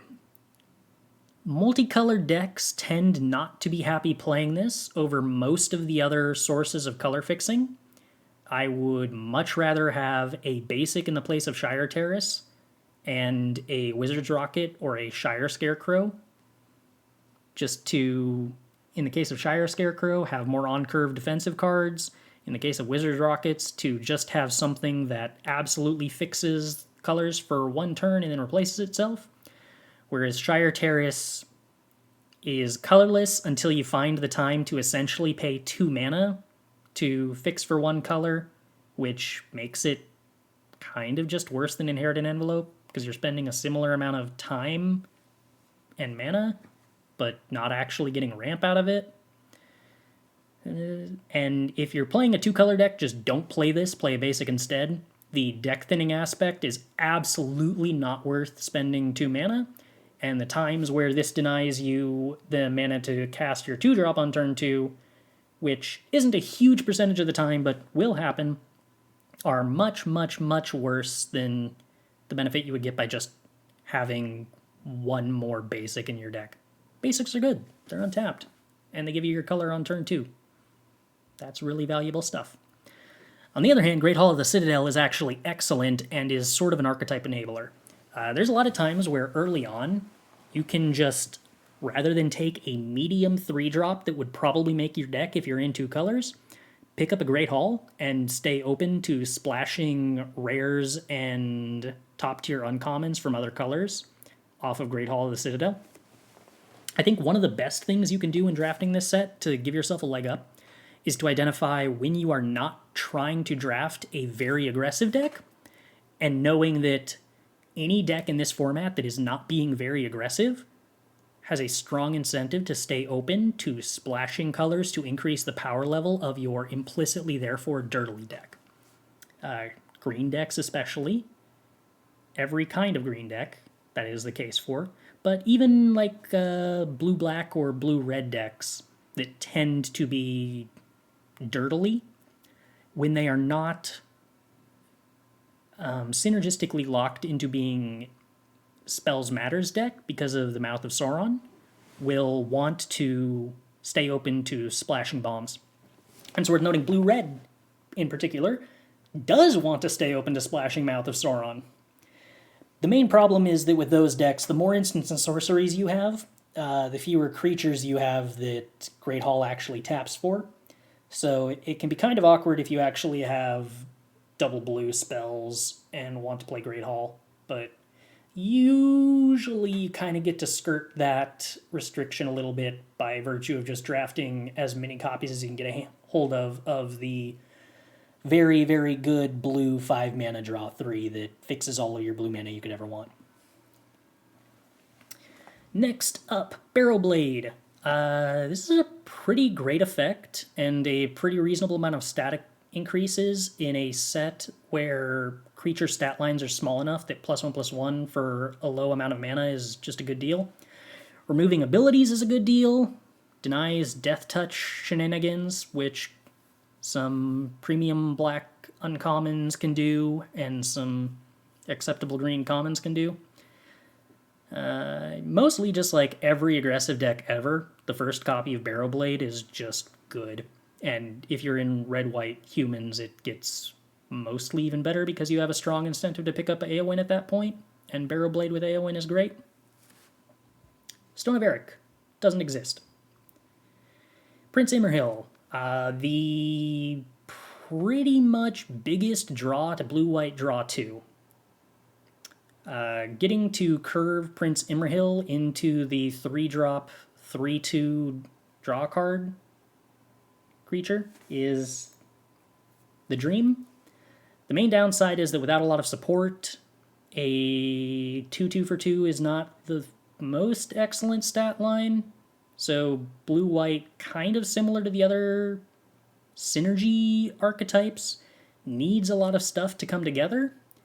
The nicer part about that archetype is that you do have a little bit more in the way of backup, having your archetype come together at common rarity without quite as much need for uncommons to carry the weight. But Imrahil definitely still pulls a pretty large percentage of the weight in that archetype. Shadow Summoning is just a very, very, very good card. The spirits are tapped, but 2 flying spirits for 2 mana, even if they're tapped, is just a good rate. Works very well with the whole tokens theme that's going on in white-black, and also works pretty well in the Abzan version of that deck, where a lot of those synergies tend to overlap. Mauer is absolutely nuts. Probably just straight up the best 2-drop in red-black. Obviously incentivizes you to play a ton of amass, but you already wanted to do that for the most part because most of the good cards in red-black amass. And the base rate on this is a 2-mana 2/2 Menace, and the Menace keyword does a lot of work, and the result is just a really good card. Friendly Rivalry is really bad. It's like an instant speed removal spell across 2 colors in a bad color combo, and like 2 mana instant speed double punch still isn't even really actually that good. It's just fine, and pulling you into a pretty medium, like, this card's mostly worse than the Ent Punch in common at green by kind of a lot. The best thing that can be said about it is nobody else is going to take it from you if you're in red-green, but then you're in red-green. Frodo Baggins, extremely good. This card is one of the more nuts uncommons. Weirdly, like, not synergistic particularly much with green-white's quote-unquote theme. This doesn't do pretty much anything with food. The best thing that can be said about it is that most of the green-white cards that are the actual good cards in green-white food are just already the legendaries. So if you just have a Frodo drafted early because it's really good, and then end up with a lot more random on-color legendaries, you're probably going to end up in food anyway. But for the most part, this card's kind of just busted, and yeah, it is very good in 5-color legends if your fixing is reliable to an extent to play Frodo on 2. The way that Frodo must be blocked works makes it so that if you get Frodo up to the 3rd instance of the Ring Tempt, Frodo basically locks your opponent out of ever playing a creature with 1 or less power for the rest of the game, which may or may not sound amazing, but, like, Frodo just is such a fantastic engine for building the ring with no other support whatsoever for Tempt, other than just legendaries. And there's a bunch of stuff that triggers every time you get tempted that go completely ham with Frodo. Frodo is a beast, and unlike some of the other cards who are really good when they're doing their thing, but require the rest of your deck to support them, Frodo kind of just is really good at doing Frodo's thing and will support the rest of the deck, rather than the other way around. Arwen is the best card in blue-green, and is incredibly powerful, and is the best reason to be in blue-green at any rarity. And then hopefully the rest of the deck also comes together. But Arwen is the strongest subsidizer for the blue-green archetype. Very few other decks actually take Arwen from you, and Arwen is excellent, and if you are the only blue-green player and the tools for elves get opened, you'll probably get it. Heavens help you if anyone else on Earth within a 7-person radius is competing for blue-green elves, though. Would it be 7-person radius? 3.5-person radius? We'll go with 3.5-person radius. That sounds more accurate. Ent Drop Basin. I've messed with this. It has been cool.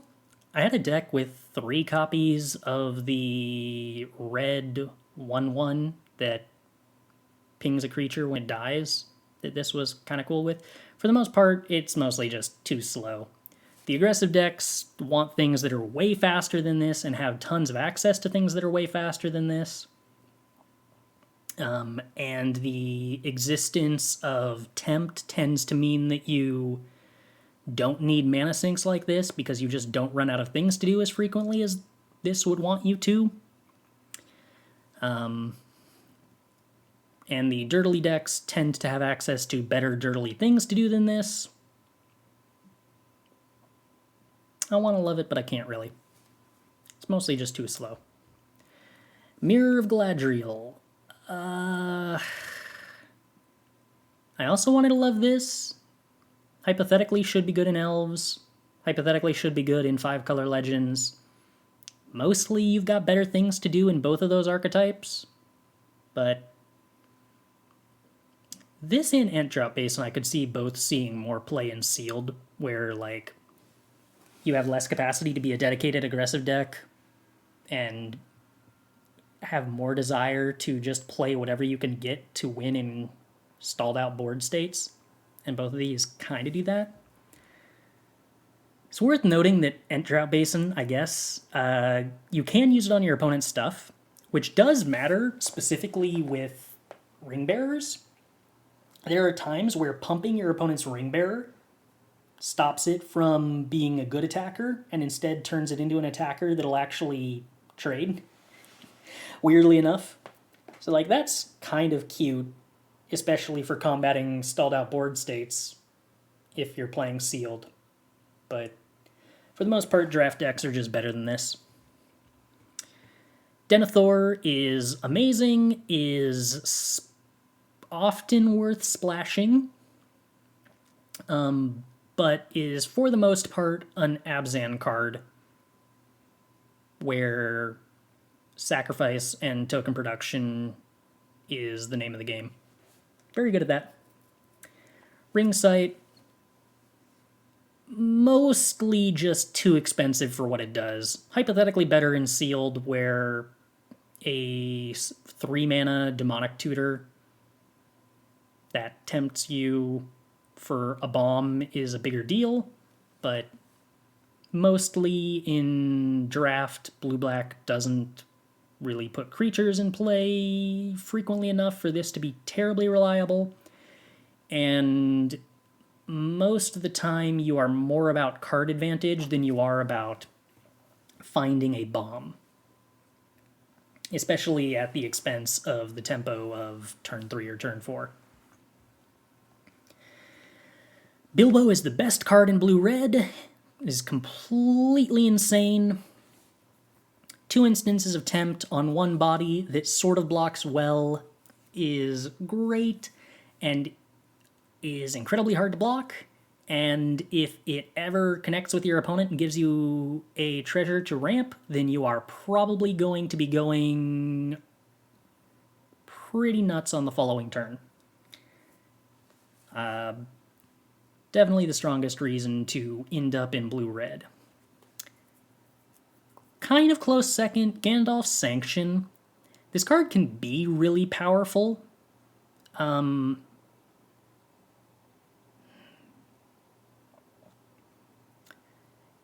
It's in kind of a weird spot where in the late game it's a removal spell plus a burn spell, but when it's a burn spell that's really good, you've typically already won the game by virtue of blue just scaling better into the late game than most colors.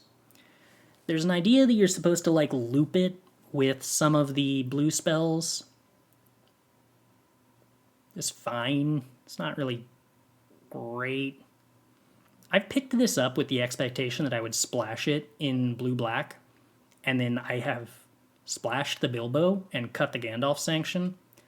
3 mana is mostly just, like, a fine amount for this, but the times where it's not good early, and the times where it's only acceptable in the late game, kind of mean that, like, blue's actually got a fair number of commons that are slightly better than this, but Sometimes it turns into hard removal that can deal with an army. Sometimes an army's way bigger than it, and you're really, really, really sad that you have this card. It's simultaneously more impressive than I would have expected and less impressive than I would hope. It is a very fun card to hit people with. Very true. But I think that, much like a lot of the other red Instance and Sorcery Matters cards, it's more flash than substance, and the archetype can be good, but it's less because of this card and more because of the strength of blue commons. And then the way the blue commons are set up just makes you implicitly want to play removal, and this is fine removal to pair with them, but not like a high priority pick to pair with them. Theoden, King of Rohan, is absolutely great. Goes fantastic on curve while being aggressive, goes absolutely ham with all of Red-White's human-based themes. Amazing with Eric and Brand. A completely fantastic part of a balanced breakfast. Ugluck at 4-drop, totally fine. Not great. Reasonable. The main downside is that it requires some of your creatures to die before it hits a stat line that's anything close to decent, which would be cool if it was in Abzan colors where you were sacrificing things very often. In red-black, you're not really. And the hope is that you're growing your army enough that that your army is not going to trade. So, for the most part, Ugluck is like fine, and you'll get it if you're in red-black because nobody's interested in it, really. And it will fill up your 4-drop slot kind of automatically just by virtue of getting it ditched pretty late. But red and black both have a lot of good 4-drops already, so you don't need to pick this early as any kind of, like, high priority pick. Because it's mostly equivalent to the 4-drops in red and black at common. Not much better than those. Old Man Willow, however, is kind of an archetype-defining card. Strongly incentivizes token production, clocks your opponent, and pivots board states really hard. A fair number of decks tend not to have removal that deals with creatures that are large. This can shrink things that want to block it. It can pick off smaller creatures. You can never sacrifice anything with it, and it still ends up being a 4-mana 6/6 pretty reasonably. It's good stuff. Good stuff. Very rarely disappointed. Rise of the Witch King. This card, perhaps more than every other card in the set, is a card that I think I still need to experiment with how to draft. Because this is a build-around, but of all of the cards in the set, it is possibly the highest reward build-around. Specifically, I've talked about how this is really good with the green and black cycler creatures, and if you play this on turn 4 while sacking a creature to get back one of those 6-drops, you are massively, massively ahead on tempo. But that requires you to build decks in a specific way and to kind of commit to picking this early and then draft around it, and I have no idea how reliable that feels. I don't know if I would be comfortable picking a pack 1, pick 1 Rise of the Witch King or a pack 1, pick 2 Rise of the Witch King, and then just trying to go hard into that archetype from there. I definitely could see it being a very splashable card in any black deck that was trying to be dirtily, because if you're base black, then you can just pick up the Ents, and the Ents always automatically fix for one of the colors, or the reverse. I just think that you have a lot less incentive to be in green splashing black than you have to be in black splashing green.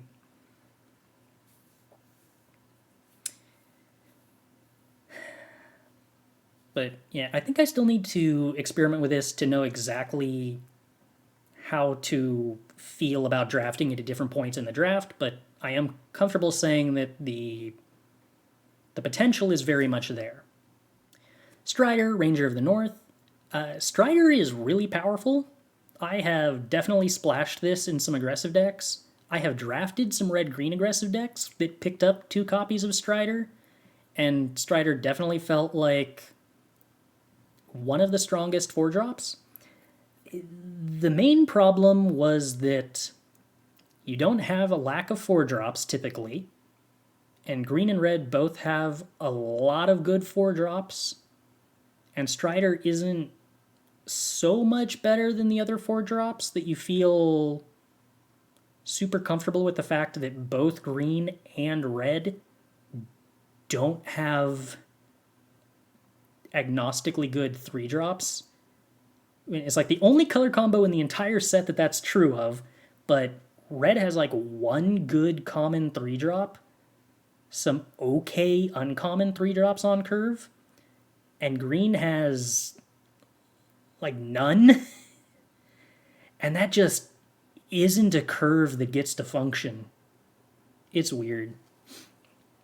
But I've definitely had some 3-color decks with acceptable fixing that did have acceptably aggressive curves and where Strider was reasonable. I think mostly Naya so far. But yeah, that can function. Green has a 4-power 3-drop, but the 4-power 3-drop is one that, like, is only okay when it's aggressive. It's much better with Strider, but, like, if you don't draw Strider, it's very difficult to attack with a 4-2 in this format and not have it die, which can be definitely pretty awkward. Butterbur, one of the better cards for enabling green-white food synergies. The trouble is that it doesn't necessarily function super great without, like, the critical mass of food producers, because it does require you to be able to get rid of the food every turn. Pretty good in the Abzan shell, where you have an incentive for token production and you have an incentive to draw the game out. So just eating the food is appealing, and that's one of the colors where you are okay just making land drops 6 and 7, which make it way more acceptable to eat the food every turn. But if you're doing just a green-white food, it makes you really incentivized to pick up the dogs pretty highly, which is somewhat safe to expect because nobody else wants the dogs other than somebody else who's competing for green-white food. Because you have very few other ways to sack your food in green-white in a way that is reasonably tempo-y. Legolas counter of kills. I have never seen be good in any deck, including the elf deck. I don't know how you make this card not suck. The Mouth of Sauron is incredibly good, one of the best uncommons. The color combo is strong enough that I first pick this card pretty frequently. As far as power level goes, it isn't necessarily better in its archetype than Theoden or Bilbo or Denethor or Mauer or Frodo, but the archetype is so powerful that just feel pretty comfortable with Mouth of Sauron always being just an intrinsically excellent part of that archetype. Shadowfax is pretty great with basically everything that Red-White wants to do. It's great with Theoden. It's very great with Erkenbrand. It's great with just most of the incidental cards you want to be playing in Red and White that do most of the things that Red and White already want to do. Biggest downside is that it's not super great with Eomer and is worse than Eomer, but I don't know. You could get 2 Eomer and a Shadowfax and be pretty happy that you had that Shadowfax and both of those Eomers. Gwayer, the Windlord. I've never actually had it really matter that this could cost 4 mana. I suppose if you ended up in a blue-white deck with a ton of Tempt and you cast this on turn 4, that would be a big deal. But most of the time that I've played this, it's just been a 5 or 6 drop 4/4 Flying Vigilance, and 4/4s continue to be pretty good in this format, and a 4/4 Flying Vigilance with no other text is just pretty good. It's not really as much of a draw to reward as maybe it ought to be. I don't know. It's good. And you have to be in blue-white to play it, so if you are the blue-white draw 2 player, you'll probably see them, which is pretty cool. And finally, Greyhaven isn't a color fixer and isn't good.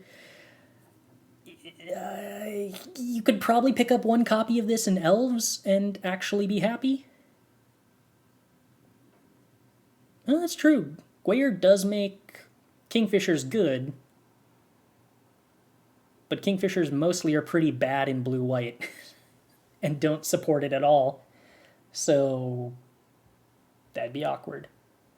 I've never actually thought about Greyhavens in Elves. I'm assuming the first copy is actively just like something you're fairly happy with, and then after that the legendary downside is kind of rough, but the one color among legendary cards in your graveyard text basically doesn't exist, so this is just a colorless land that scries one that might be useful for Elves, and nothing other than that.